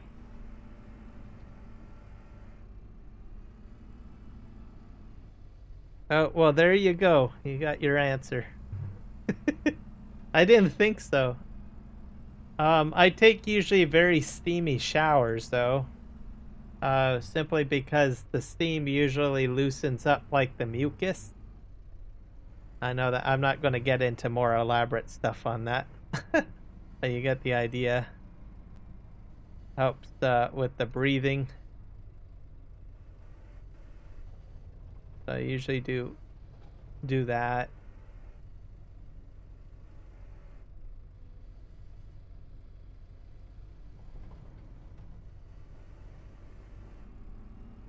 Yeah, warm. I find that helps. It won't cure you, but I think it'll reduce the symptoms temporarily to a degree. So it's not like an absolute fix. And then I usually drink a lot of tea. I like drinking tea. And I try to stay away from sugar. I'll always say that. Sugar has a tendency to weaken your immune system.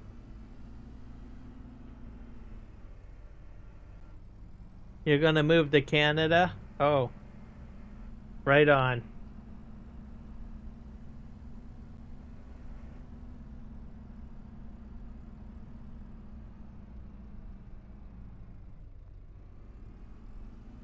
The big country. I think, like, you thought, well, you never know. You get a lot of people that come to Canada.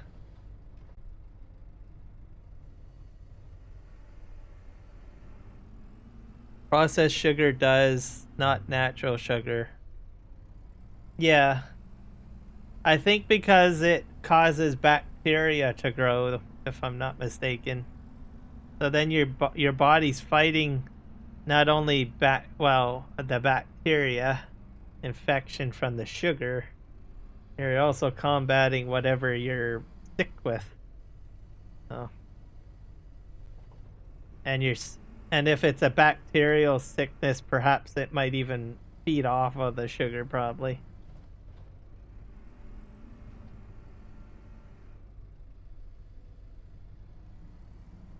We got some sticky pallets. There we go.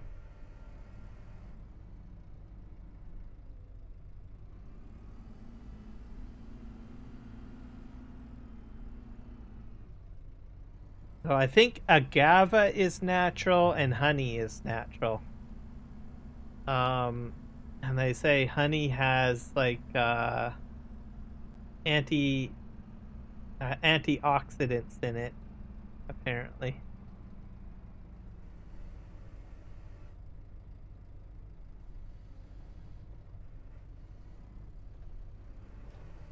Maple syrup might be fine too, I suspect. As long as it's not processed, like natural maple syrup.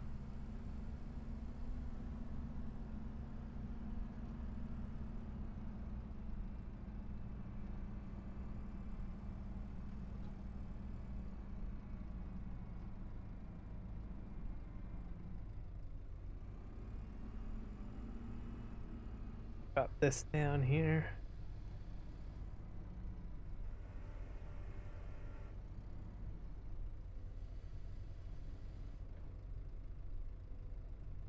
Honey, and yes, Canadian homemade maple syrup is good. Yeah. You have to, I have to, if it's homemade, yes. But I think that there are some companies that will process it. There's always someone out there trying to process something. And so I like, okay, that's really good for you or not.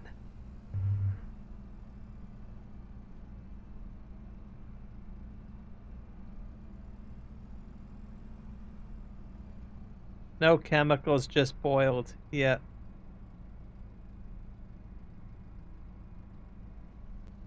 I don't always trust brand names though, because I have a feeling that they put chemicals in it. You buy honey off the shelf, right? And I mean, it's probably got like bee honey in it, but I have a good feeling that they put other stuff in it, chemicals, preservatives, or whatever. But you go to a local farm, right?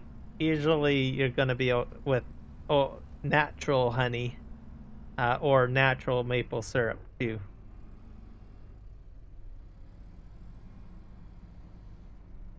All right, let's just drop this right here.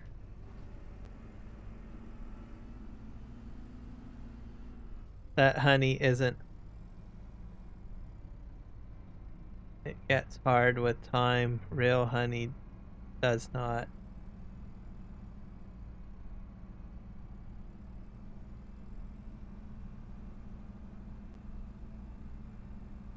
I've had both at one point because I know I've had some honey that is hard, so that's probably the artificial stuff that you're talking about, or the chemical stuff.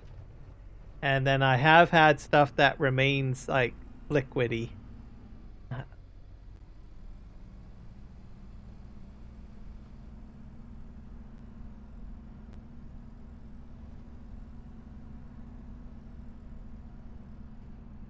And different honeys, some honey has different tastes too, depending on what flower that they predominantly get their nectar from, I've noticed.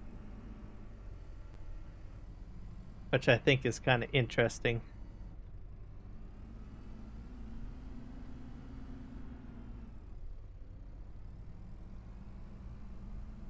So it just all depends on what sort of plant they go to.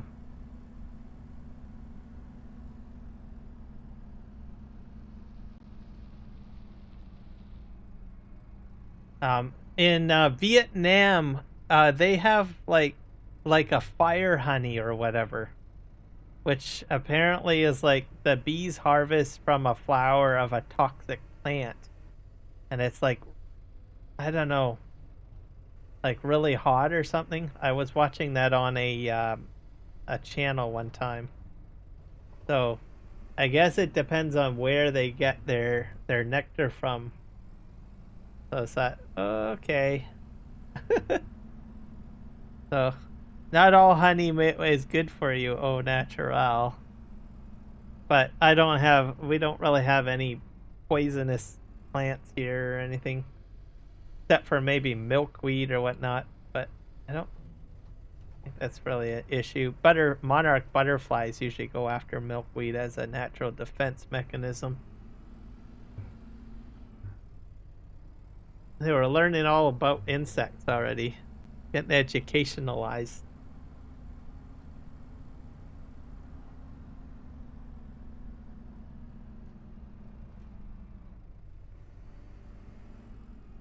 I'm gonna pick this up.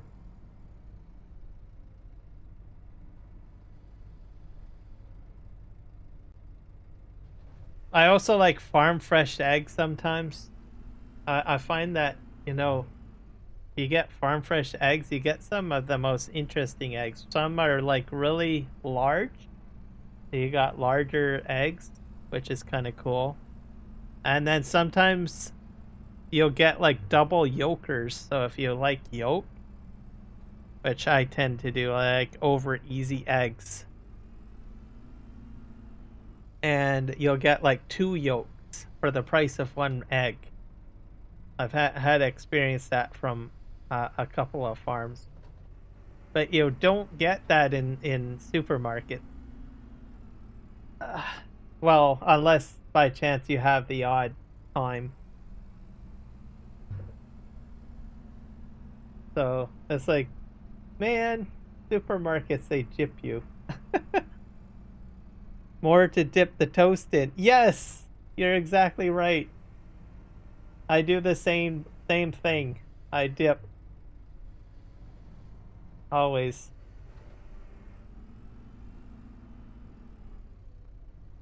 I never cook my eggs in bacon grease because I find that what happens is that even though it flavorizes it, right, with the bacon grease, the bacon grease just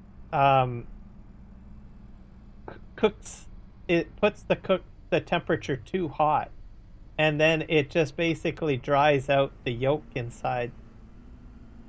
So I usually try to stay away from that so that you can get the optimal amount of cooking to get the yolk to be still runny, so you can go ahead and dip that toast into that yummy runny yolk. And it sticks. Yes, you're correct. Yeah, that's the other downside of cooking with bacon grease. Just sticks.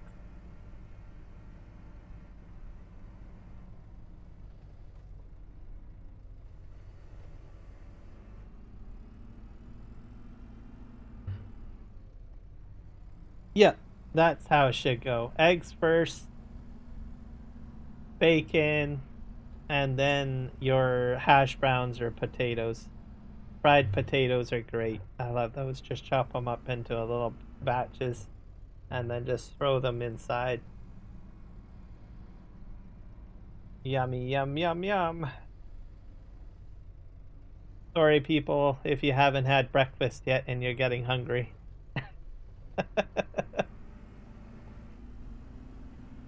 Either that or we're giving people bright ideas to go and have some toast and eggs. But yeah, double yolkers. You can only get those from farms. The best yet. And they also make the best scrambled eggs too. Especially double yolkers. They're just better. But double yolked eggs are the best.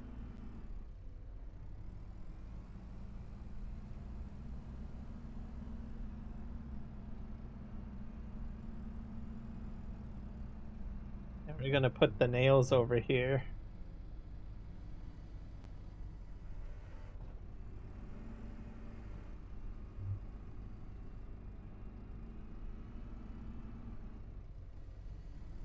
And I have to do something about these pipes. I don't know what I'm going to use the pipes for. I'll have to find a production to put them in.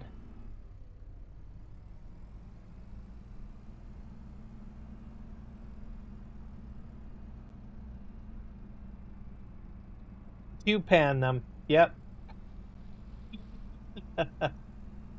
One day what I want to do is try an ostrich egg. Ostrich egg. I'm assuming it would taste similar, hopefully. And I've seen that happen. I've literally seen YouTube videos where they take an ostrich egg And I could not do that in my own pan. I'd probably have to go somewhere that serves ostrich eggs. But just think, all of that yolk, and you could just have like a full, you get a whole whack of people together, and you have one ostrich egg in the middle, and then you have a whole whack of toast around and other stuff around this ostrich egg plate thing, and you just dip in there. I mean, that's like the yolk dream right there.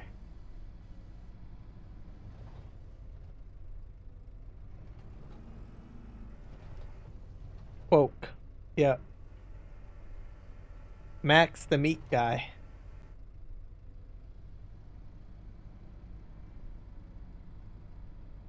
Then you put farmer sausage in there, bell peppers along the side of the plate, toast, um, probably bacon, Canadian bacon, and perhaps some onion, I guess, fried onion. What else? Have that all on a big platter, and then just put it in the middle of the table, and there you go. And then just individual plates along the side. And then you can dip your toast in there. Or maybe you could take a knife and just spread, because there'd be so much yolk, you just take a knife and just spread it over your toast, maybe. I don't know.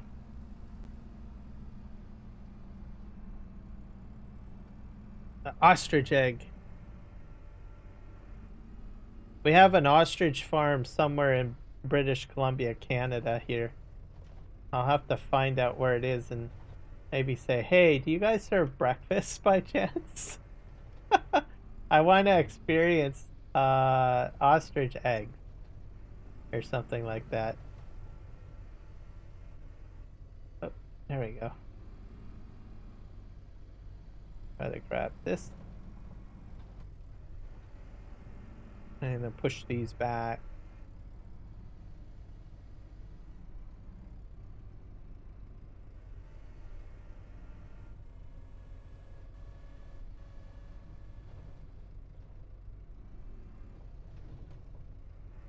Okay. There we go. He's your uncle? Why is he the meat guy? Is he like a butcher? Local butchers are good too. I like local butchers. Those have good food.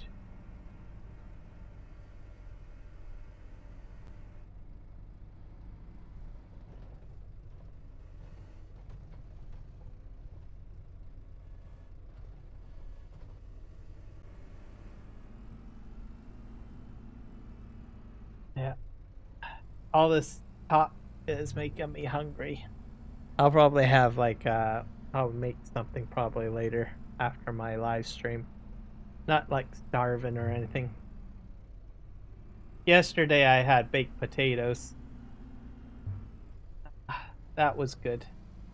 I have this Philadelphia cream cheese with chives. It's like a whipped Philadelphia cream cheese. First time I ever tried it. And I use it for mainly dipping carrots into, but last night I thought, maybe I'll try this with my potatoes. Turned out pretty good. And it's a lot easier than putting like full-on cream cheese in because it's already whipped.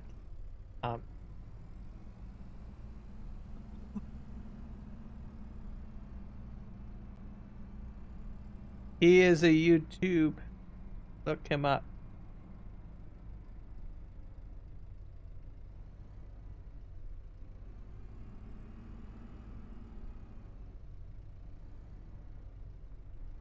By yourself.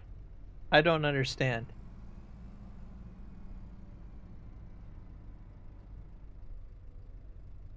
Let's see. Max the meat guy.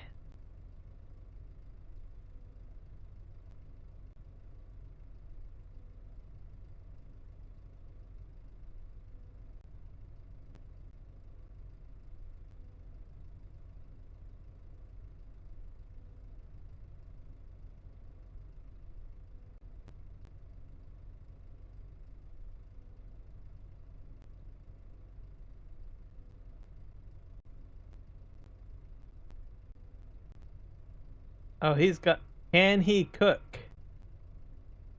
From prime rib, cooked in a fresh bag, to bread that has no recipe. I rated every outdoor boy's meal.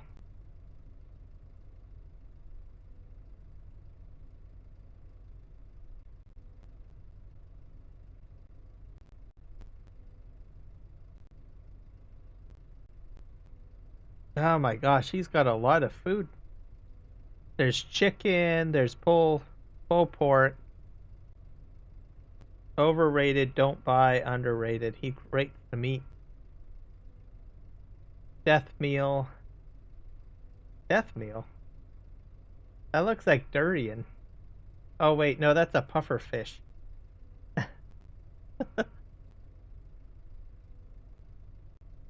Almost like durian. Alright. Yeah, he loves his meat, that's for sure. Alright, grab that.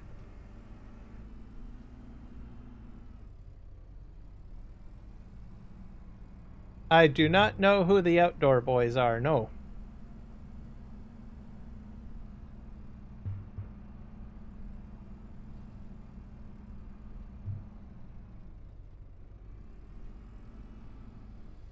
Alright, we're gonna push these nails back somewhere.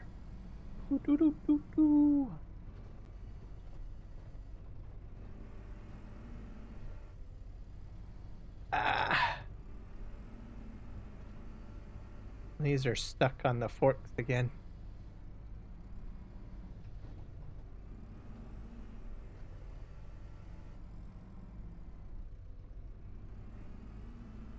Outdoor boys. Is that a YouTube channel too, or no? Probably.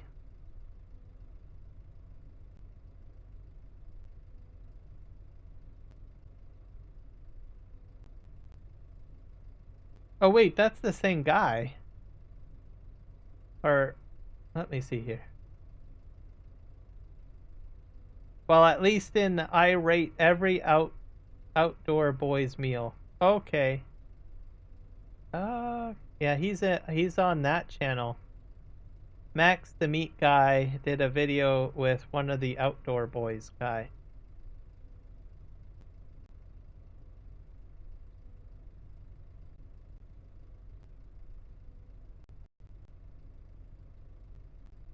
Yeah, he goes outdoors a lot. He's got a sturgeon as well. And bear trap. And he chases someone with a gun. And oh, water slide. Oh, he does all sorts of interesting things. I just subscribed to his channel. It's like all sorts of things. It's not one specific thing. Like I noticed he was doing like a metal molding or something like that in one of his videos. I just subscribed to him. He does like all sorts of things. That's pretty cool.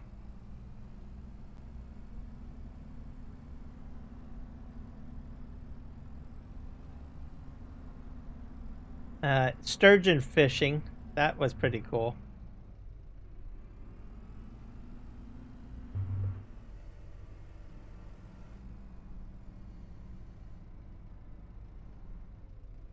Alright, let's go and scoop this up. There we go.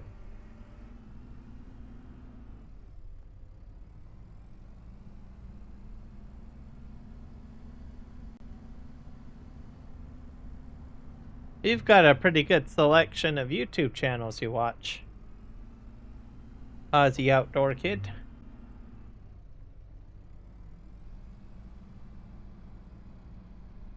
Alright, I'm gonna put this down here.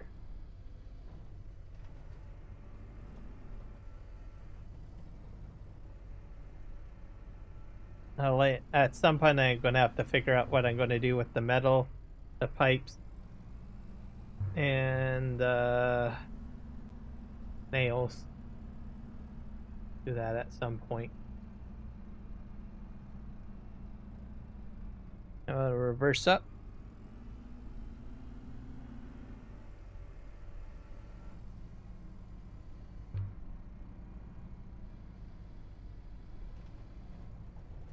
Grab that. There we go.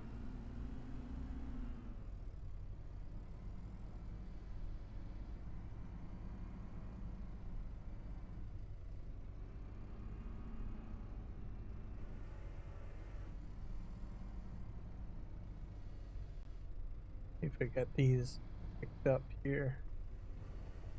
Nope. I just pushed those back. That wasn't good.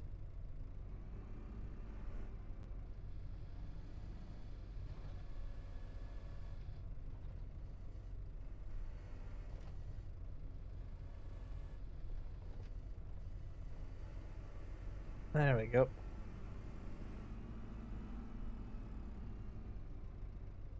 The face reveal, probably not going to do a face reveal, but I will do a 24-hour live stream though. I got a plan for that. Got a plan. It'll be base game as well too, so nothing like crazy. So it's not going to have like mods in it. It's not going to have like stuff that it's going to be PC and console friendly. So console players will be able to play. And I'm going to have a massive cornfield. I mean huge. I'm going to figure out how to get an entire map to be a cornfield. And I'm going to do a corn harvest. And I'm going to stick it up on a server somewhere and people can join. That's my plan. If I get to 1,000 subs. So. It'll be multiplayer, yes. So you will be able to join as long as you got Farming Simulator 25. If you've got that, even if you're on console or whatever, you'll be able to join in. And it's going to be a 24-hour live stream. And it's going to be a big, giant, massive corn harvest. So that's the plan that I have, because that's like the dream. And we'll be doing forage harvesting for it. So hopefully people will join and help out. It's going to be great because I've been thinking on it. I'm very determined to do this. That's my plan. Get to 1,000 subs, do a 24-hour live stream, and just forage harvest the heck out of corn. Because there's a few things I want to know. I want to know, for instance, how much silage we would get. Because, I mean, that's going to be a lot. I mean, that would probably last like a lifetime, the amount of silage, I guess.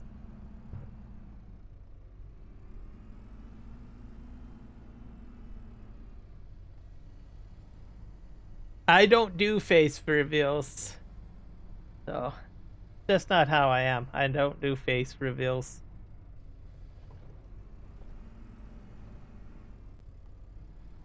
I've been how do you say it? I've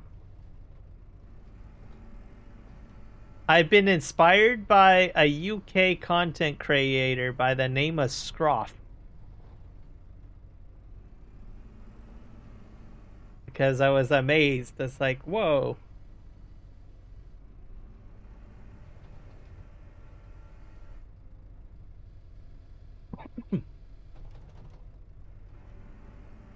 So I thought, that's impressive. The amount of people he's got watching his channel. And I don't think he's ever shown his face. I don't think. And there's another UK content creator, Disturbed Simulations. He's got a whole whack of videos too, and he's never shown his face. Which I think is kind of neat. So I guess I've been inspired by them.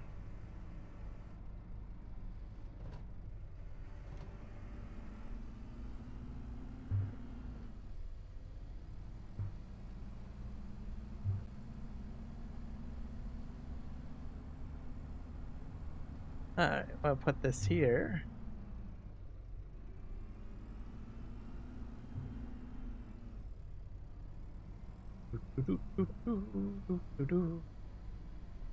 And another reason, there was a movie called The Young Pope, which is an HBO show. You probably have never watched it. It's about an a priest who is from the United States, and he basically is considered the youngest pope ever.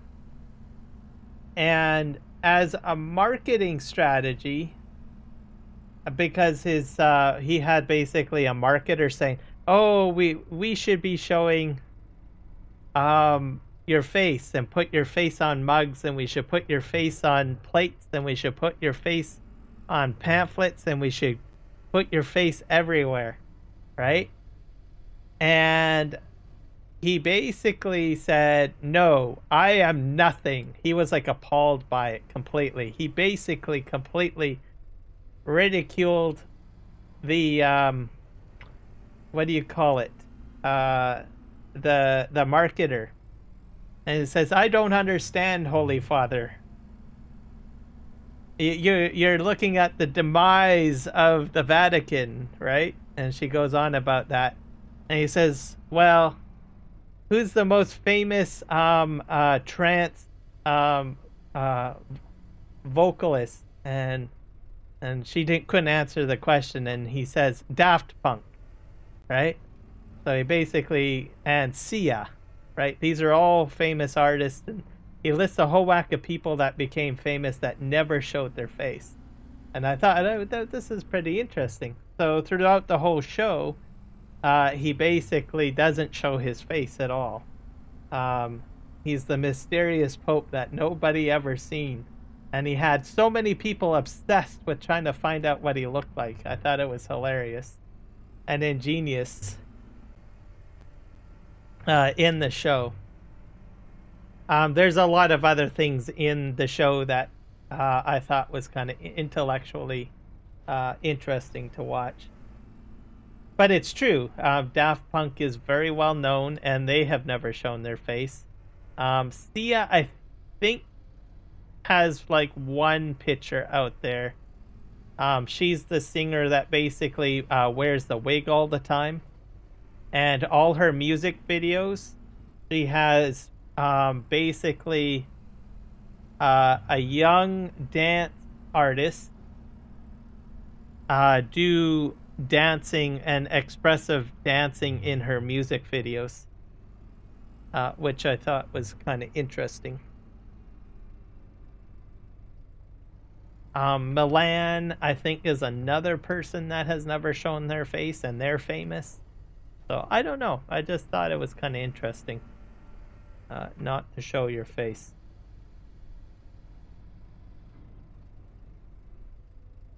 But there's also a deeper meaning on it, right? People get so focused on. I think part of it is that these individuals want you to appreciate the craft that they have, and not necessarily be focused on how they look or be inspired by visual. They want you to be inspired by the craft to which they present themselves.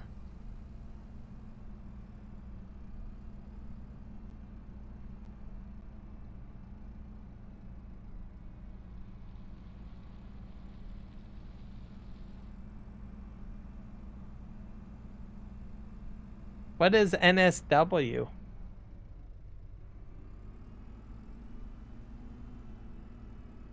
What is NSW? Is that new? Did you meant to put an E in there?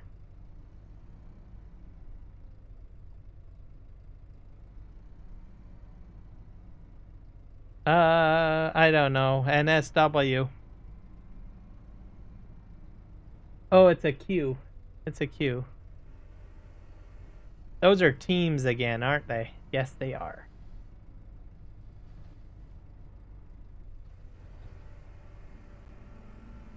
New South Wales or Queensland. So New South Wales.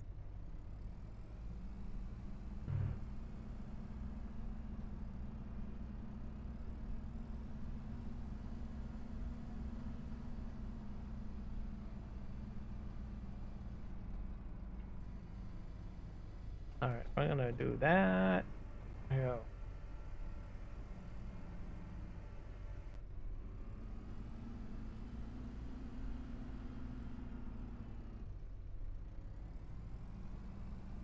Oh, I know what I need to do. I have to plug my headset in. Battery died. And one of these days I'll probably have to see if I can get a headset that has a larger battery life.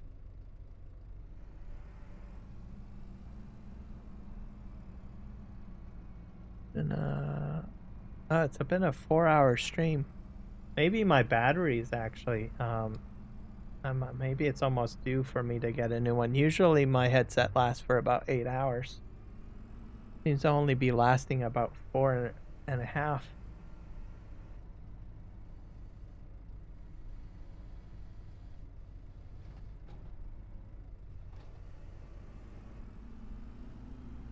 I'll have to pay attention to that next time.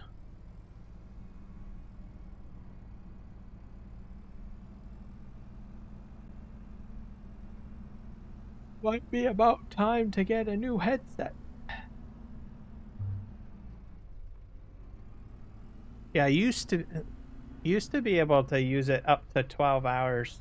So, but mind you, I don't think headset batteries were meant to last forever. The first time I've ever gone with a wireless headset, usually I'd go with wired.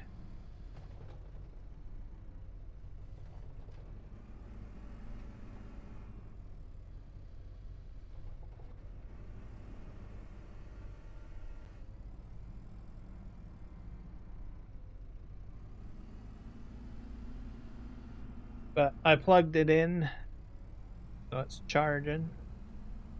So it should be fine.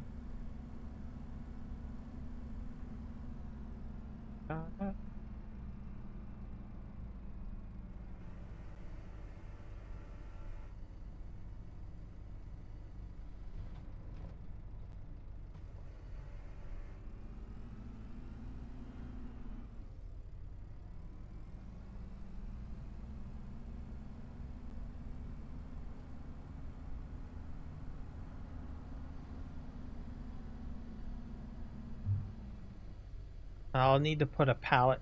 I think I'll be putting a pallet factory down for the nails.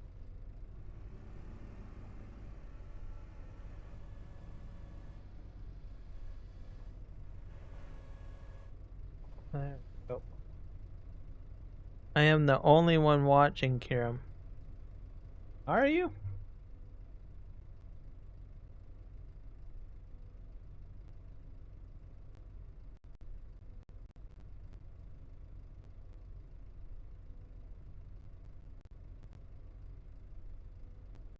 I hit refresh.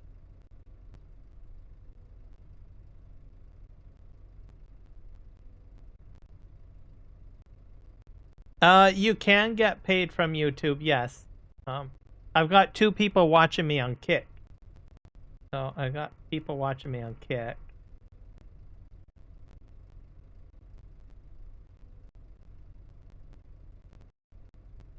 And I've got 3 people watching me on your live stream. I think you're on vertical. I have 3 people there.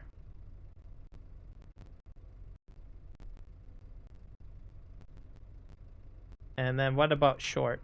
I don't have anyone watching me on shorts I don't think. Let's see if it refreshes. But I have had about 365 viewers. So nobody currently watching me on YouTube short.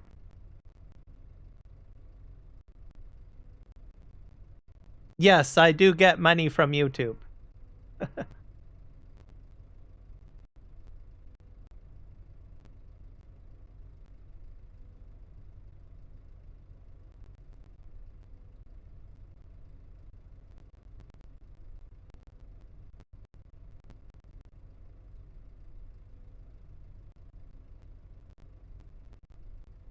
Yeah, I got 1 person watching on shorts to a degree.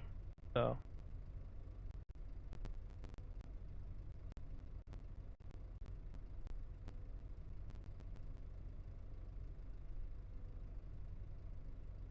Well, they were donations, so super chat. So, and that's also personal information. You shouldn't be asking a YouTuber that.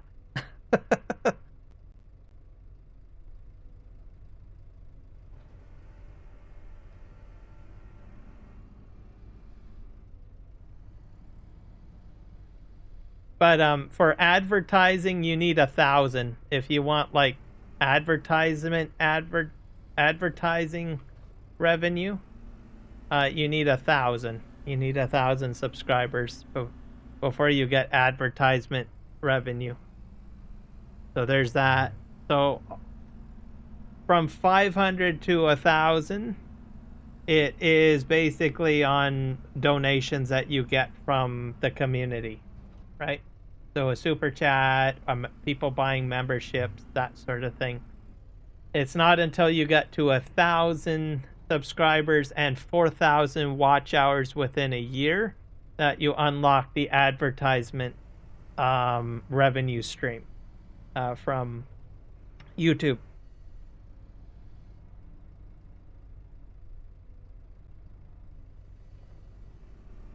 So, and the key thing is the watch hours have to be within a year. So if you go over that, you don't bank your watch hours. So if you really want to monetize and get up there, you have to consistently be putting out content for people to watch. So have to make sure that you do that.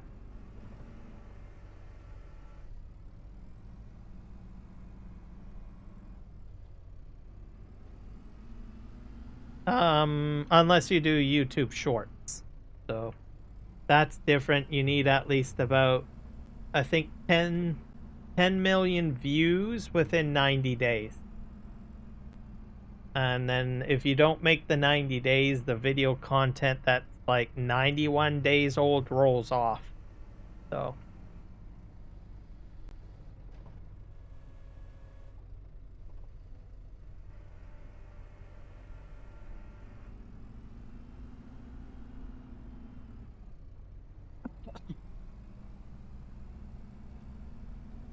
and then on other platforms, monetization is different.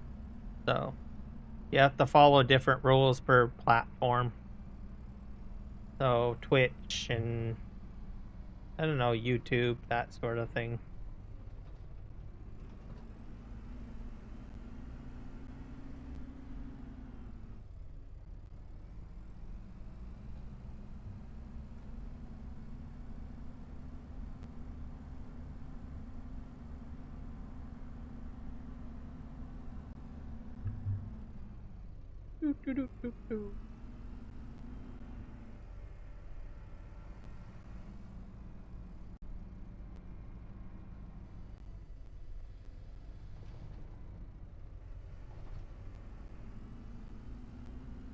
But the viewership thing, I don't know. Like, it doesn't really update that well. Like, there's been times that I've had, like, a lot of people watching me, and then poof, there's, like, nothing. Like, it says 0. Never could understand that. Alright, we're gonna go this way. Do-do-do-do. Do-do-do-do-do-do-do.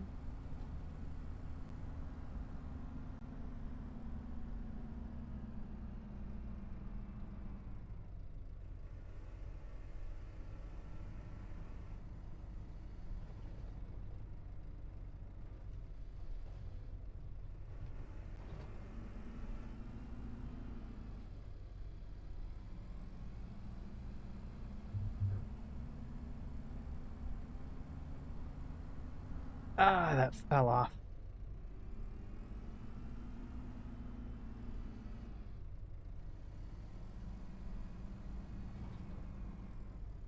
Yep. Did you need something? Did you have a question?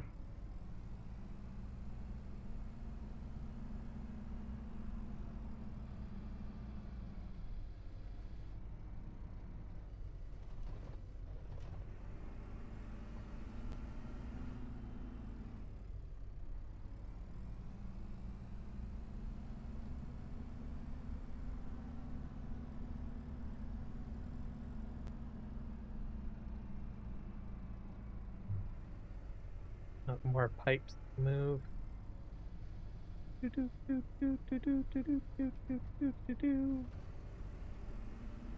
I think I'm gonna change tasks in a moment here.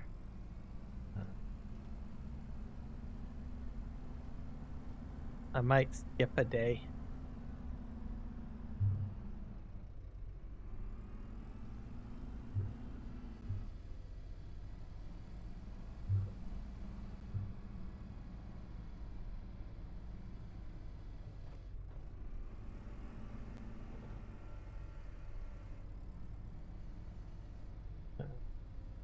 Drop that there. Da, da, da, da, da, da, da, da, da, da, da.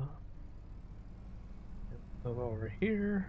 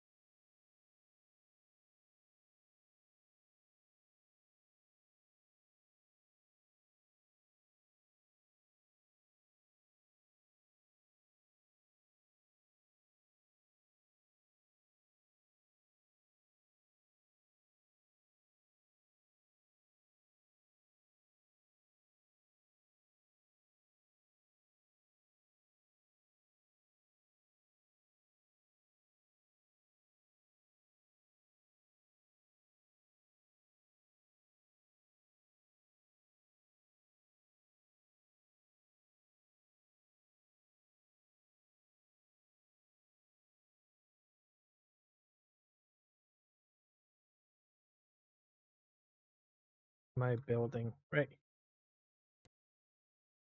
Is it? I have another bunker over here.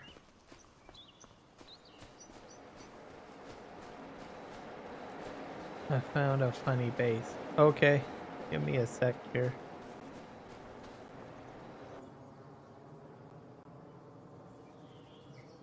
Turn that on. And then I'll sleep trigger and then I'll take a look.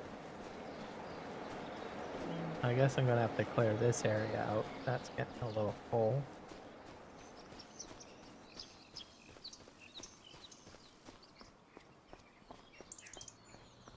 And sleep trigger. Let's take a look.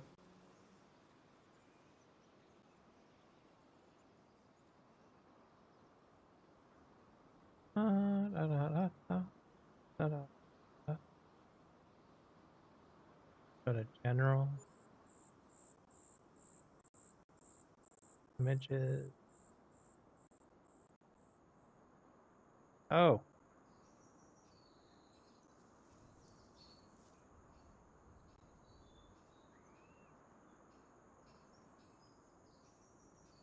I wonder how they did that.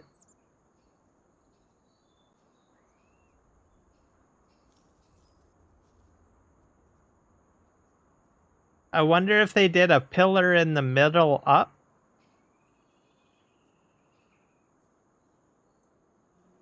And then sort of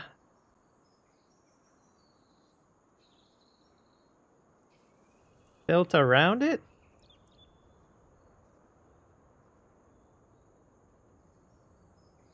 Yeah, definitely a good place for a sub-fife, that's for sure.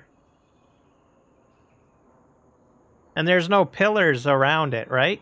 It's the top piece there with the windows that go left or right. That seems to be lodged into the rock.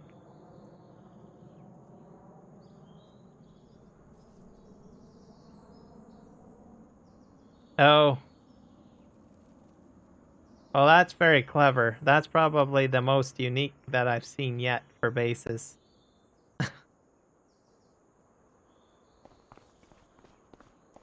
And people become very geniuses when it comes to that.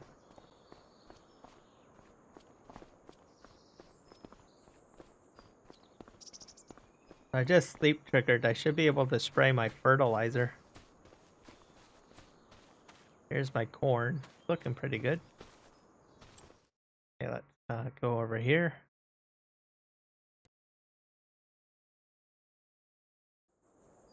Enter the vehicle. Yes, pure creativity. And also probably a very, very strong understanding of the game mechanics as well. Because I think that also has a high point.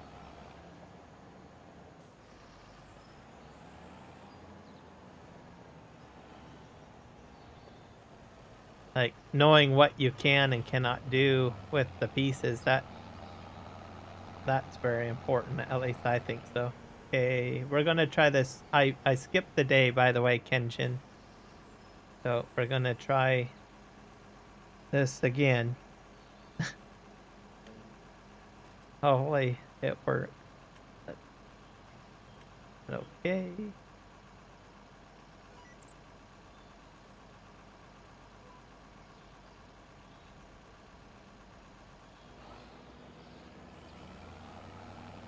It's working now. You were right. I gotta wait a day.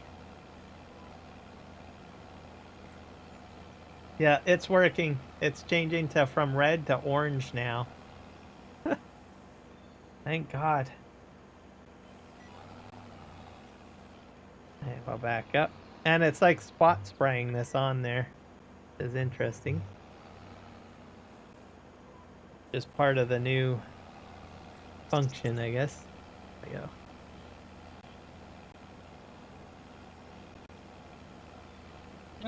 Going.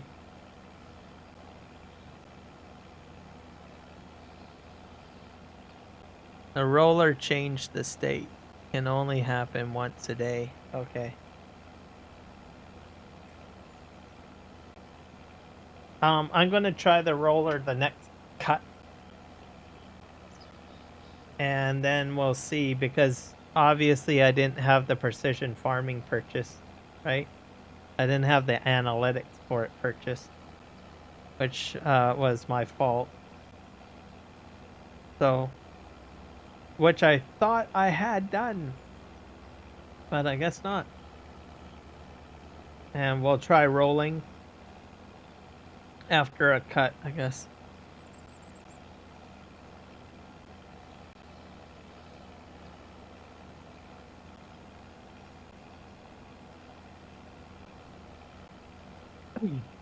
Yeah, it's working, so I should get a higher yield and hopefully get higher.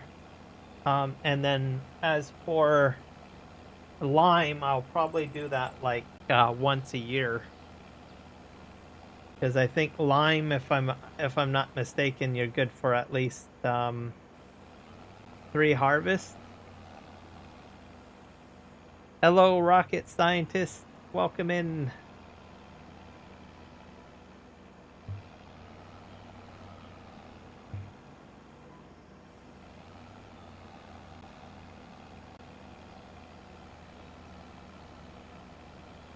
But it's definitely like spot spraying the fertilizer down. I think that's a neat effect. I like that.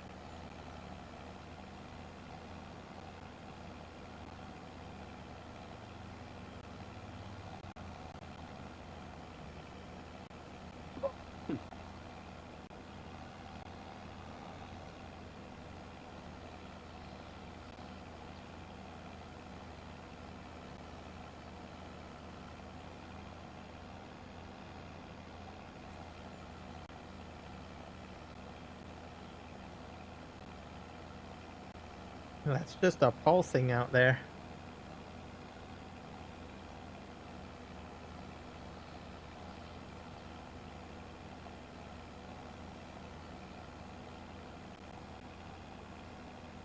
And, well, grass doesn't need a lot of fertilizer, so that's probably why it doesn't go like a solid green or anything like that. Let's go ahead and look at our map. It's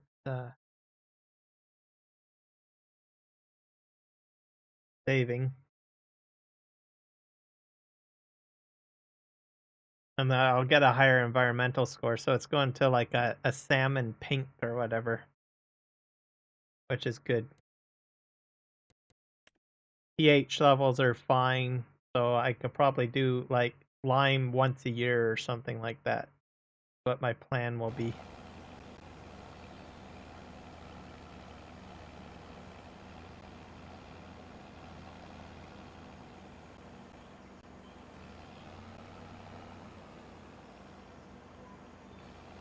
Off we go, off we go. There we go.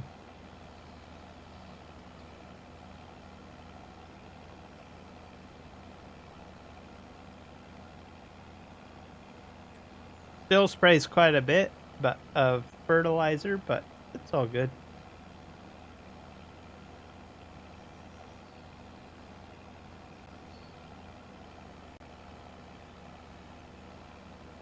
Rocket, did you figure out your Linux?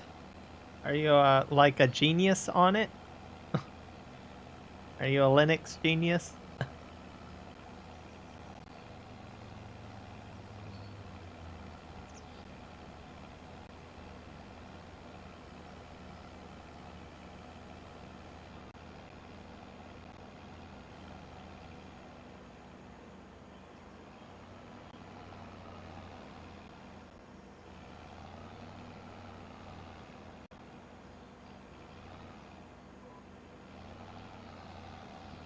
Go forward this way. I think this is already done, sort of. But spot spraying on the right side a little bit. There's a bit of tree.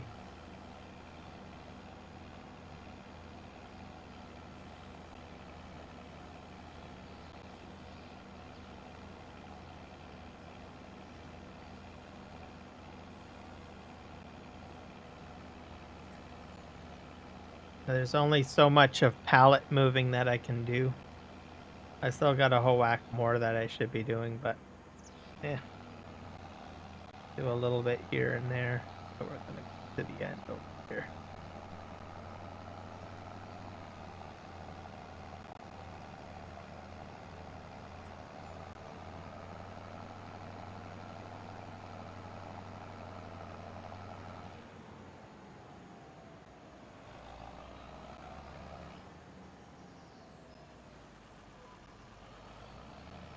There we go. Off we go. It won't take me long to get this sprayed. Oh, I forgot to turn it on. That would help.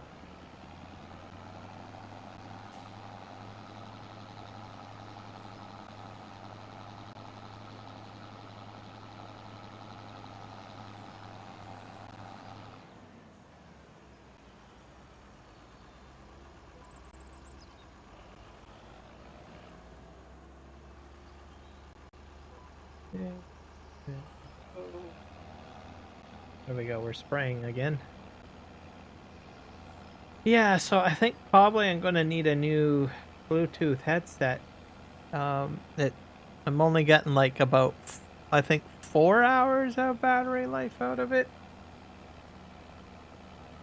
Seems a bit less.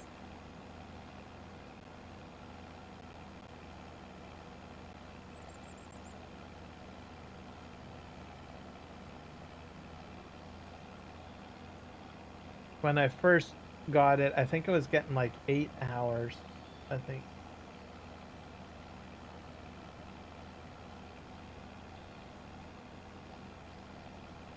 So it is an older JBL headset though. I don't know how long batteries last these days. Do they go like a lot longer than that with Bluetooth headset? A gaming headset too, should specify that. Because I know that there's all sorts of different Bluetooth ones. 8 hours? That's usually the average for it? Okay. Yeah, because this is just last 4 hours just now. So I think that's an indication the battery's going on it. I think. Because that's half the time.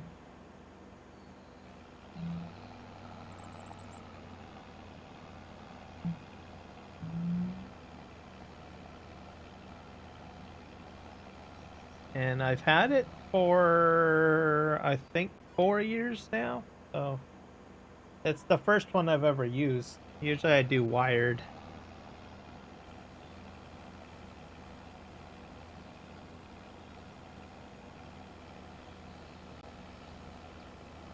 So mine's probably at least about 4 or 5 years old.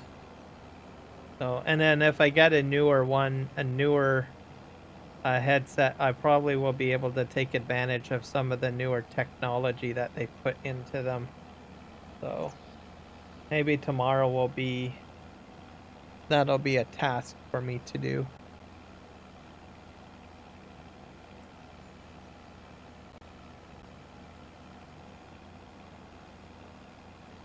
Order a new one.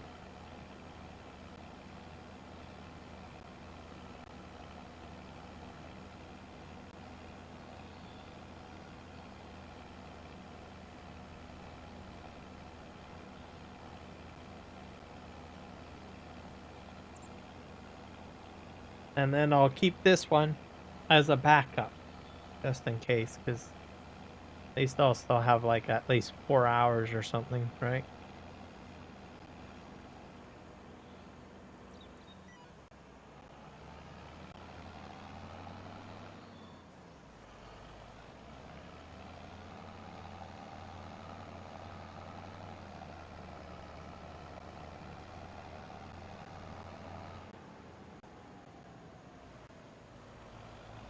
Can use it as a backup headset, like in case if I do like a 12-hour stream or something like that, then I'll have at least, like, if I need to charge my main headset or whatever, I'll have a backup.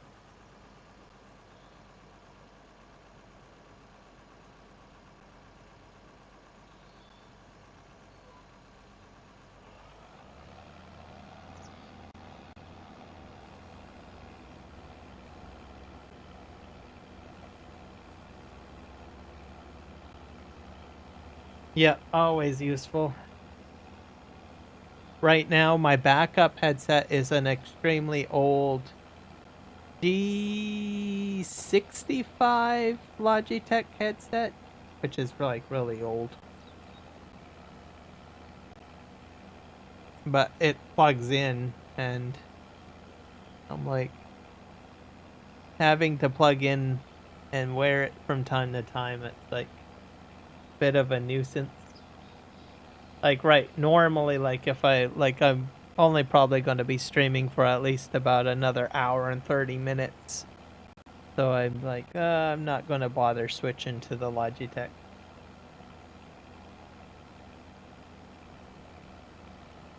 And plus, I'm just farming, so.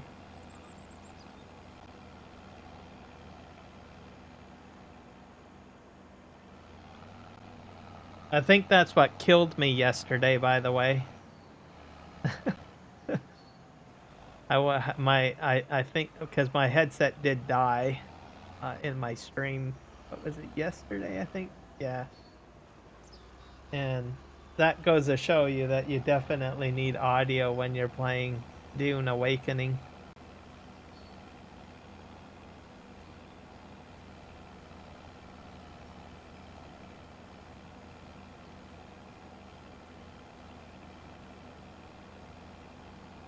As I died once. As for the sand bike thing, that was an observation thing. I'm not sure if it tells you if you're low on fuel or whatnot. It gives you an alert. I don't think it gives you an audio cue for low fuel. Definitely wasn't paying attention, that's for sure.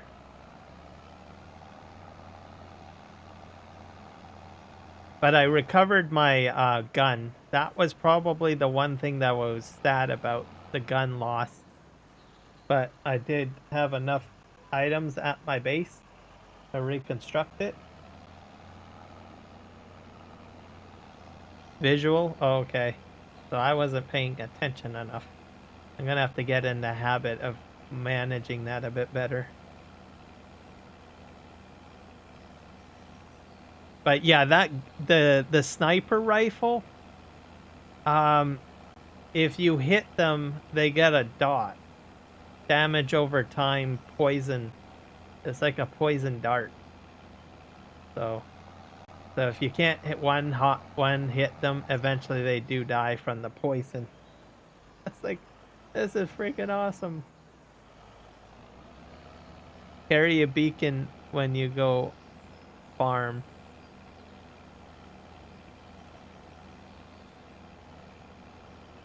Yeah, that's another thing that I need to get in the habit of doing. Getting a beacon or having a beacon.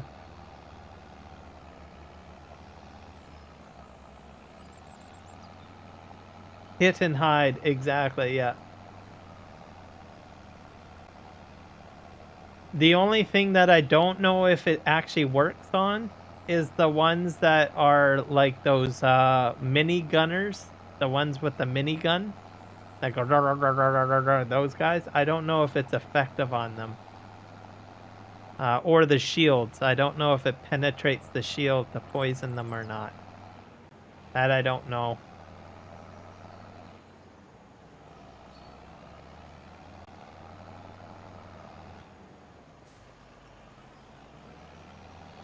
Everyone? Oh, okay. Then it's probably that those minigun guys probably just have a lot of HP. So you probably have to hit them with a couple of darts every once in a while. Oh, you use it on your private server? That's a good idea. What the heck is this building? Unload zone. Ah! Thank you so much, Eric, for the 1 month membership. Thank you for the membership. You are totally awesome, sir. I'm about to have it on our... Okay. Yeah, it's like the best gun ever. Yeah, what the heck's over here?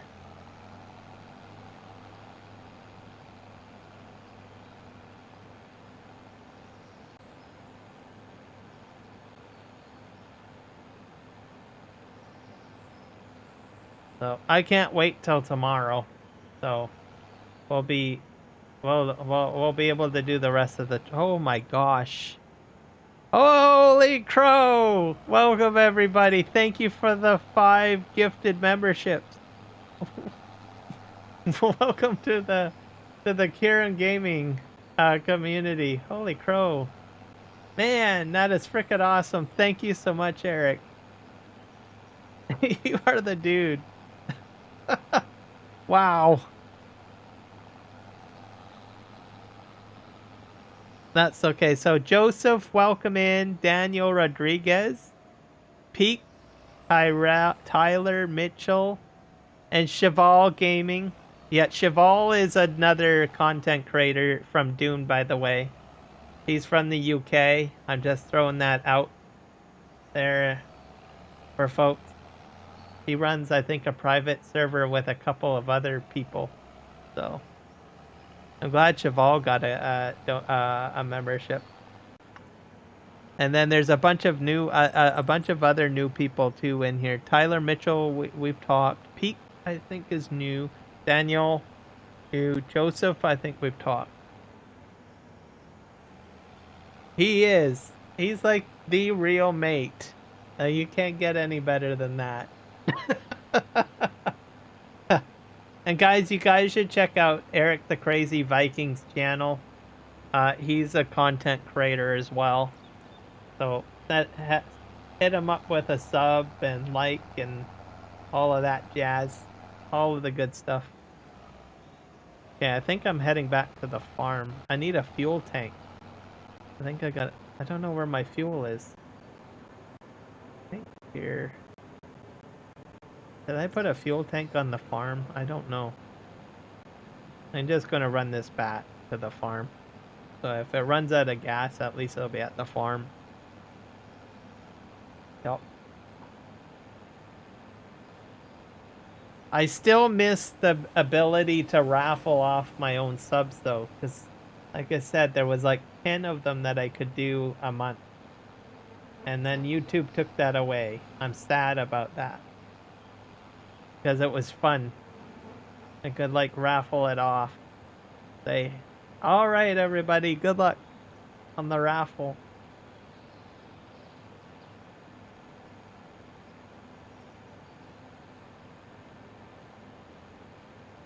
I'm on summer break to spend some family time, but me and my son will be back soon. So when do you usually do most of it? Like, is it like, do you take summer break like 2 months off, or how does that work? And then you go back into doing content creation or something like in the fall?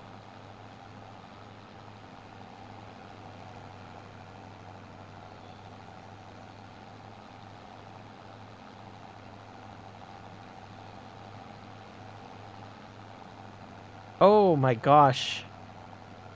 That 10 Kiram gift. Holy crow. PS4 Farmer, that's a familiar name. Let's see, Mike Mosey, Farmer J, that's familiar name. Superfan George, Brady Rimmer Productions, Edsy 66 Bootstrap, aka Amy, Mark Thor. Hello, holy crow, Mark Thor's been in.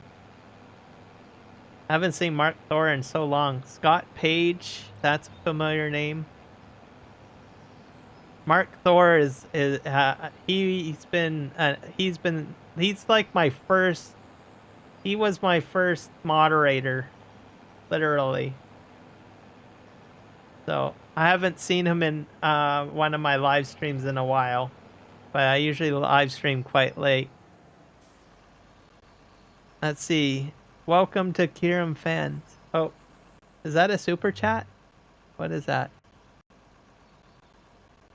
I don't know what that is.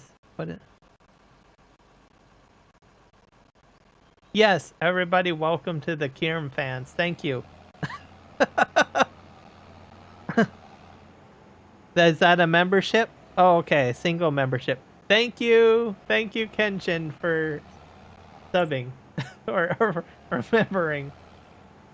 Holy crow, this is like a great day. I love it.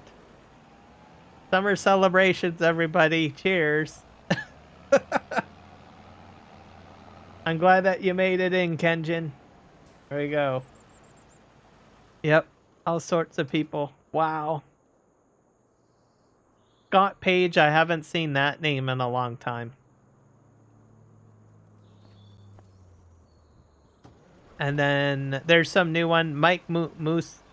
I've seen that. FAFO logging. I've seen that a few times. So I know that people usually watch. I usually get a lot of people that lurk. So, but it's kind of nice whenever you like get these like massive hits of what do you call it? Gifted memberships and stuff like that, because then all the names come up. And then you're like, oh wow. Because then it shows who's actually stepped into your live stream to see what you're actually doing and everything like that. So kind of cool. So thank you for joining, Kenshin. And also once again, thank you for the memberships there, Eric. Wow.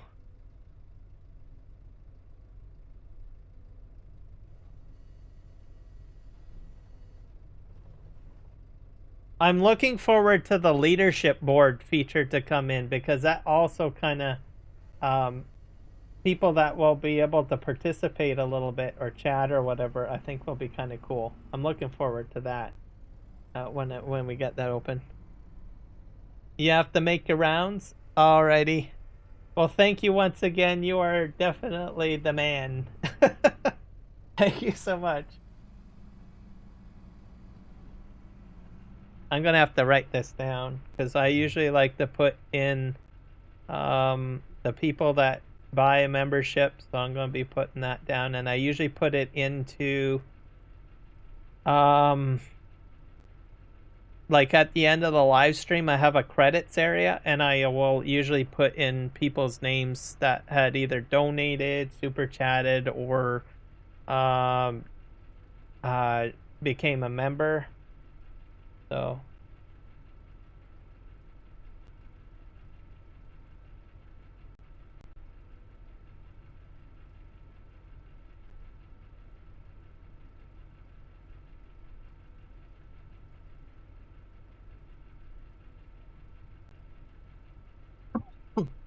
Just as a little thank you.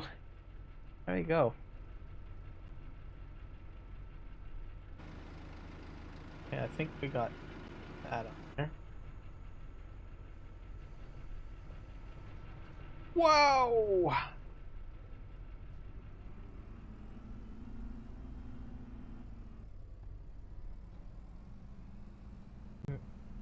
And speaking of which, I will probably be getting my very first paycheck fairly soon. I'm going through a process. So how it works, YouTube does things in an interesting way. They kind of do it old school. So there's, when you set up AdSense, they will authenticate you by sending you a card with a code to your mailing address, which takes a bit of time.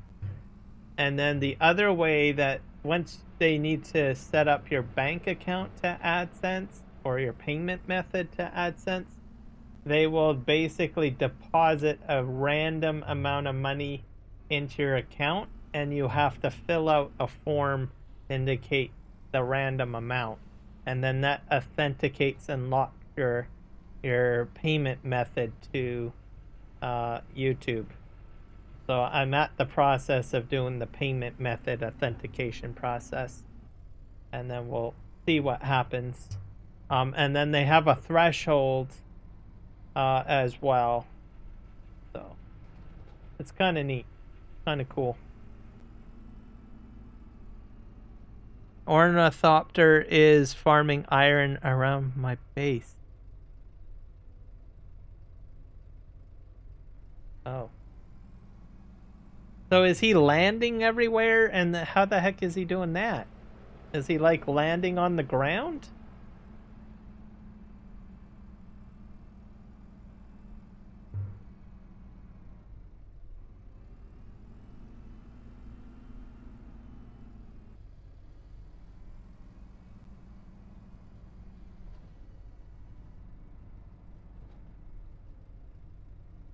Oh, okay.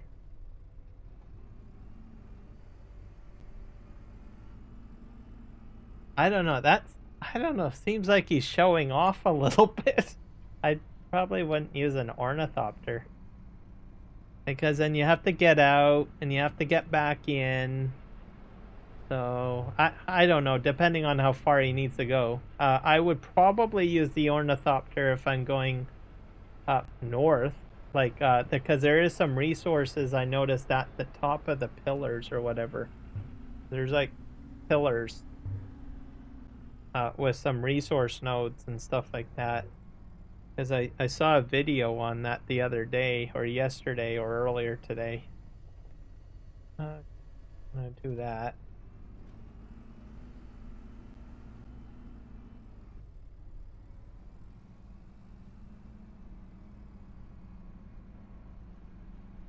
Kind of all situational, I guess. I'm gonna back up. We're gonna get the other oil out of there.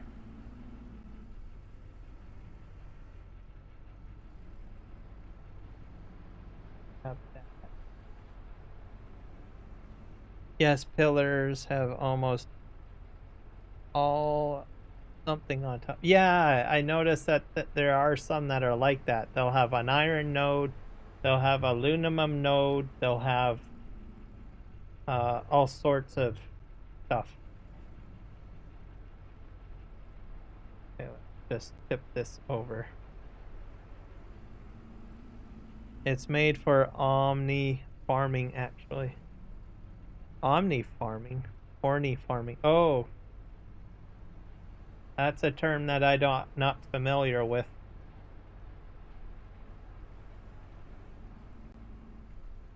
gonna have, that's a search term for me now. Learning all these sophisticated terminologies.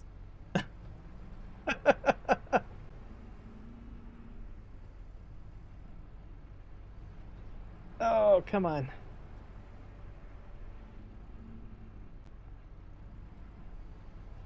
But, yeah. So my question with the sand crawler, which basically is supposed to harvest spice, does that absolutely have to be a two-man job? Or can you actually drive that thing out into the desert and just start mining solo? I honestly don't think you can do it that way, can you?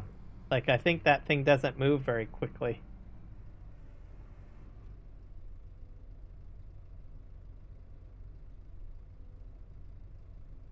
It's very slow. Oh, okay. So in other words, you do have to get that stupid carry-all ornithopter then to get it out there, right? Like, there's nobody like driving those things out onto the sand and vacuum sucking up all the spice. You can do solo, but it is very hard. At least two is needed. Okay. So one person operating the carry-all. Yes, the transport is needed. Okay. Well, you and I are going to have to try that out. I definitely want to try that at some point. I I don't know what the end game content on our server is like, but it seems like it's pretty tame. But I haven't been in the deep desert, so. But it's, if we can do it, we'll do it. Is what I'm trying to say. Yeah. And then we can take turns, I guess. One of us can be in the harvester and get dropped to the ground and be bait for a worm, and then then switch and then have the equal opportunity to dump the other person into a worm. I'm joking, of course. I'm only joking. But that's how I looked at it in some of the videos. It's like, okay, well, you really need to trust your partner on this one. But mind you, that equipment is pretty expensive, so I'm pretty sure you're gonna have people that are not gonna just simply dump people into the sandworm. Yeah, exactly. Both points of view. Ladies and gentlemen, we're going fishing for sandworms today. This is how it's done. Hook, line, and sinker. Just drop that spice crawler right down the sandworm's throat. And don't care about your partner.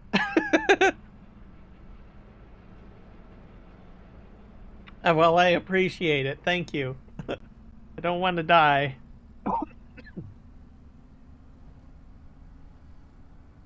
Yeah, because I definitely want to operate that. So I want to get the opportunity to operate a sand crawler or one of those carrier-based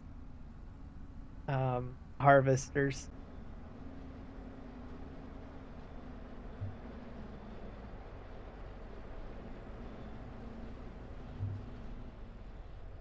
That'll be fun.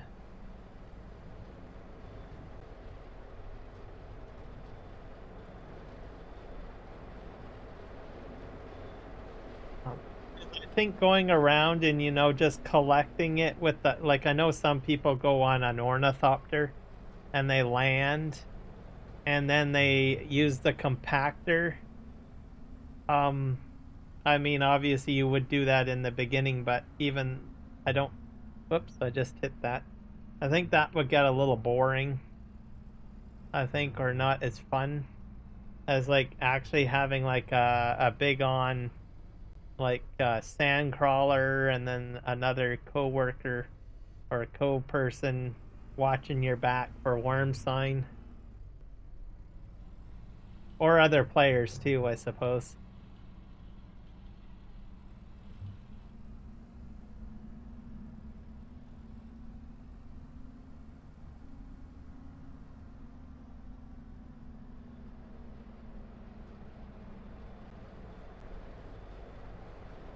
But I do know that a full team would be like, I think you need at least, what, 2 regular ornithopter pilots, and then you have another, or at least a third person anyways, doing scout or defense, I guess, in case there's other players. But I have a feeling that there's always the chance that you won't have to worry about other players if you're smart about it.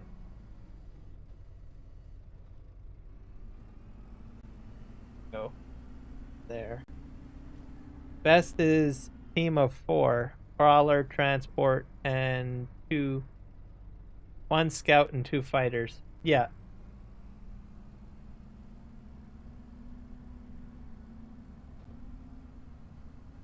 That way you can deal with the people that are going to mess with you.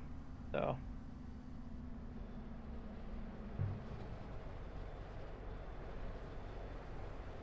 there's always going to be someone there that's going to want to ruin your day.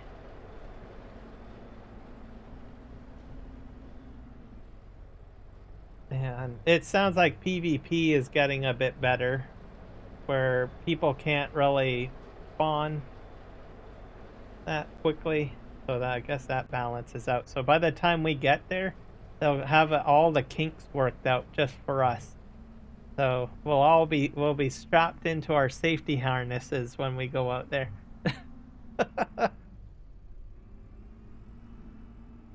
Only goal I had with having a private server was not PvP, but Deep Desert is on another plane, so my idea went to garbage. Okay, so in other words, they somehow merges my understanding, because I watched some videos that suggested that the market and some aspects of the game merges the PvP somehow with other servers, so there's like server integration somehow. Oh, DP is public. Or DD, yeah.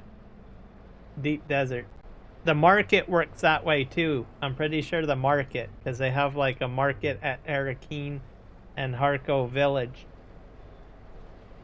Well, I'm assuming at Harko Village. I seem to go to Arakeen a lot, which probably isn't a good idea because I'm kind of going Harkonnen. Well, I'm not committed yet. I could go Atreides. I guess that's another thing you have to think about if you want to go Harkonnen or Atreides. But they say that you want to do, if you want to unlock everything, you have to do both factions, and then do the faction you like the least first. The movies? Yes, I have. Yeah, I've watched the movies, the mini series on Sci-Fi, and the original movie. Those Harkonnen guys are pretty creepy.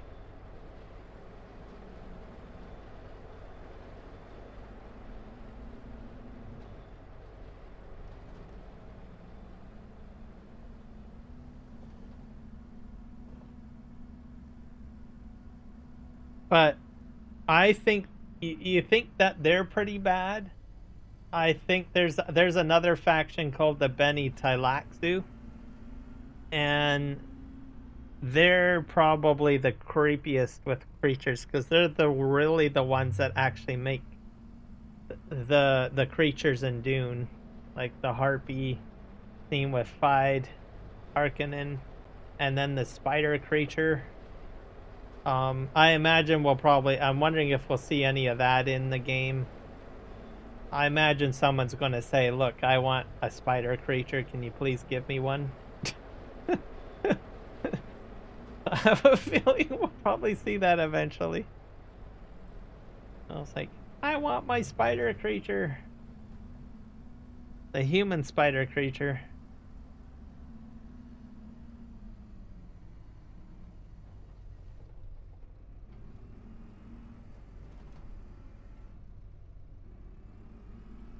Yeah.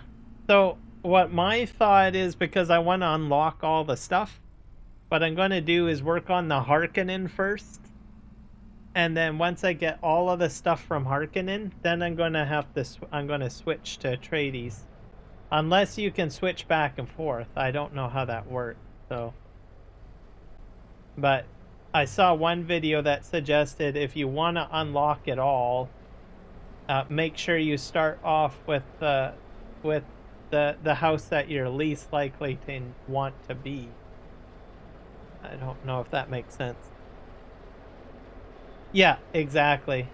So I think that's what I'm going to do.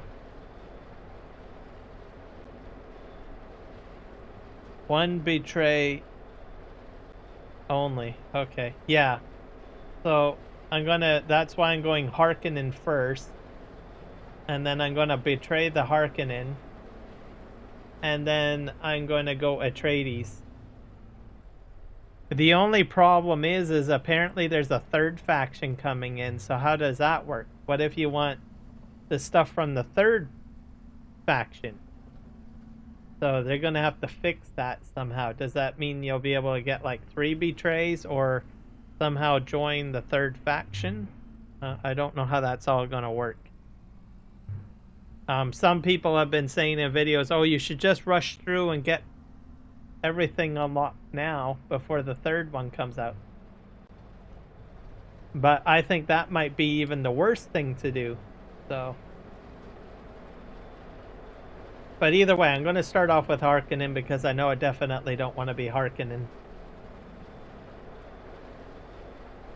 Yeah, that's a good question. And nobody knows what the next faction's going to be.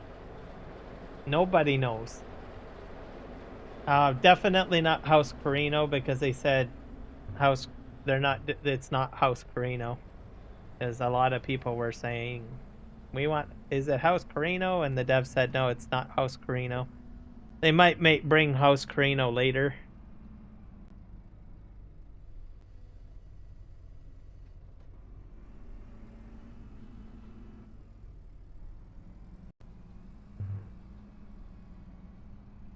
So we'll just have to see. But yeah, Harkonnen for sure. I don't want to be them, so I'm going to do them first.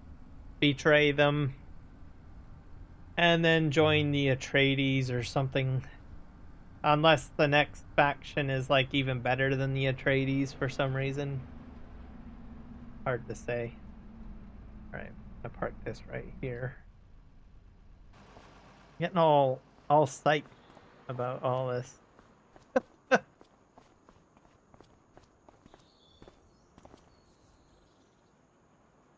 Move that there.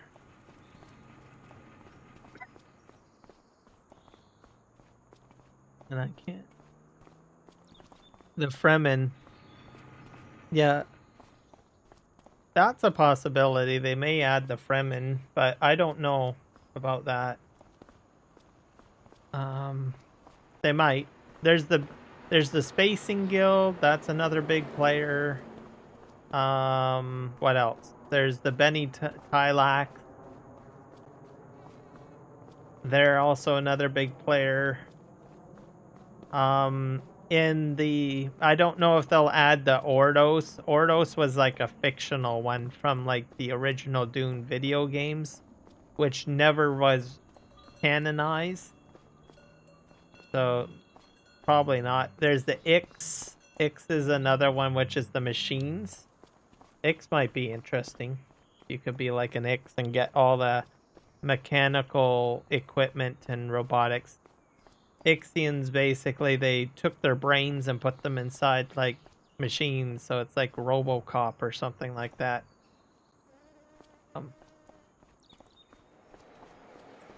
is this silage done? 100% fermented. Just, open the silo. I need a front-end loader over here by the looks of it.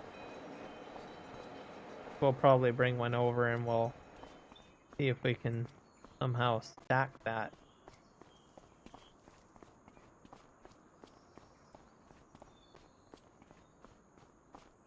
I'll have to get this truck and we'll load up a front end loader and bring it over here. Okay.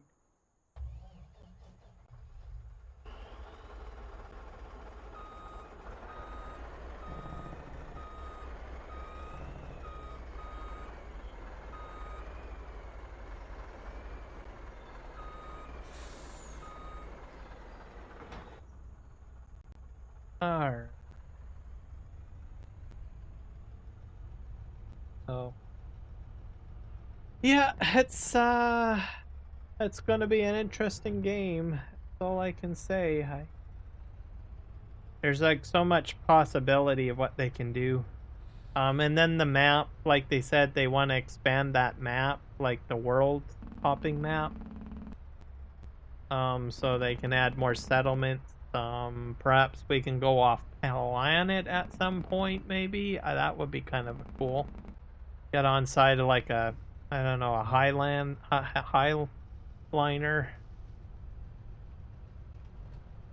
Oh.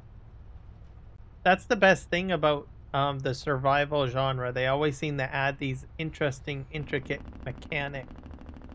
Like it's like it's a sandbox game, so just as exciting as Farm Sim. And all sorts of things added in that you're like, oh boy, what are they going to do next? We're gonna go up this hill.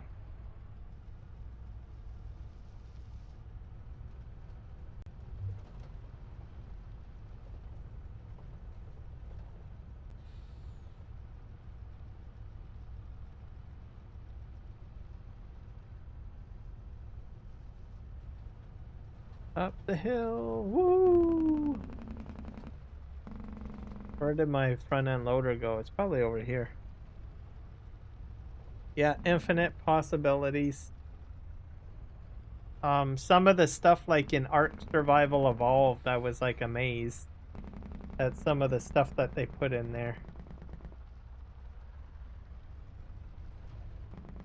Okay, where's my front end loader? Probably right there.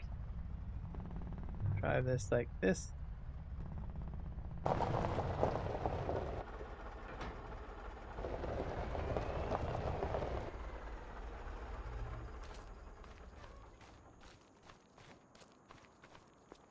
We're into June already.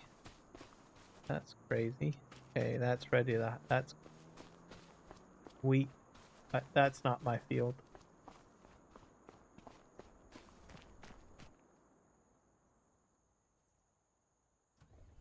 Park this on. This will be used for silage, I guess. This will be my silage front end loader. We're gonna go over here.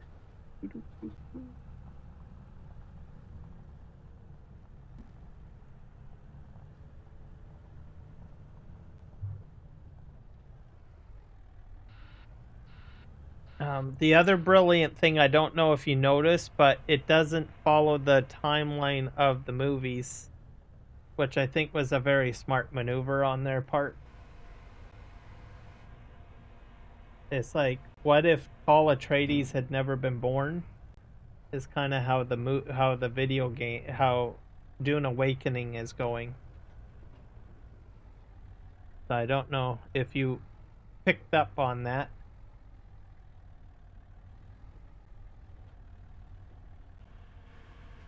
So it's like a multiverse, or their version of the multiverse. And well, more like a what if. What if Paul Atreides hadn't been born? What if Lady Jessica did follow the rules of the Bene Gesserit? Yeah, it's in the if you rewatch the intro video, rewatch the intro at the beginning of the game when you launch it up. It explains it all there. So she doesn't follow the way the movies go. And the person talking in it is Paul Atreides, and he says, I've seen it, like, just watch it and you'll know what I mean. You'll see, you'll be like, aha, I didn't know that. And I think there's a lot of people They probably have watched that intro video like probably 100 times by now, because it happens at every sign-in, and they don't realize that the timeline is shifting, so people have to literally watch the intro video, listen to everything that's said in there, and if they do, they will know, oh, this is a different timeline or a different perspective of what if. So I think that's ingenious, and it's kind of intriguing because a lot of people are like wondering, well, what if she did go ahead and have a daughter instead of Paul, right? Because there's been so many people debating that. Because she broke the rules when she had Paul Atreides. He wasn't supposed to show up. So he didn't follow the genetic rules or the hereditary manipulation that the Bene Gesserit had all along. So for everyone listening to my rant here, it's all part of the Dune movies. Gotta check it out. Read the book.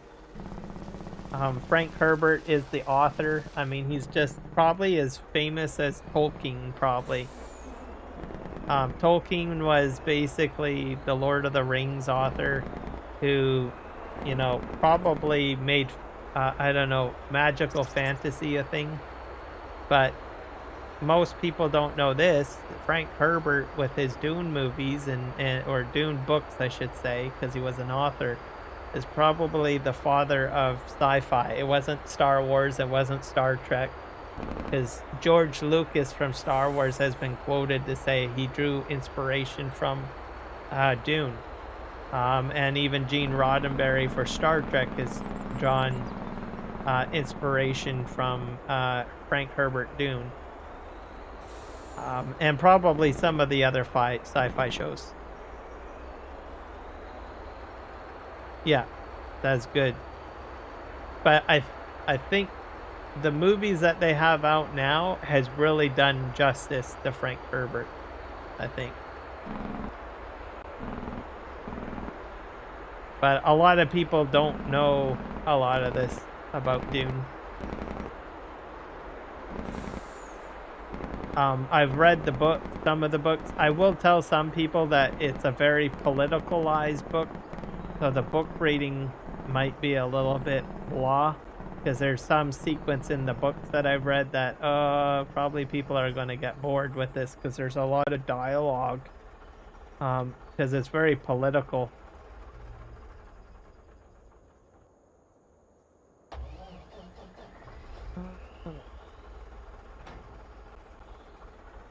Drive that forward.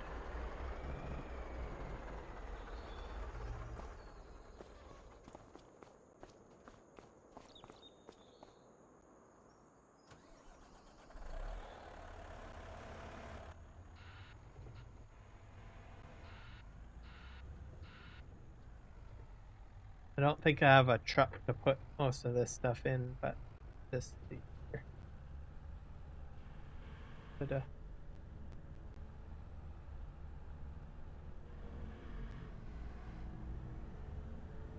And my bunker is just to the right. I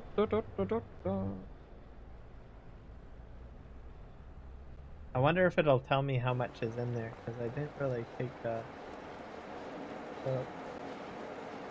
Yeah, this has 235,936. And I got this off the side of my fields over here. So I don't know. So it's going to take a while for my main field to optimize the precision farming. And this is wild grass, by the way.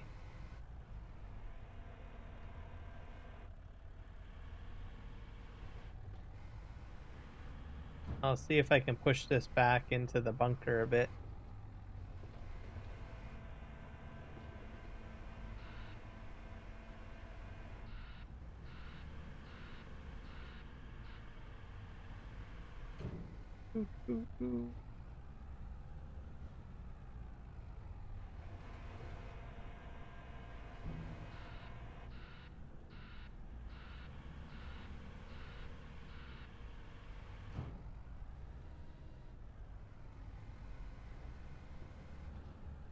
Getting all geeked out here about Dune.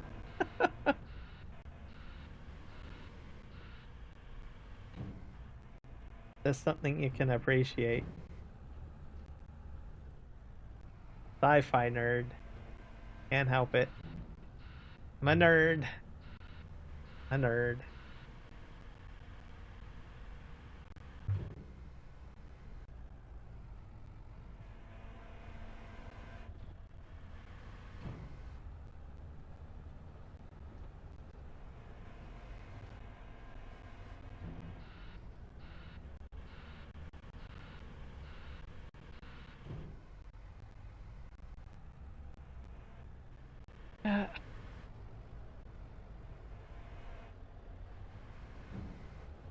But yeah, tomorrow will be interesting. We'll have a lot of things to adventure in, that's for sure.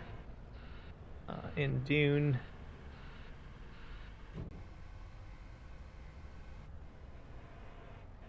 The other thing that I need to figure out is how to get the soft-footed boots, apparently.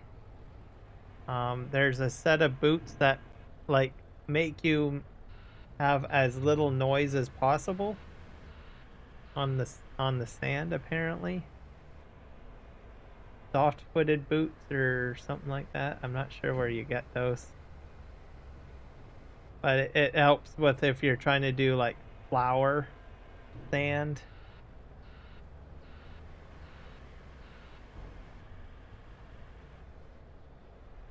Anti-worm boots, yeah. I don't know if you make them or you have to find them.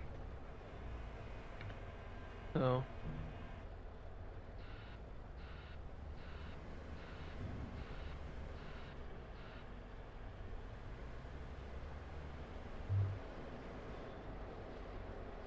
it's a blueprint. Oh, okay. Researchable blueprint, or is it one that you have to get out of a dungeon or something?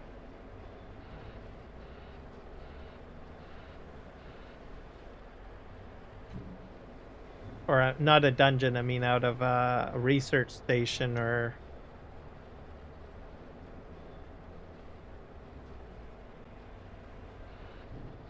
A one-use one. Oh, that's too bad.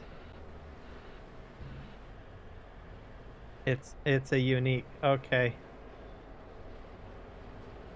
I've got one unique, one use, which is like what do you call it? The dispenser outfit that apparently gives you a bonus for your like emperor's wings.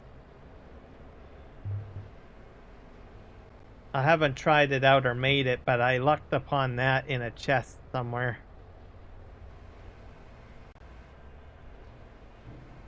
I probably should have tried selling it on the market, to tell you the truth. But if I come across it again, I might go ahead and try selling it. Because I bet you that's a seeked after one. And the boots, but the first boots I'm getting myself.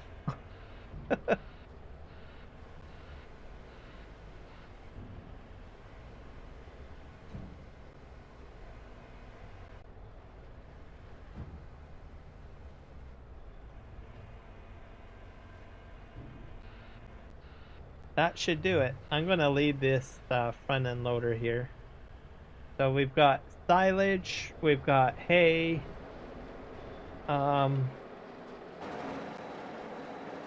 Yeah, I've got hay, straw, and I've got this stuff up here. I want to put a farm down. I want to put, I want cows. So let me go back over here. We'll try to put cows in or something. I don't know where I want to put them though.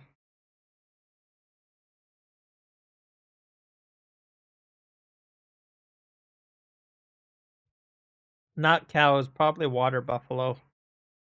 I'm excited about this. Let's see here. Is it?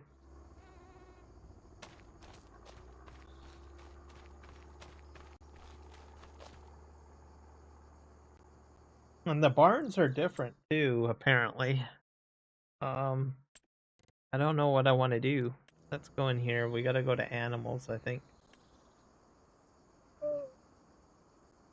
Says a place to keep your cows. Attention, this is a breeding barn. Therefore, milk production is not possible. Pasture for this building can be customized. So I probably don't want that. That's a breeding barn. A place to keep your cows. That's for breeding. Place to keep your cows. Pasture. The pasture of this building can be custom. So is this for milk? This one? That's probably milk. That's milk.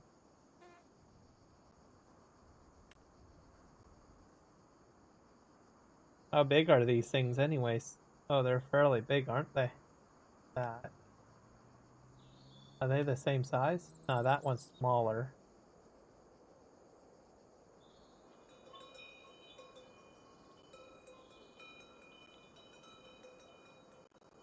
I own some of this land, so I could probably put it here. I'll probably put it in. I wonder if I want to put it in my grass field. Probably not. Oh, that spins around. Spin me around, round, right, round. Put this here. I don't want to. How much is this? 50 cows? That's 96 cows. That's 96.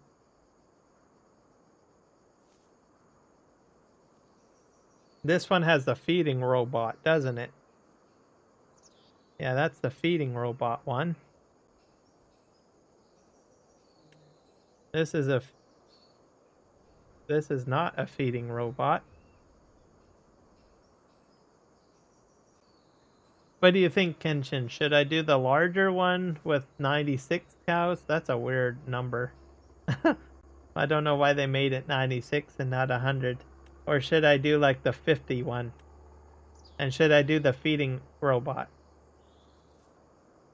I never did the feeding robot before. Actually, I'll put it in as a poll for everybody. Give me a sec. Start poll.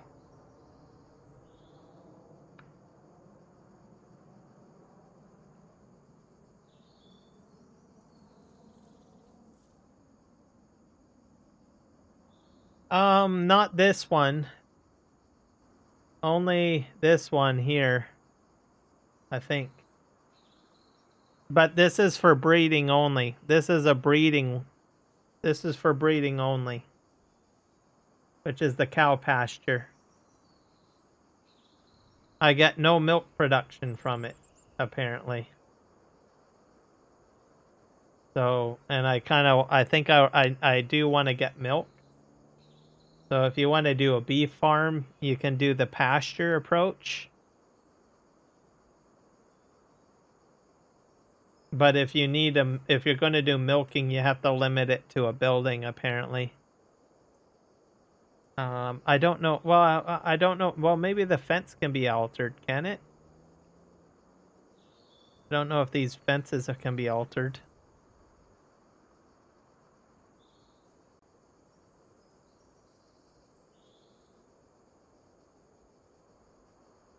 Yeah, I'm still kind of new to 25 myself, so, and I haven't done animals. Too used to 22, yeah. Hello, Mike Music. Congratulations. Eric the Viking did like 15 membership draws. So he's the guy that you gotta thank. But thank you for coming to becoming a member. Well, let's just put this guy down and see what happens. And then if I can fix it, maybe I'll put it onto the main field or something. We'll put or wait, actually I was gonna do a poll.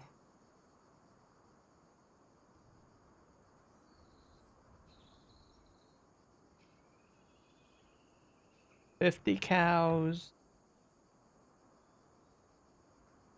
96 cows. regular.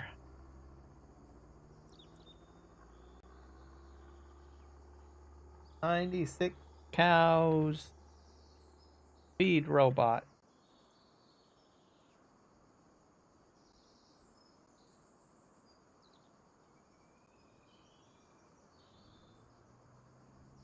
Oops.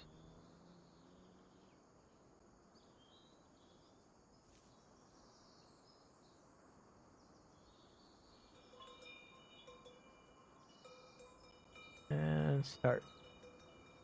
Here's the pole. And I'll make another pole up here.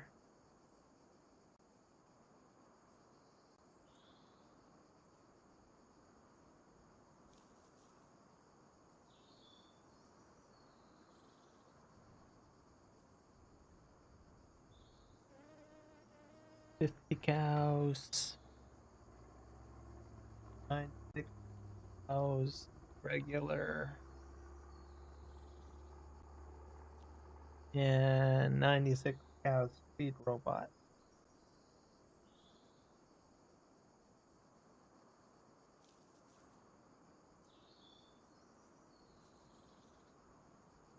You've been attacked by a flying patrol. They don't play around. Oh, those guys. Yeah, you want to avoid those guys in the air.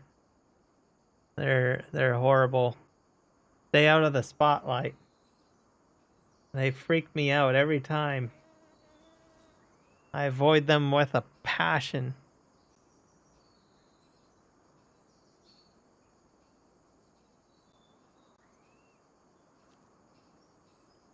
You escape. Yeah, you can escape. You gotta run, run, run. Like crazy. So this one cannot place a fence here. This one you can customize your fence, but it's just pasture land. So if you're going to do like breeding or something, this is probably your ideal one to go with. And then you're going to sell it, or beef stock. If you're going to do beef cows, you can do that too. I probably should have put this one in because I can buy the butcher and I can sell the cows to the butcher. I didn't think about that till now. I had MU bike just next to me. Oh. You had your bike next. Yeah. Oh. Yeah, you can outrun them on the bike. And you can get stunned while on a bike, but usually it runs out and then you just run, run, run. I'm not sure what they are, if they're scavengers or Sardaukar. I almost think that they're like a police force.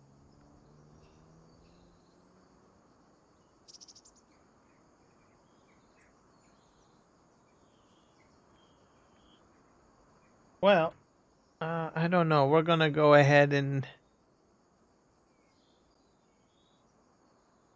Sarso? I never heard of Sarso before. Oh, they're Sardaukar? Okay.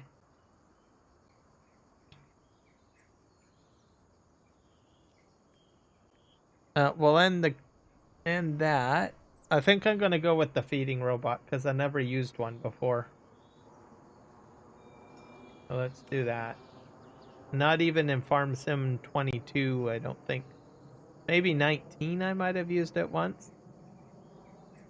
We're gonna just sort of put it right here, I guess.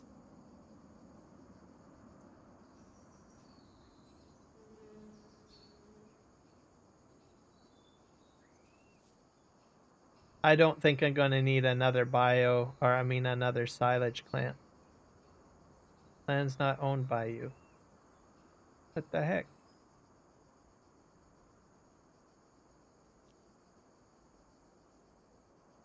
Can I cheat this way?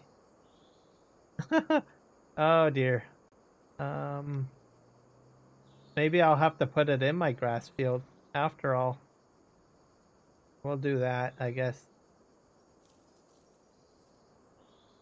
And then we'll just stick it in here and I will modify the field a bit, probably.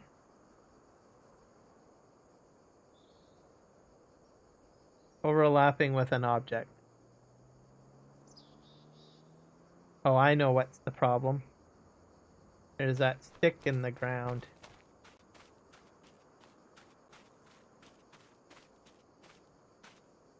Dang stick. Get out of here.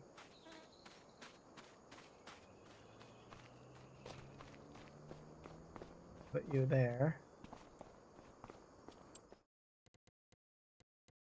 Construction. Okay, I'll put that there.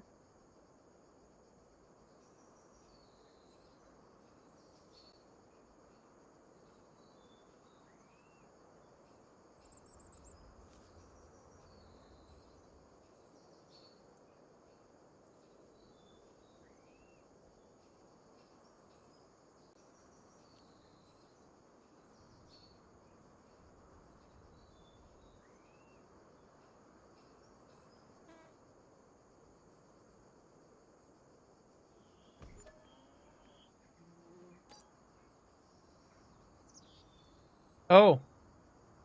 Oh, you can build your pasture.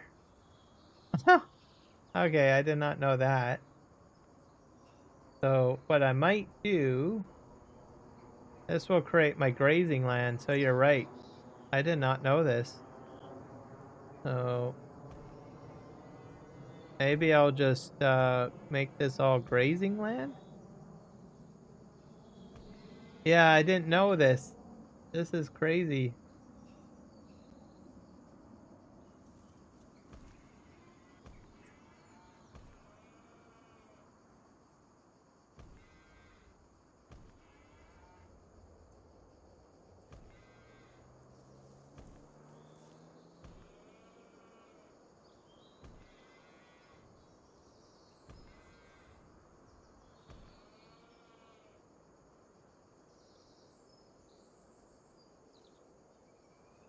Yeah, I wasn't sure. I did not know that this would work this way.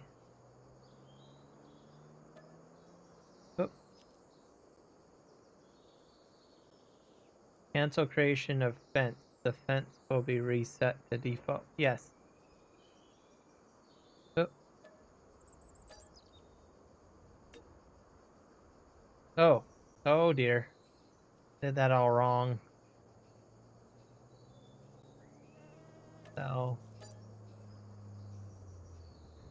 I'll have to do this again.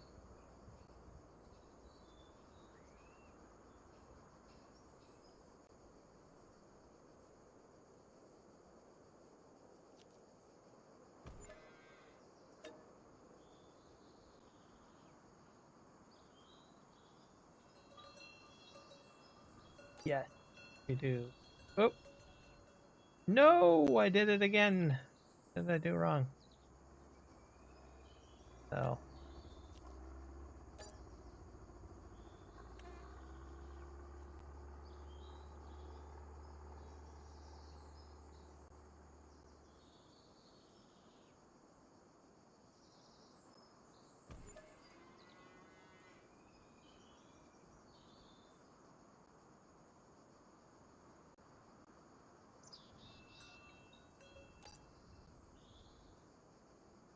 All right, let's do this again.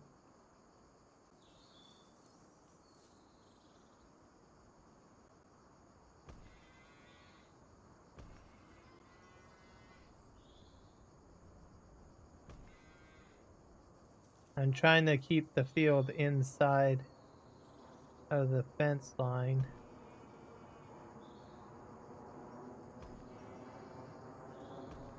So I wonder if the gate opens up so that I can go and mow it if I want. I think you can. I don't know. We'll find out.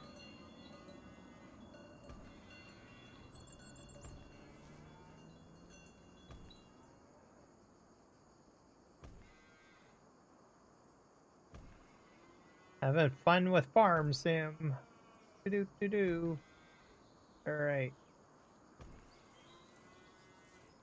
Yeah, I haven't done like animals in like I don't know how long. I barely touched animals in Farm Sim 22.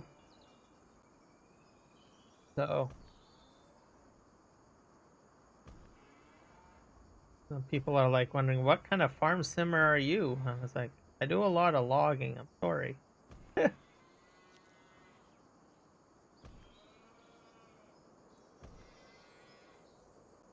I'm excited. But there's gonna be not cows, it's gonna be a water buffalo. Just so people are aware. I think that's the main reason why I decided to get into doing the animals. I was like, well, I'm gonna go ahead and do that.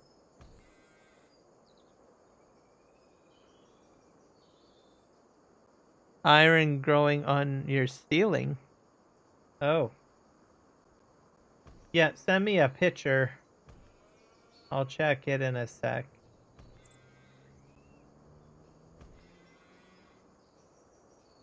Here we go.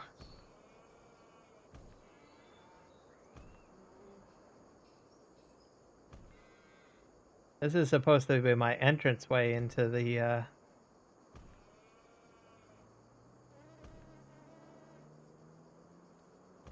gonna go like this. Okay, and switch this way. Oh dear. Going.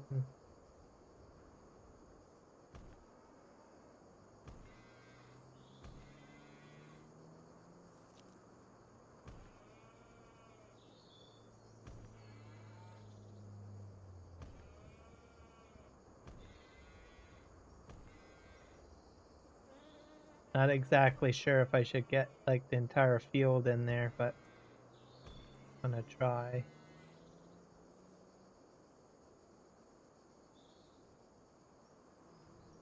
How do you close this up? Oh, right here. Yes. Oh. Oh, it changed it all to meadow grass. So, yeah, you don't need to grow your own grass. Just to let you know. So this is my grown grass, and this is meadow grass.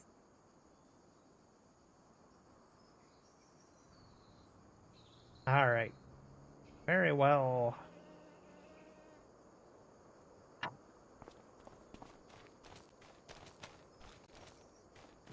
So, what else do I need here? I need pallets of...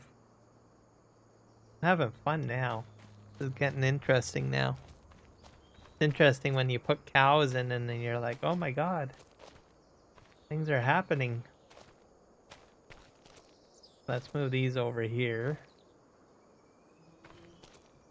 And we will need silage additive.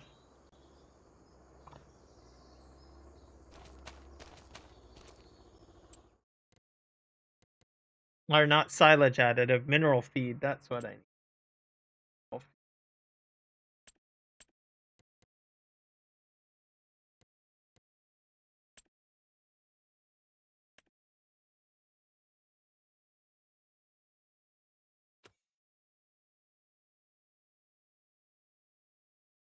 And I'm guessing I don't need a mixing wagon. I just simply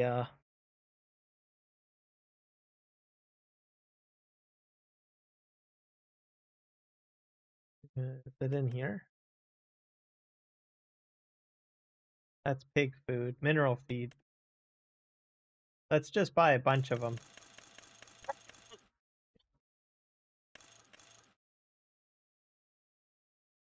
Bye.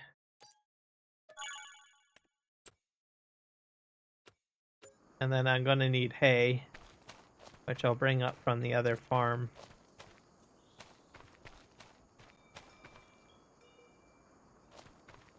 I'll probably bring up my telehandler over here. I got a telehandler way down here.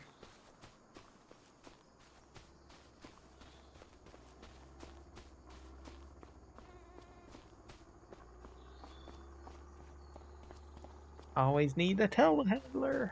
Okay, and then I'm going to need to put hay in there, straw in there. So we'll transport that from the main farm. So we're going to get this all done. This is exciting. Love it when things happen.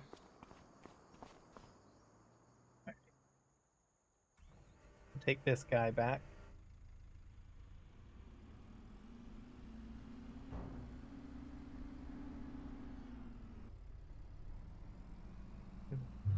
Telehandler's like, thank God you get me to do something else other than having to move this metal around. Alright, so it's going to be buffalo, guys. We're putting buffalo in. So really excited about this. So we're doing that. I'll probably put some other I'll probably put goats in at some point. So don't worry about that. We will be doing goats. Since I got the grass field, so goats will go somewhere.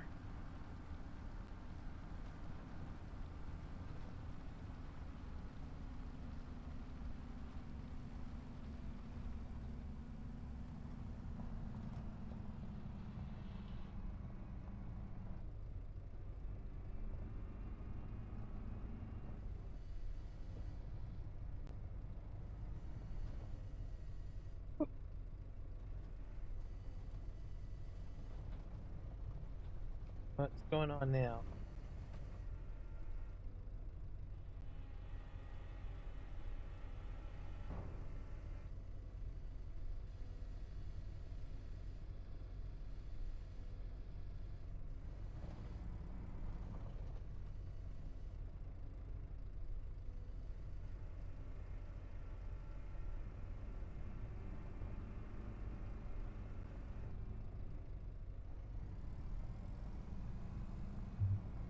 Put this over here.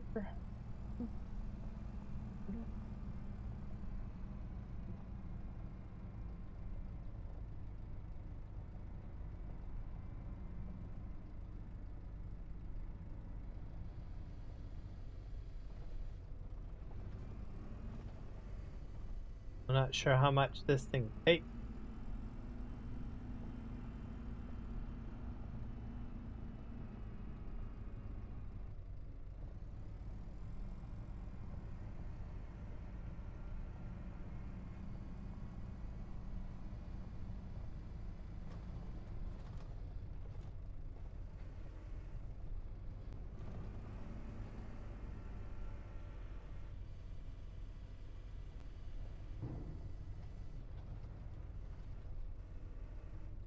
Move forward. There we go. I think I got... Oh, darn. That's a fail.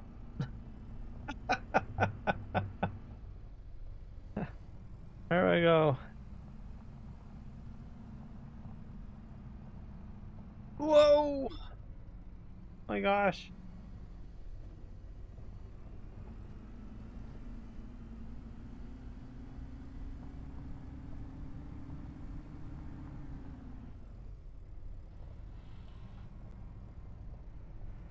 You know, I always thought, you know, if I had a nightmare, could you imagine?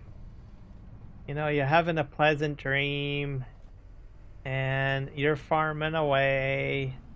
You're like feeding your cows. And then all of a sudden, based on the video games you play, Shai Hulud comes in and eats your entire farm up, including you.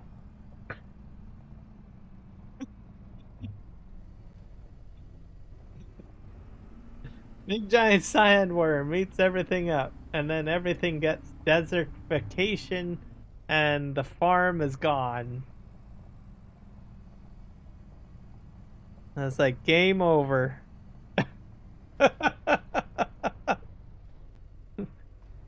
that's like a farmer's worst nightmare, right? It's like desertification. Desert eats up your farm, and then we'll just add a big scary monster in there, which would be Shai Hulud. Alright. I got that in there. I'll have to get a... Didn't they try that with the tornado? Yes, of course. Yeah, that's pretty much what it is. A tornado. We got tornadoes. Totally forgot about that. That's our nightmare right there. Eats up your fields. Everything gone. Poof. Invest all that money into something and then it's all gone. Hey.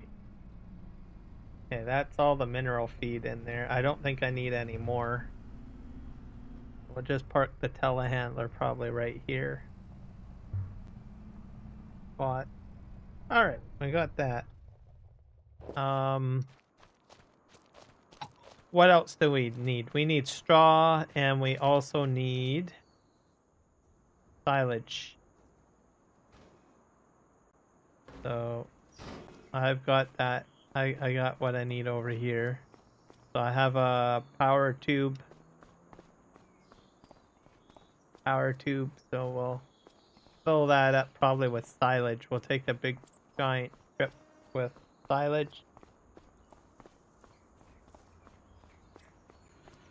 Not sure which tractor I want to use. Maybe I'll use one of the smaller. That one's running out of fuel, so I'm going to leave that one alone. These guys over here don't get used very often.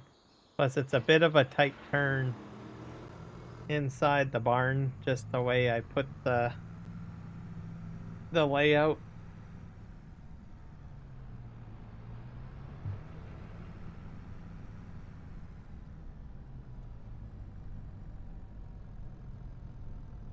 I'll just scoot through here.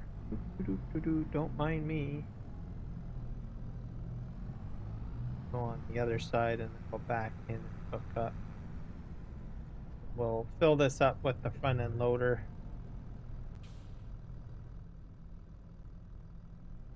Reverse in.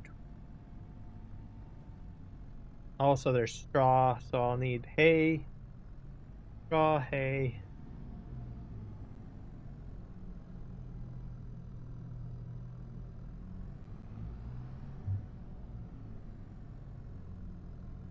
I imagine I'll have another cow barn down, so if that and when that happens, I will put down a more realistic one without the robot.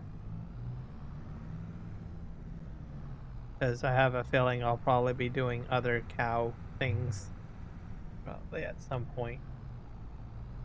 So you guys can be sure of that. Okay, how am I going to park here? What's the best way? We'll just sort of meander over here on an angle. We'll fill this guy up with silage.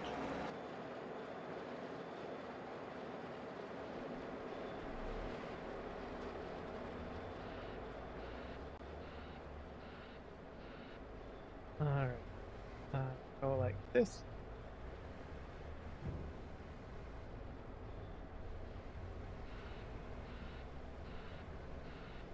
Oh, you're on it? You got the sniper rifle going? Excellent. Yeah, you're pretty much caught up to me now.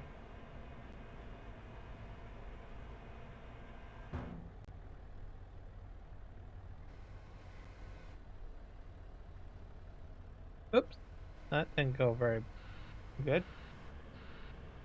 I don't know if I got it in there. Oh dear. What happened?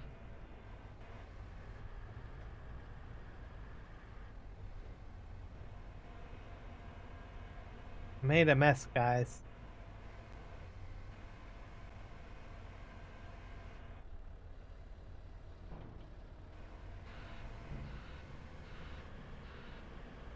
Not used to filling up such a small trailer.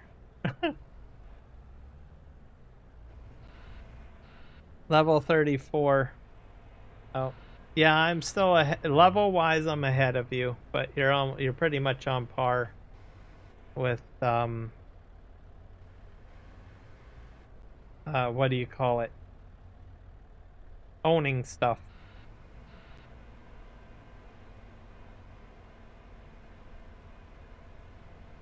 He is now a member. He bought a channel membership.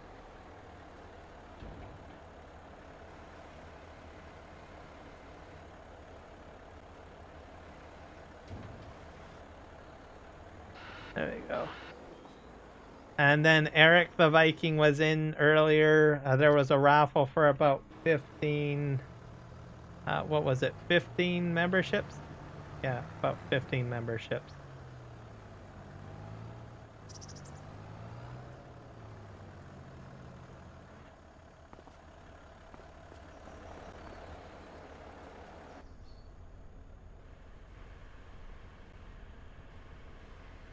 So if you see someone with green on their name, it means that they've joined the channel, or they're a member. They purchased a membership, or they've been gifted a membership. That's also a possibility too. So that's what green means.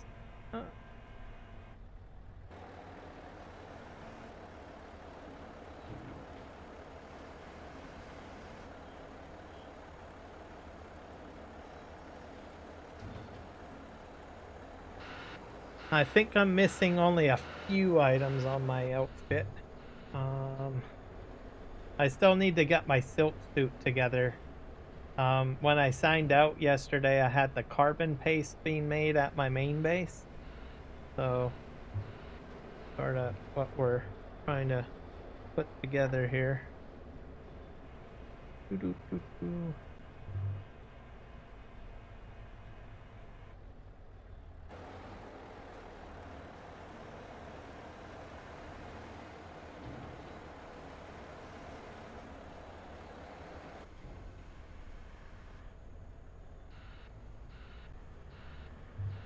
And let's see. We'll have to get ornithopters as well.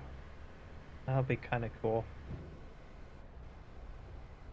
I got all sorts of things to do.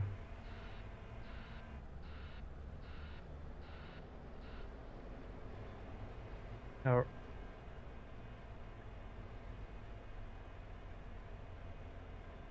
you need cobalt. I don't know what cobalt is. Is that a mineral? That's a new one.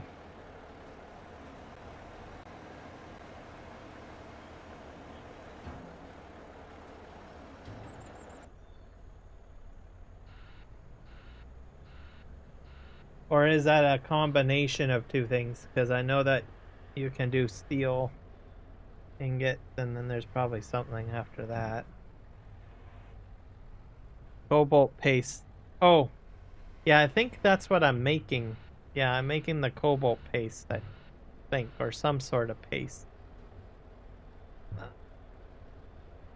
Emerite. Yes, I've been making cobalt paste. I took the buggy down there and had a whole whack of emerite crystals. Before you and I teamed up.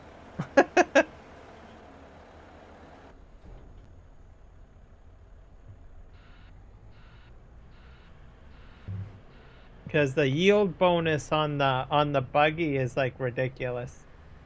So you don't really have to go too deep. There's also a cave somewhere that has a bunch of it too, by the way. Like one of those you know, the places where you get the microfiber sandwich or micro sandwich fiber stuff. There is a cave that has a whole whack of it in it, and like probably 4 mobs in it. So I found that that's where I first started farming it, because I think I needed the paste for the buggy, and there was no way I was going to go very far. So I found it. It's there's like a ramp on the north side of the, what do you call it, the anvil base. There's a ramp that goes up, and there's like one little microfiber sandwich cave there that you cut in with your knife. And there's one guard outside. You take the guard out, then you go inside, and there's at least a bunch of ground crystals, and then there's some that you have to take out your mining laser.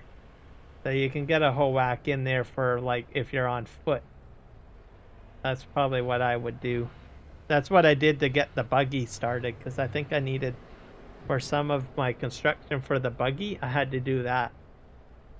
And then I eventually went down in and got a whole whack for all of my other stuff. So.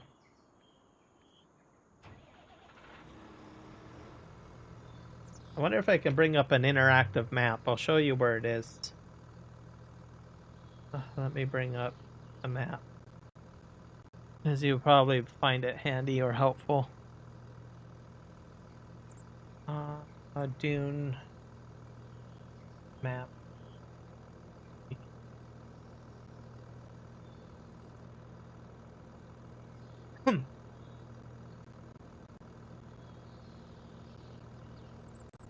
Map genie.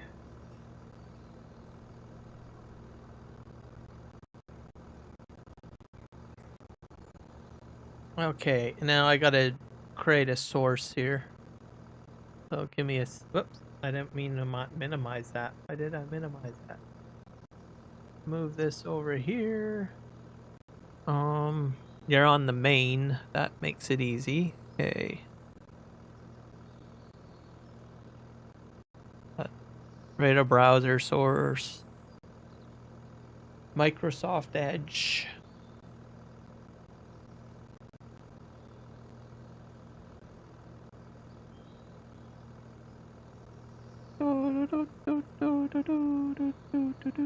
What the heck?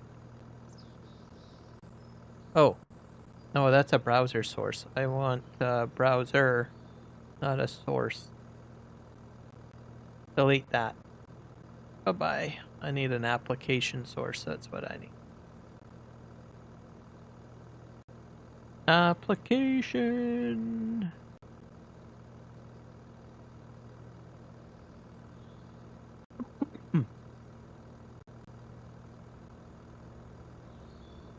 Application audio capture output.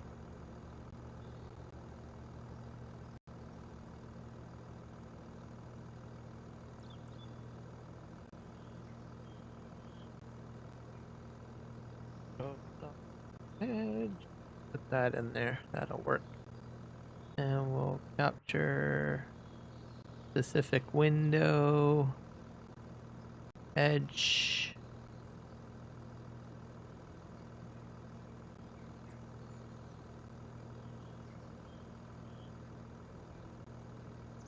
I think that's the right one, is it?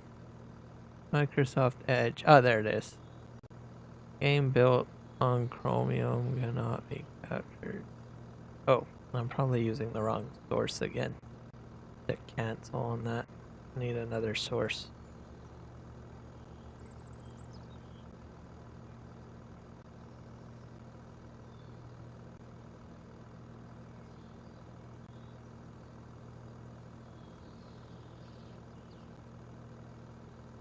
Window capture, that's the one I need.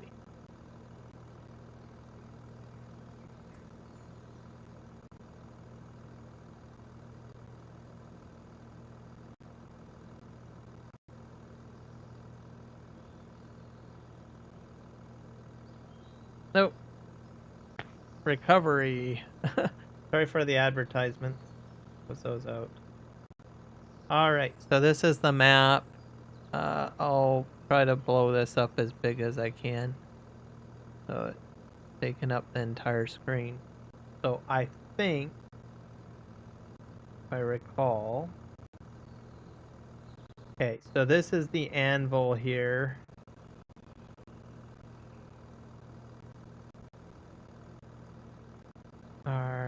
Wait. This is the main trading post, if I'm not mistaken, right?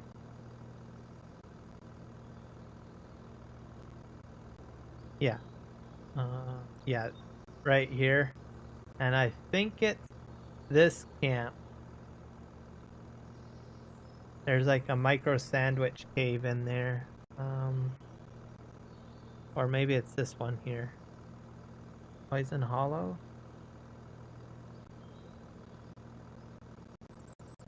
I think here.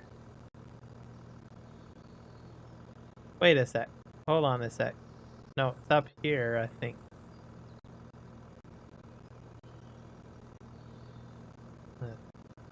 No, not in there. This is Derek. No. This is schematic.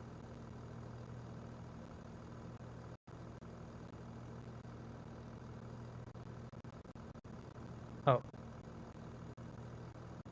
Yeah, I'm looking for a cave.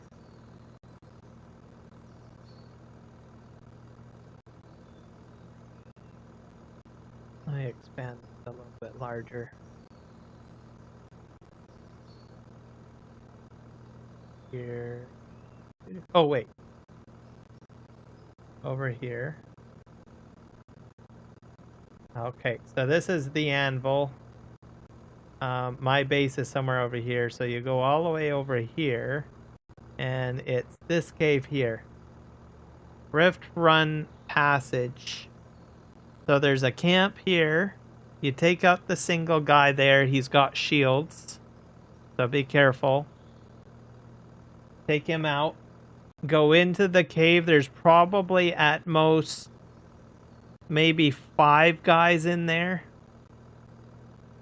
Or 4.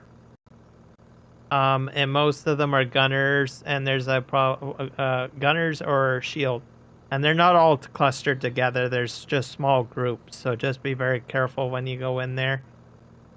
The other thing, too, is on the ground, there are trip mines. So just be mindful of that. You might trigger a trip mine that will cause flame. And that's about it. Go in there. You're going to find some broken up crystal on the ground and a few nodes. So you'll need a cutter to cut the nodes. There's quite a few in there. So there's probably enough stuff in there to fill your inventory, like on your person. And yeah, just run that a few times and you'll probably have enough cobalt paste or whatever. So yeah, this one here. Rift Runner Passage.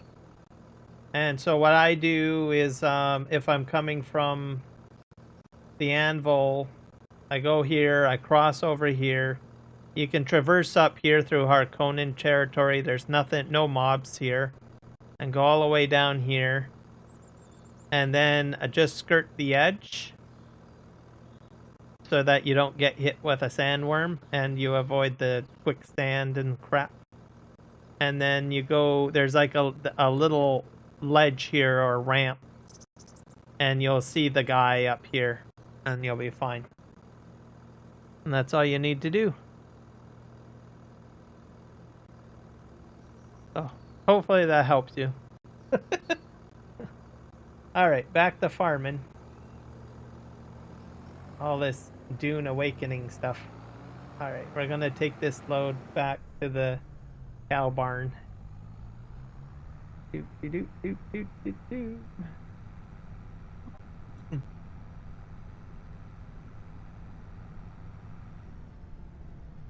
Oh, I guess I should probably check my Discord. Quick. Oh yeah, you got a node in your base. I'm looking here. I don't know how you got that wrought iron node to show up. I would love to have a bunch of iron nodes grow around my base. And you have this other map. Haga Rift, that's where you are. Oh, you're fairly close to it.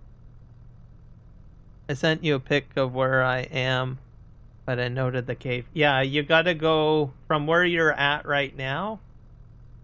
You need to go definitely east. But I don't know how you're gonna do that because some of that area where you're in right now is pretty high up in the air.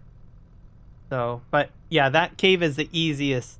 And then the only thing you do have to watch out for at night is the scout craft with the bloody searchlight. So.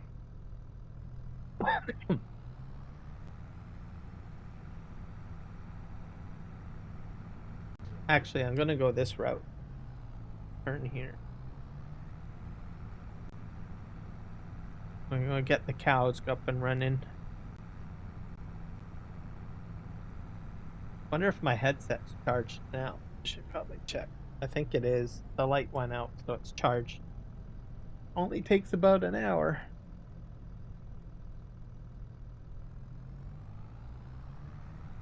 There we go. Yeah, I got audio. Yay. I'm gonna go fill up the barn. But yeah, I made a couple of runs in there, so I cleared out the mobs. I went in there into that cave, and I got a good load. Then I returned to my base and emptied it, and then when I got back, the crystal nodes replenished, but the mobs were still dead because there's like a slow respawn for some of the mobs in there.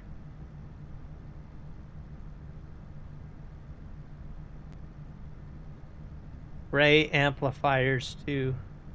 That's something I'm not too familiar with. I probably need those. I've seen that on my list of recipes. I was in that area where you were, like, I think when we first teamed up.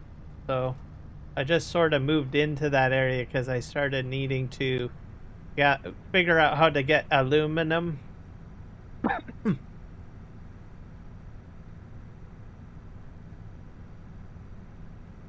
All right, I'm gonna go across the bridge here.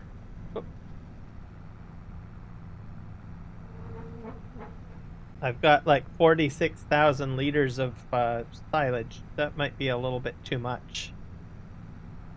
Bro.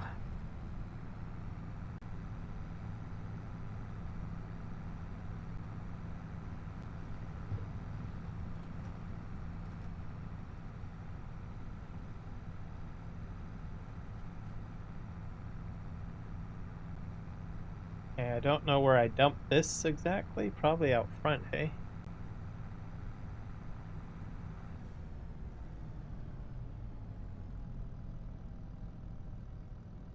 How do I open that thing up? Oh, silage.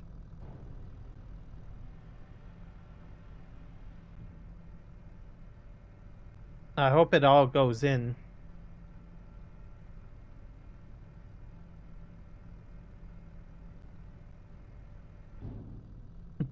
Yes, it all goes in.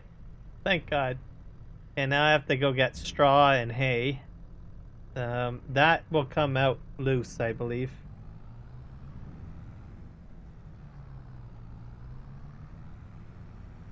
And I probably won't have to go very far once this bunker's done. So.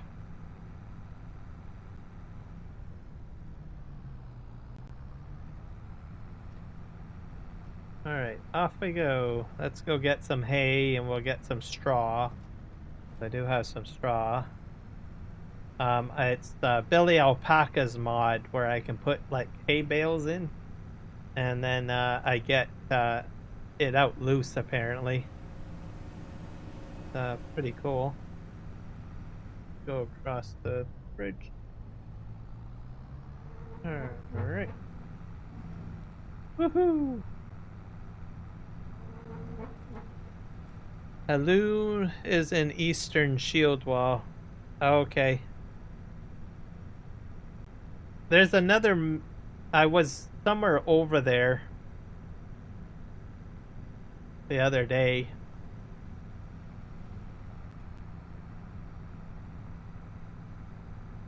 Because I had a quest that I had to do over there. I still got more quests to do over there.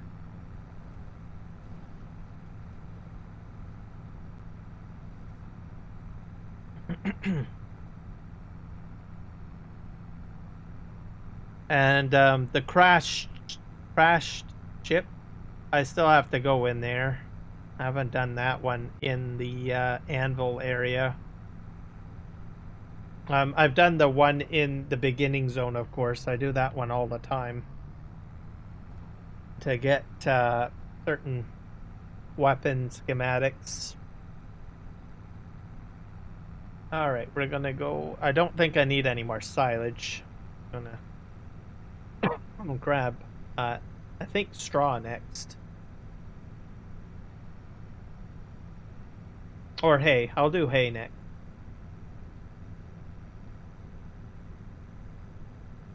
I think I've even got silage inside of the silage bales, if I'm not mistaken, inside the barn or inside the storage. Yeah, so I can also fill up here.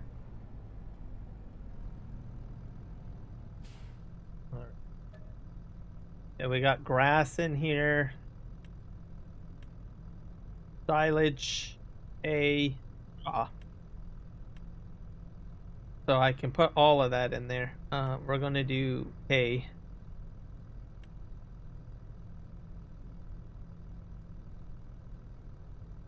I had to go back to Haga Basin to finish some quests.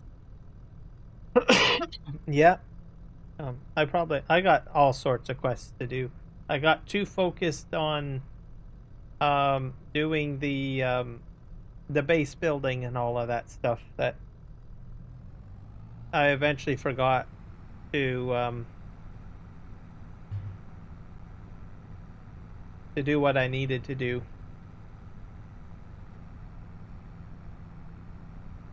Quest wise, that is. Oh well, you get that's the thing about open world games, you know, you just sort of do your own thing.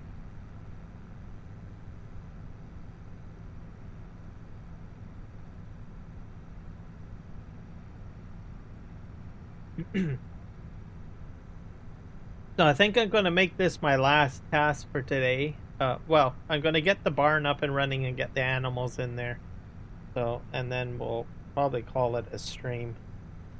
But I got a little bit more time. I'll be streaming a little bit longer. Just got to get everything in there.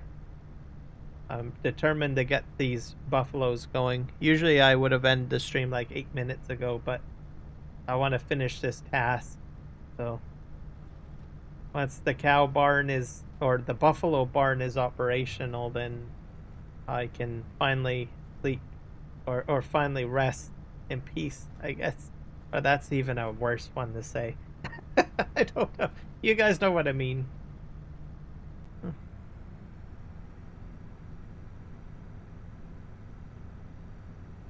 you go.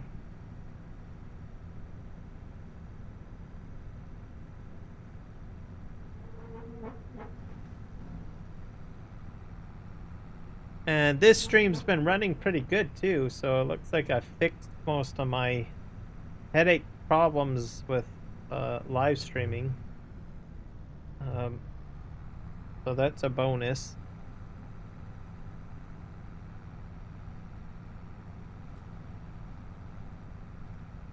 Unfortunately with Twitch, I don't know what I'm going to do with that. It sounds like I'm going to just give up on Twitch probably, unless they decide to change their ways. So long story short, multi-streaming, they don't seem to be very nice when it comes to multi-streaming. Where do I dump this?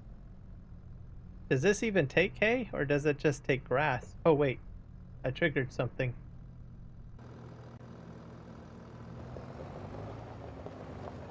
Here we go, it's the last one.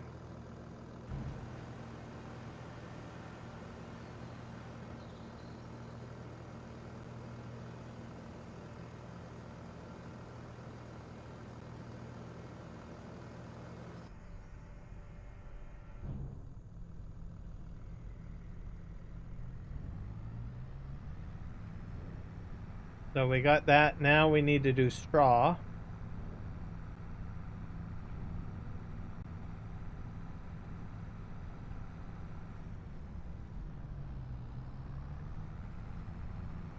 Probably need two things of straw because you got to put bedding in, if I'm not mistaken.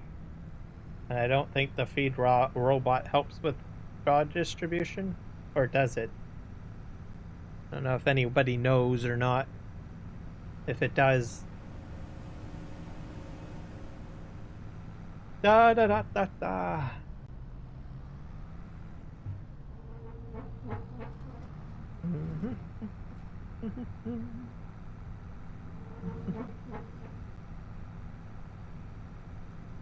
The cow barns. So does the robot, because there's a, for the feeding, there's a section where you can put straw in. If I put the straw in with the feed robot, will that feed robot put the straw into the barn? Or do I have to do a manual dumping of that? Because I don't know about that.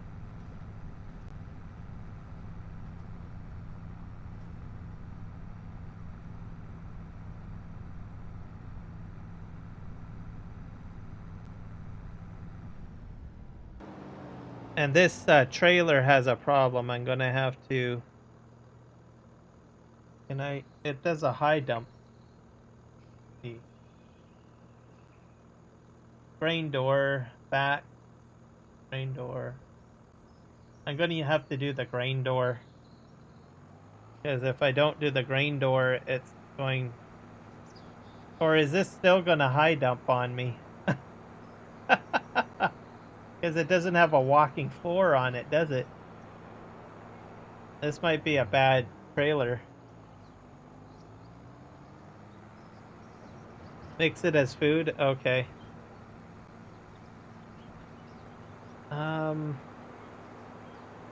Okay. This trailer I might have to sell. Hello, the sim guy. Welcome in. Welcome to the live stream and the fun, Mr. Well, I guess we're both strangers, aren't we? You're like the second person today. Mark Thor actually checked out my stream today. So I haven't seen him in my live stream in a long while. So I only found out because he got a gifted membership. So I was like, oh, well, that's cool.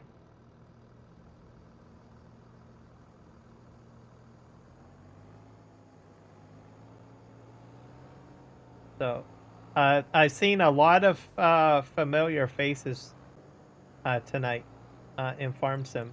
So I was like, oh, cool. And including you. You're like top on the list. I am doing well. Thank you. I had some setbacks with streaming and I don't know, but other than that, things have been good. We're getting straw. Right? Yeah, straw. Just fill that up.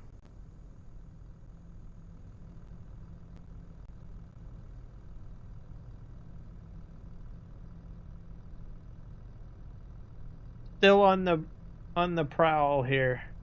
Still working on this map. Oh, but things have been good. Summer has started. I'm happy about summer. Crashing, not as much. I have had some moments, but I've been on my best behavior today. So I haven't had a lot of crashes, so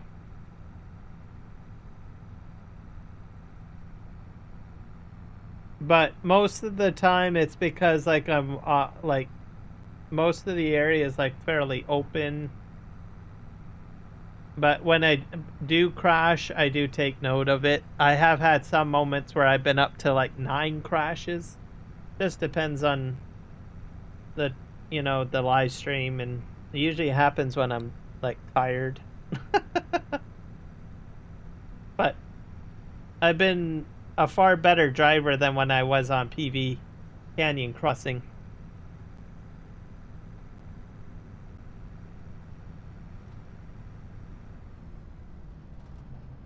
But yeah, a lot of old faces today. I'm really happy about that. Today, including yours, of course. So you've popped in. Mark Thor. There's a list. So very, very happy about it.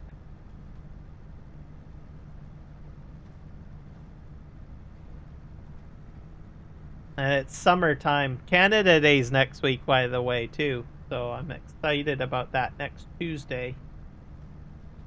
I will probably be doing a periodically throughout the day certain live streams and stuff like that. It's gonna be weird. So if I see something that I want to live stream, I'll be live streaming it. But the drone presentation, which happens at night, I'll be live streaming that for sure. I'll go up here. So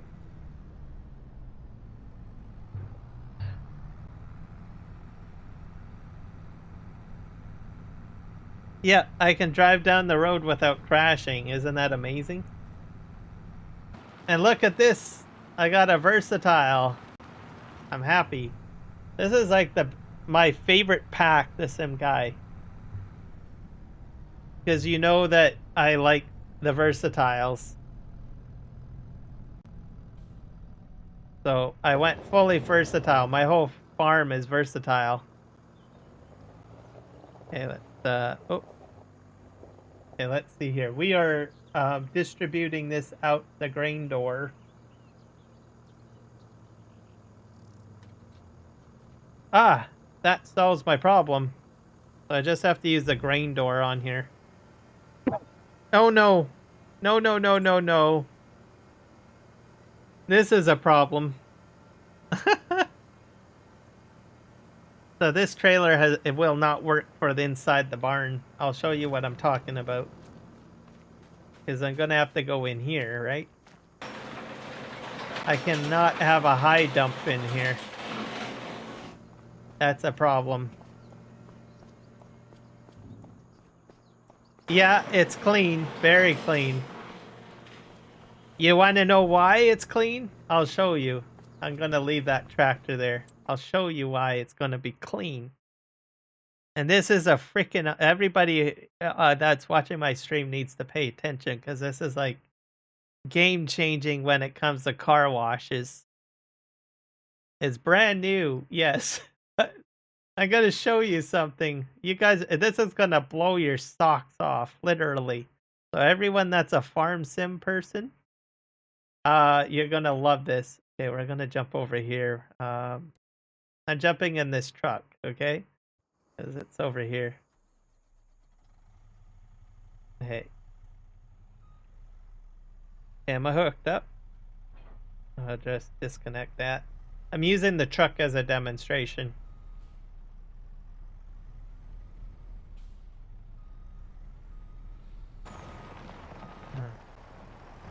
Look over yonder. This is awesome. Complete game changer. I wish it was larger though. So all you need to do... Oh, that's a crash. I didn't go in very straight.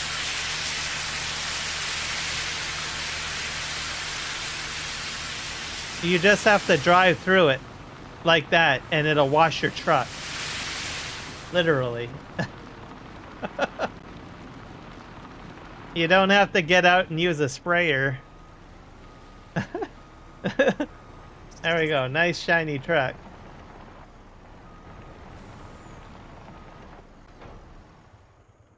There we go. Yeah, cheat code. So it's by FS Miner, by the way. It's in his pack. And so that's how it is. Ooh, it's loud. So you go in here, and it's a production, basically. I got lots of, yeah, truck washing system. So what happens is you put water into it, and it will, I've got 9 liters of dirt off of it, and then I can sell the dirt once it fills up. Yeah, you probably have it already. The only downside of it, which makes me sad, and I'm putting this out here. Hopefully he'll make a larger one. So I'm gonna just deactivate this. So it's a production. But it's not very wide. You can't fit a combine through here. So I really wish he would make this mod again. Because this is a truck wash. and extend this like out to here so that you can fit larger equipment through. So I know he's a very busy guy. Yeah, it's cheating, but hey, it works. I've gone through plenty of car washes in Canada like that. It works. It's a production too, so there you go. But yeah, it does small trucks and stuff, so I love it. You just drive through. Just think of it. If you're using auto drive, you could literally set up the park feature and have your trucks go through here with auto drive and just clean them one by one. Literally. And then use the park option in auto drive and park your vehicles. So you set it up like a course for parking and have a parking area like right here and have all your vehicles go to the parking, but have your route go through the car wash, and you could automatically wash and park all your vehicles with auto drive.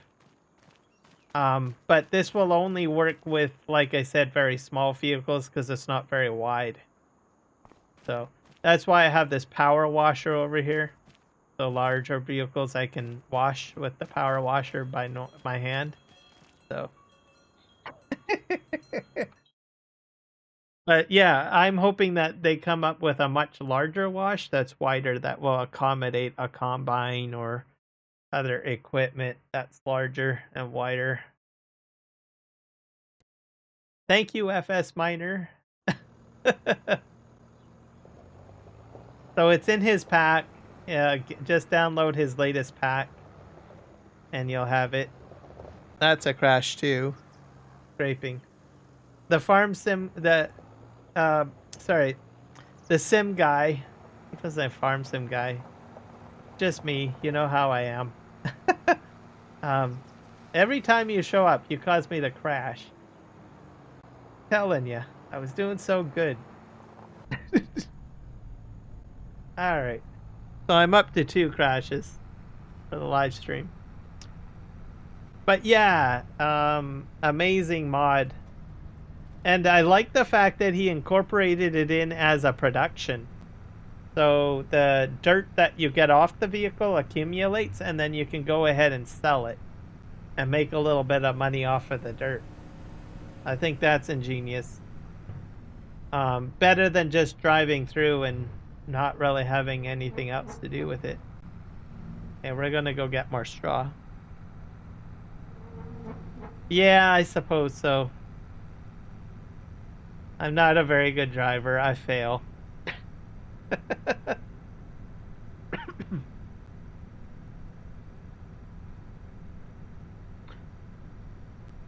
But yeah, that's probably one of my most favorite mods now, that car wash. So hopefully we'll see a much larger car wash sometime or whatnot. So I like to talk about it as much as possible so that maybe one day my dream will come true and there will be this massive car wash built mod. So I can always hope and dream.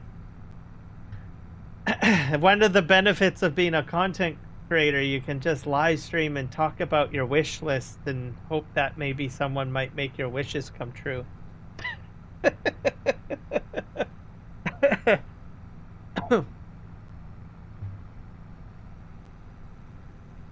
All right, we're getting our second load of straw, which is the last one that we need. And then we're going to put those freaking water buffalo right into the pens. So that's the next thing. I'm excited.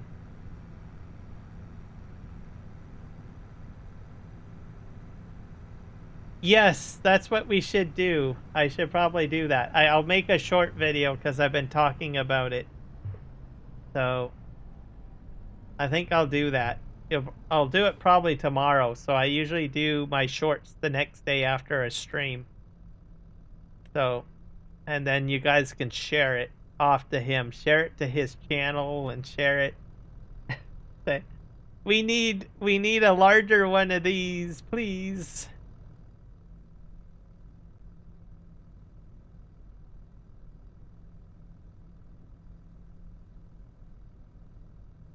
Because he does a lot of amazing things, so I figure, what the heck.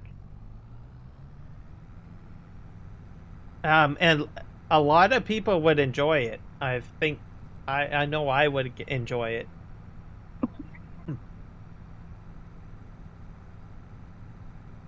And honestly, I don't think he understands how valuable that mod could be to people.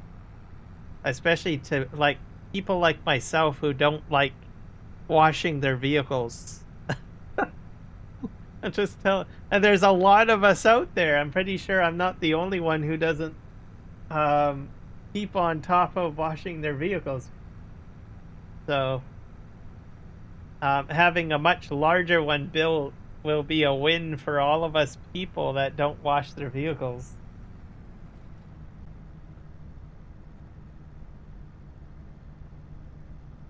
And like I said, when I do incorporate auto drive in here, if I do get a car wash like that, I'll be using the auto drive park feature.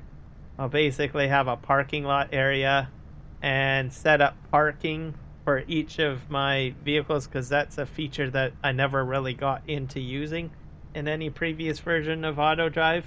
And then I would just, like I said before, have them all make sure that the route for parking goes right through the car wash, and so then every one of my pieces of equipment will be clean, pristine, each time.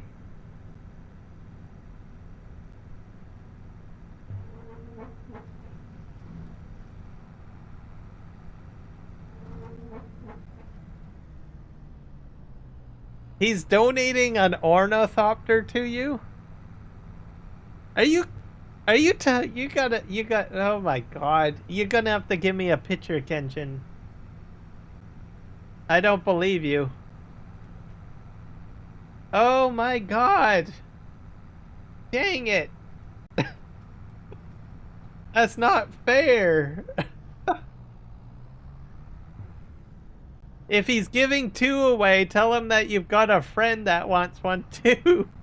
I will take one. Literally. Sheesh. I've never heard of anything like that. The people on that server are freaking, like, generous. I mean, what was it the other day? There was a guy giving away a base. I think that's freaking awesome. Whoops. That was a... Man, I chose the wrong day not to be on the game, I guess.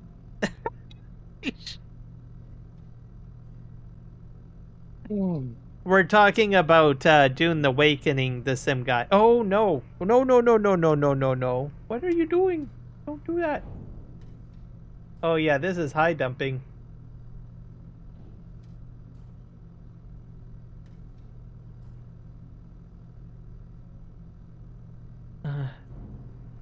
Yeah, because I could use one. Uh,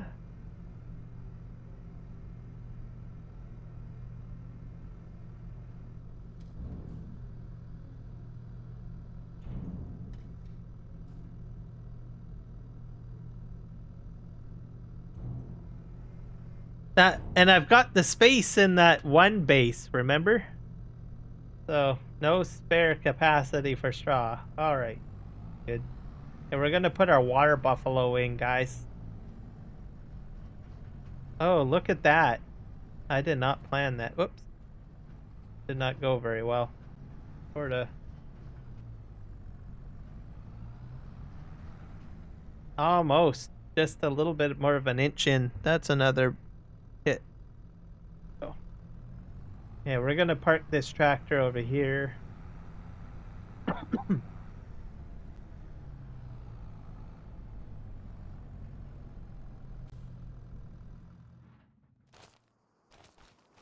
Okay, let's get this production going. There's a trigger, isn't there? Oh, I get manure too, don't I? Oh, I forgot about all of this stuff. Yeesh, I'm having fun here.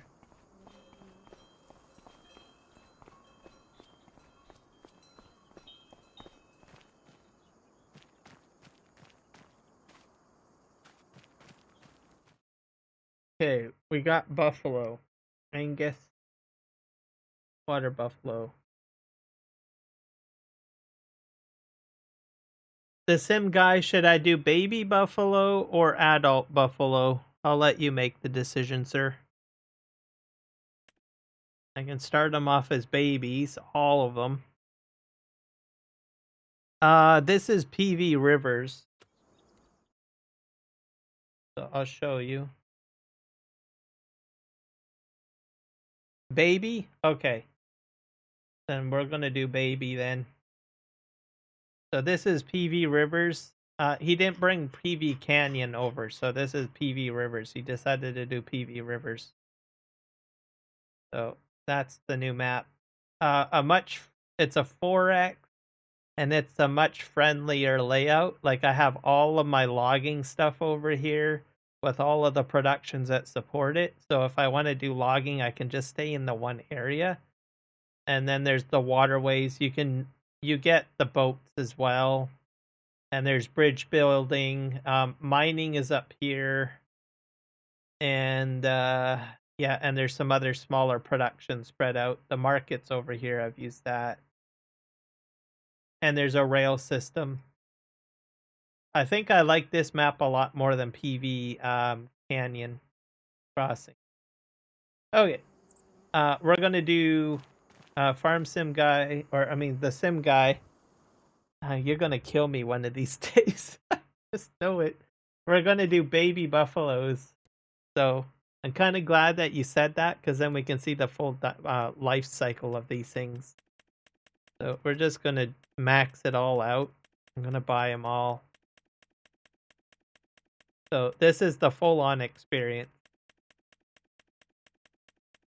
So this is about 96. I don't know why they went with a weird number of 96 animals. Because why not make it a straight 100? Oh, it does go to 100. It's a lie. Oh, wow. What the heck? Oh, my gosh. Is it because of the size of the pen that I made?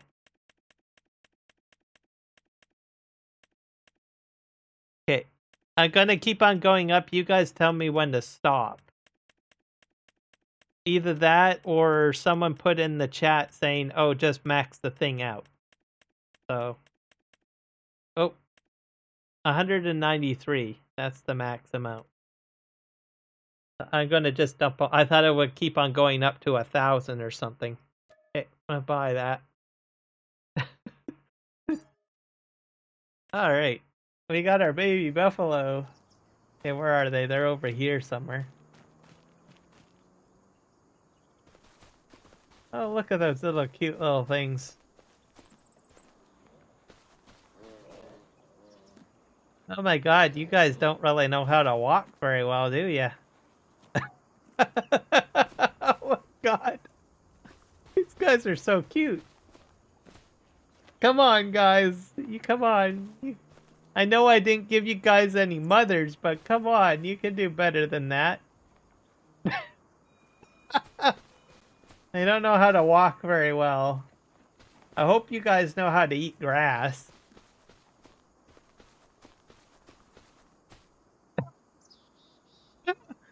So cool.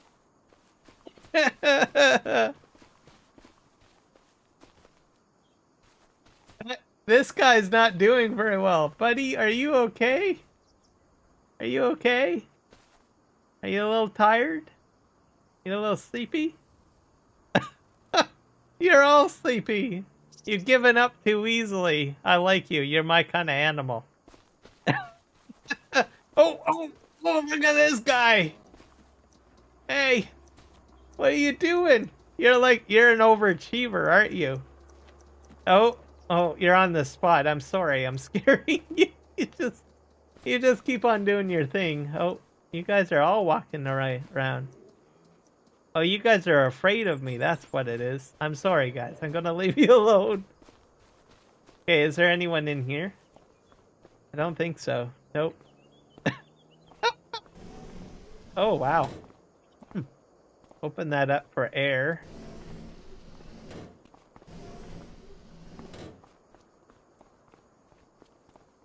This is great. I did not expect that. The sim guy, you made the right decision. You made me laugh. Thank you so much, sir. You made the right choice. You need to feed them. What do you mean feed them? Are you serious? Do I have to actually feed them? How do I do that? I've got a robot. Doesn't the robot feed them?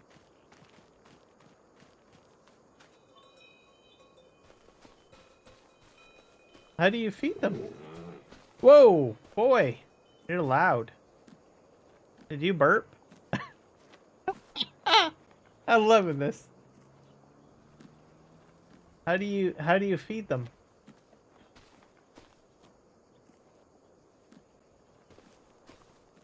He's eating grass. I can hear him chewing.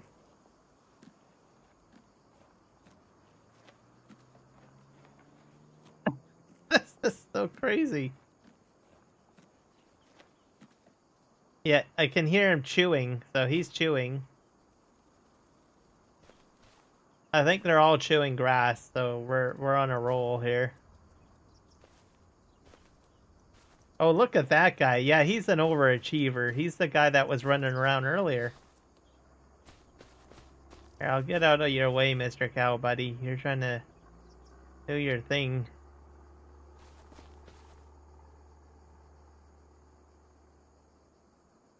Oh, wait. I don't know if I got bowls. Or is that a bowl? I hope I didn't buy a whole whack of bowls. I didn't even pay attention to that. Let me go back over to the category. I have to look at my animals. Oh, that guy's an overachiever too. Look at him go. He's a happy-go-lucky buffalo. Alright, let's go over here. And we'll take a look at our animal metrics and see what we're dealing with here. And probably over here. Ooh. I think that one. No, this is the purchasing one. I probably have to access it in my menu. Go in.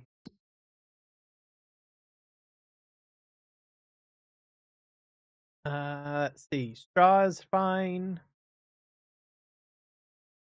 Buffalo milk, straw, manure. No manure heap nearby, so I'm gonna have to put one of those down. I don't know why the robot didn't kick in. How do I think I have to go over here. The robot's over here. Mr. Robot, why aren't you working?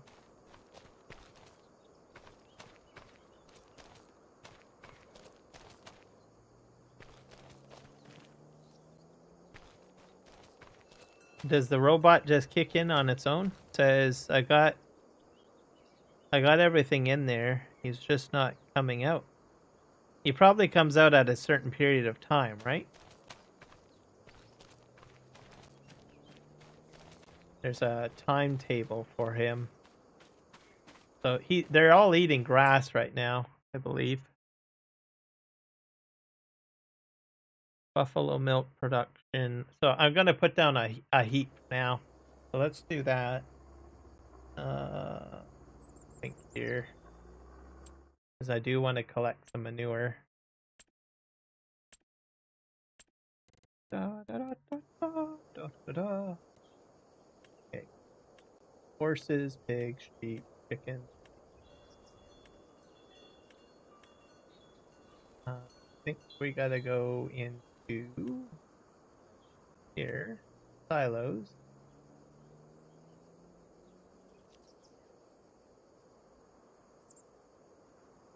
Silo to store manure temporarily.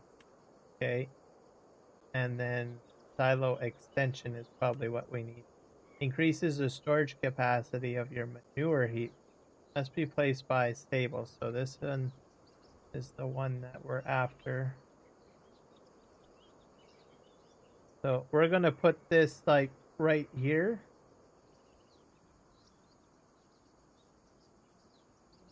I think. And I should be able to do this or something. Put it like right there, I guess.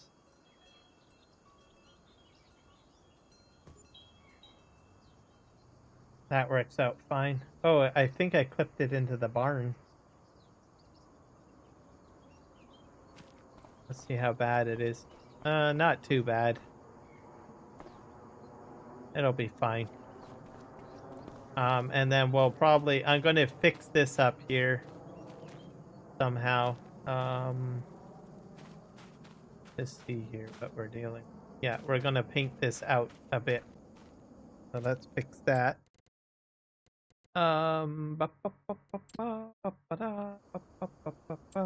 Let's go into construction, silo extensions. We're going to paint that area.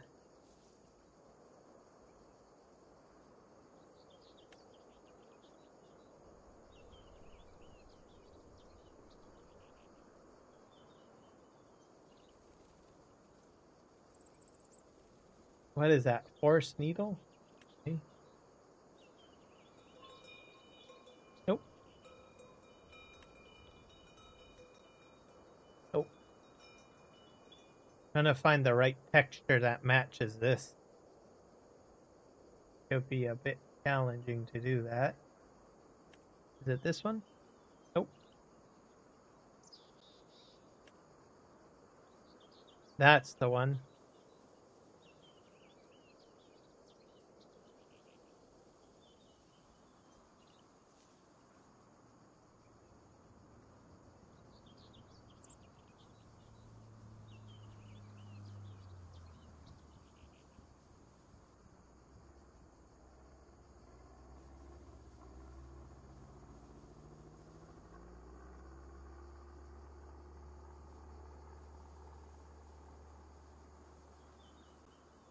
Mud light pebble is what it is.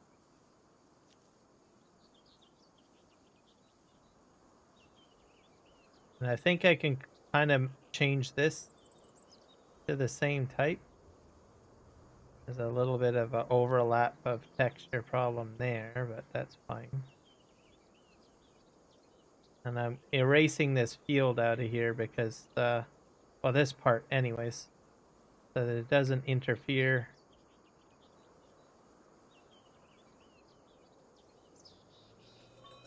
There we go.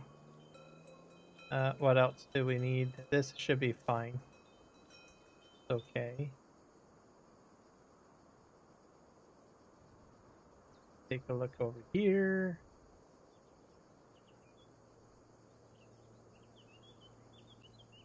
I'm gonna try to make enough room to turn around here too. So I'm probably gonna just move this out a little bit.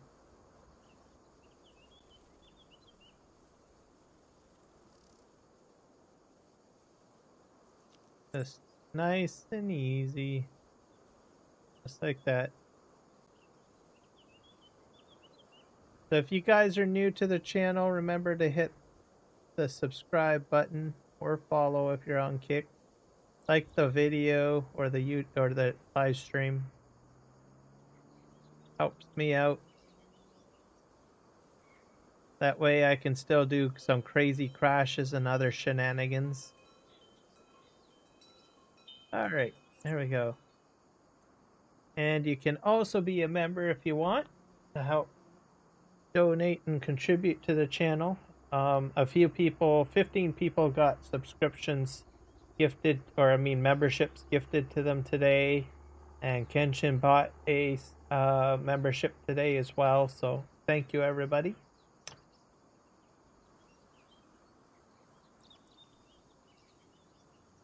Put that in there. Yeah, that looks a lot better, right? There's a little bit off further there. Oh well, I'll just leave it as is. Doesn't have to be too perfect. Let's just see here. So this should be enough room to turn around a little bit or back up and fill my milk tanker. Health, food, straw, slurry. meadow. Let me just see if says that it's got a thing next to it. I am not a fan of those robots. Oh, you're not a fan? I don't use the robots very often.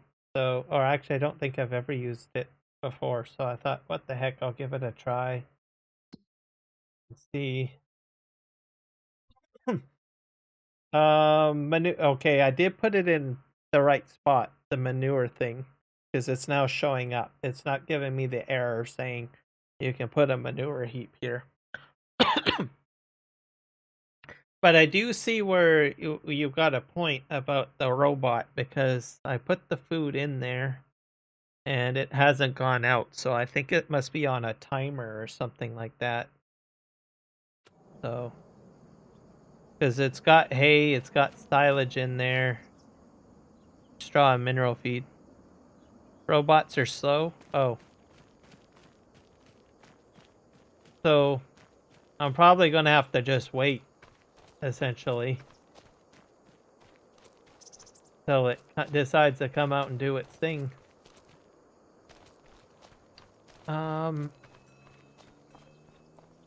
We've got silage that I'm gonna buy some silage additive. This is a new mod that came out, I think, today, I guess, or yesterday or Friday. So I tested this out. This is a rack system to put your silage additive in, by the way, on each one. And these clamps, they're snappable. So I went with this. This is the smallest one. And if I put another one here, it'll snap right next to this. So, the interesting mod pack. Who is the modder for this? I think I have a list of mods somewhere. Or does it only show you vehicle mods? Here we go. Mods. I got a lot of mods. Oh, this only does vehicles? Probably just vehicles. Uh, yeah, it's only going to do vehicles. Maybe if I actually go into the pack, it might let me. Here, construction. So that's the silage silo. I'm gonna just put myself at an angle because it's a bit better to see stuff. I think it's under silos. So it's the Planet Bunker Silo pack. So the one that I have out now is this one. See, like it just snaps. Like I don't, it auto snaps sort of right next to it. Which I think is cool. I wonder if the larger one will snap to it. This one does not. So it's based on size. But I bet you if I put this one down and one next to it, it would probably, another one of these would snap to this. So, and then there's this one. This is a much larger one. This holds, this is a 6,000 KL, I guess. This is a 4,000 and I'm using the 2K one. Supposedly I can use the rack, so I'm gonna try to figure out how the racks work. I don't know if I have to load them with a telehandler or what. We're gonna move this out of the way. Okay, the sim guy, I appreciate you coming in. Thank you. It's been a long time. Alright. It's been a real treat. Yeah, will do. I'm just going to do the, my stream's pretty much almost going to be ending pretty soon. Just trying a few extra things here. Let's go into, I need to buy, material. Go in here. Nope. Hit the wrong button. Go in here. I'm going to buy, what was I buying? Silage additive. I am not going to crash, sir. This stuff. So I can probably buy 6 maybe? Yeah, we'll buy 6.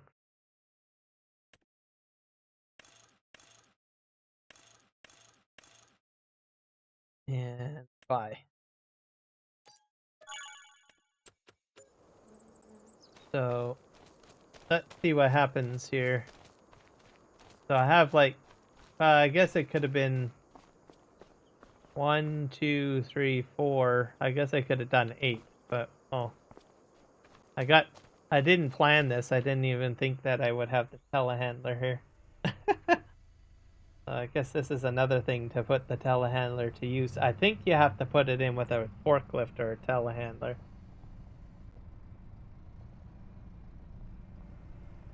For a bit of realism, I guess. Or I don't think it auto loads. Or maybe it does. I don't know.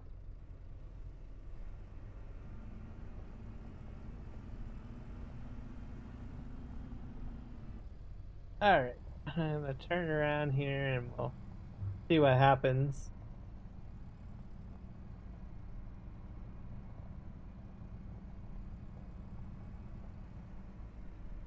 So, at least that's what the image seemed to show. I'm probably better off with a forklift, to tell you the truth.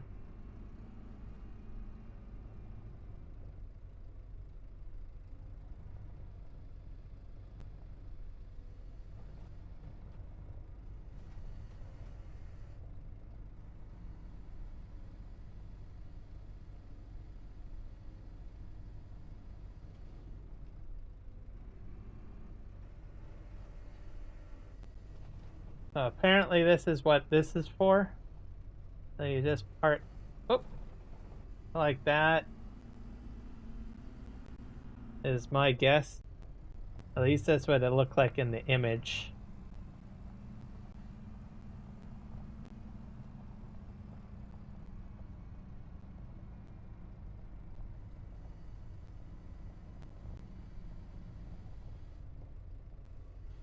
Boom!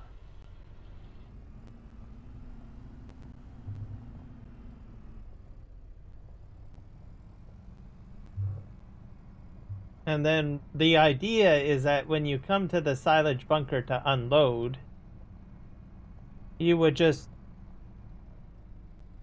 take your pickup wagon or forage wagon and just sort of come close to this. Oh, there is no collision on that?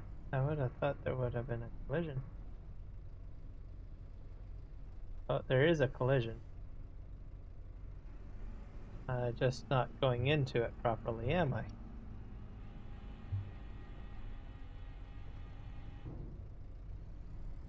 Just align ourselves a little bit better. Alright, we're going to go forward here.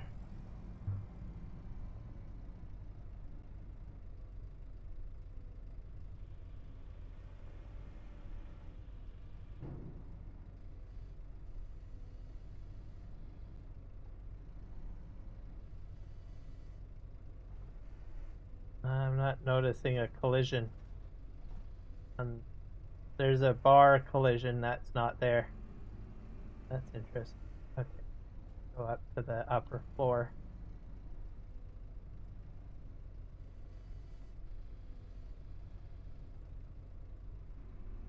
Oh.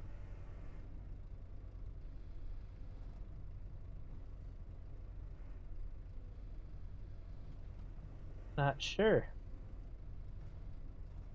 It seems very weird. Feels weird.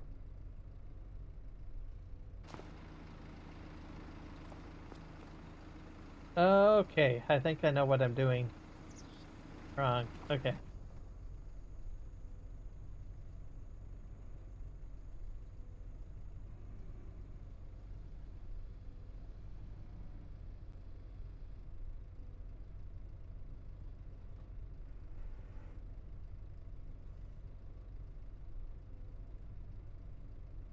Oh.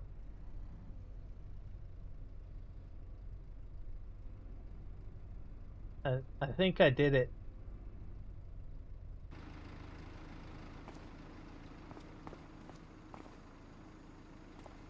Okay, it's in there.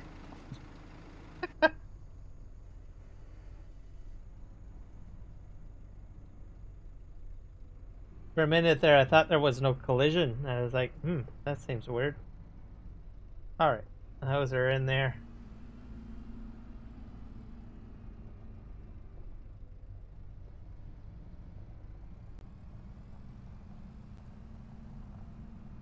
So yeah, that's what you would pretty much do. Just stack those in there like that.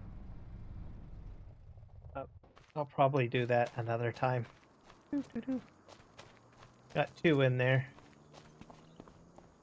Or when I do mowing, I'll probably have to move my mowing kit in here. The robot's not running. So I think that's gonna do it. I went into overtime by an hour. So usually I'm off like an hour ago.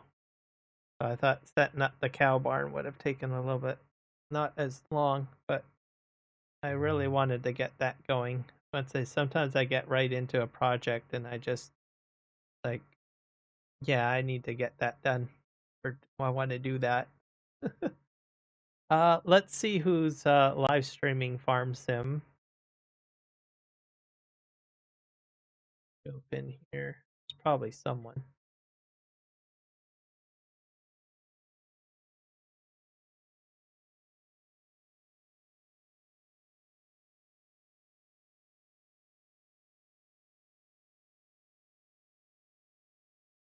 Or maybe not. I don't see anyone. Let me just type it in.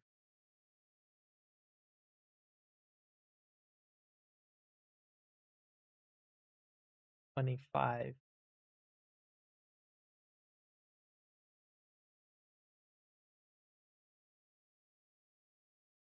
I'm streaming.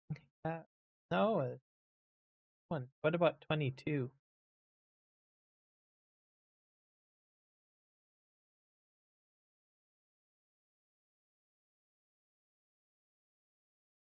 Most of them are all premieres and coming up. Wow. Let me just see who's out of the community that might be live.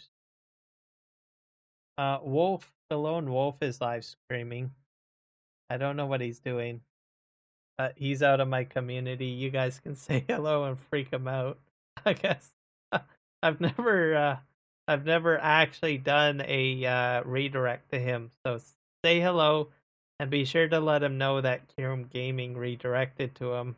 So I don't know what he's doing in there, but anyways, that's there. I'll set it up for both. That might be a shocker. So I'm not sure if he's gaming or what he's doing, but if he's not, at least say hello. And it'll be a bit of a surprise for him, I guess. In a way. Okay, I'm gonna set them both up for that. I'm gonna have to get the other one going. Okay, that one is set up. And they're like, what the heck? Can't believe someone went ahead and uh, redirected to me. See if we can set this one up.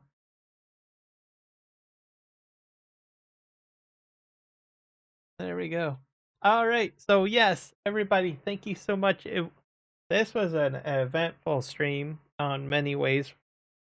For one, a lot of old faces. Kenshin, I know you've been in my live streams before, so you've come back and said hello, so that's great. And also you came in as a member, and we're gonna be doing Dune Awakening tomorrow, so that's gonna be exciting. We're gonna really get that stuff done, so I'm excited about that. Little throwback. Mark Thor was in here checking things out. The Sim guy came out. I saw a lot of awesome, interesting people from the past pop in. And Eric the Viking, thank you for the subs. So, or the membership donation. So you guys are all awesome. So we'll see you guys tomorrow. Yep, Kenshin, we'll see you tomorrow. We're gonna do all of that Dune stuff. All right. Happy farming and cheerio.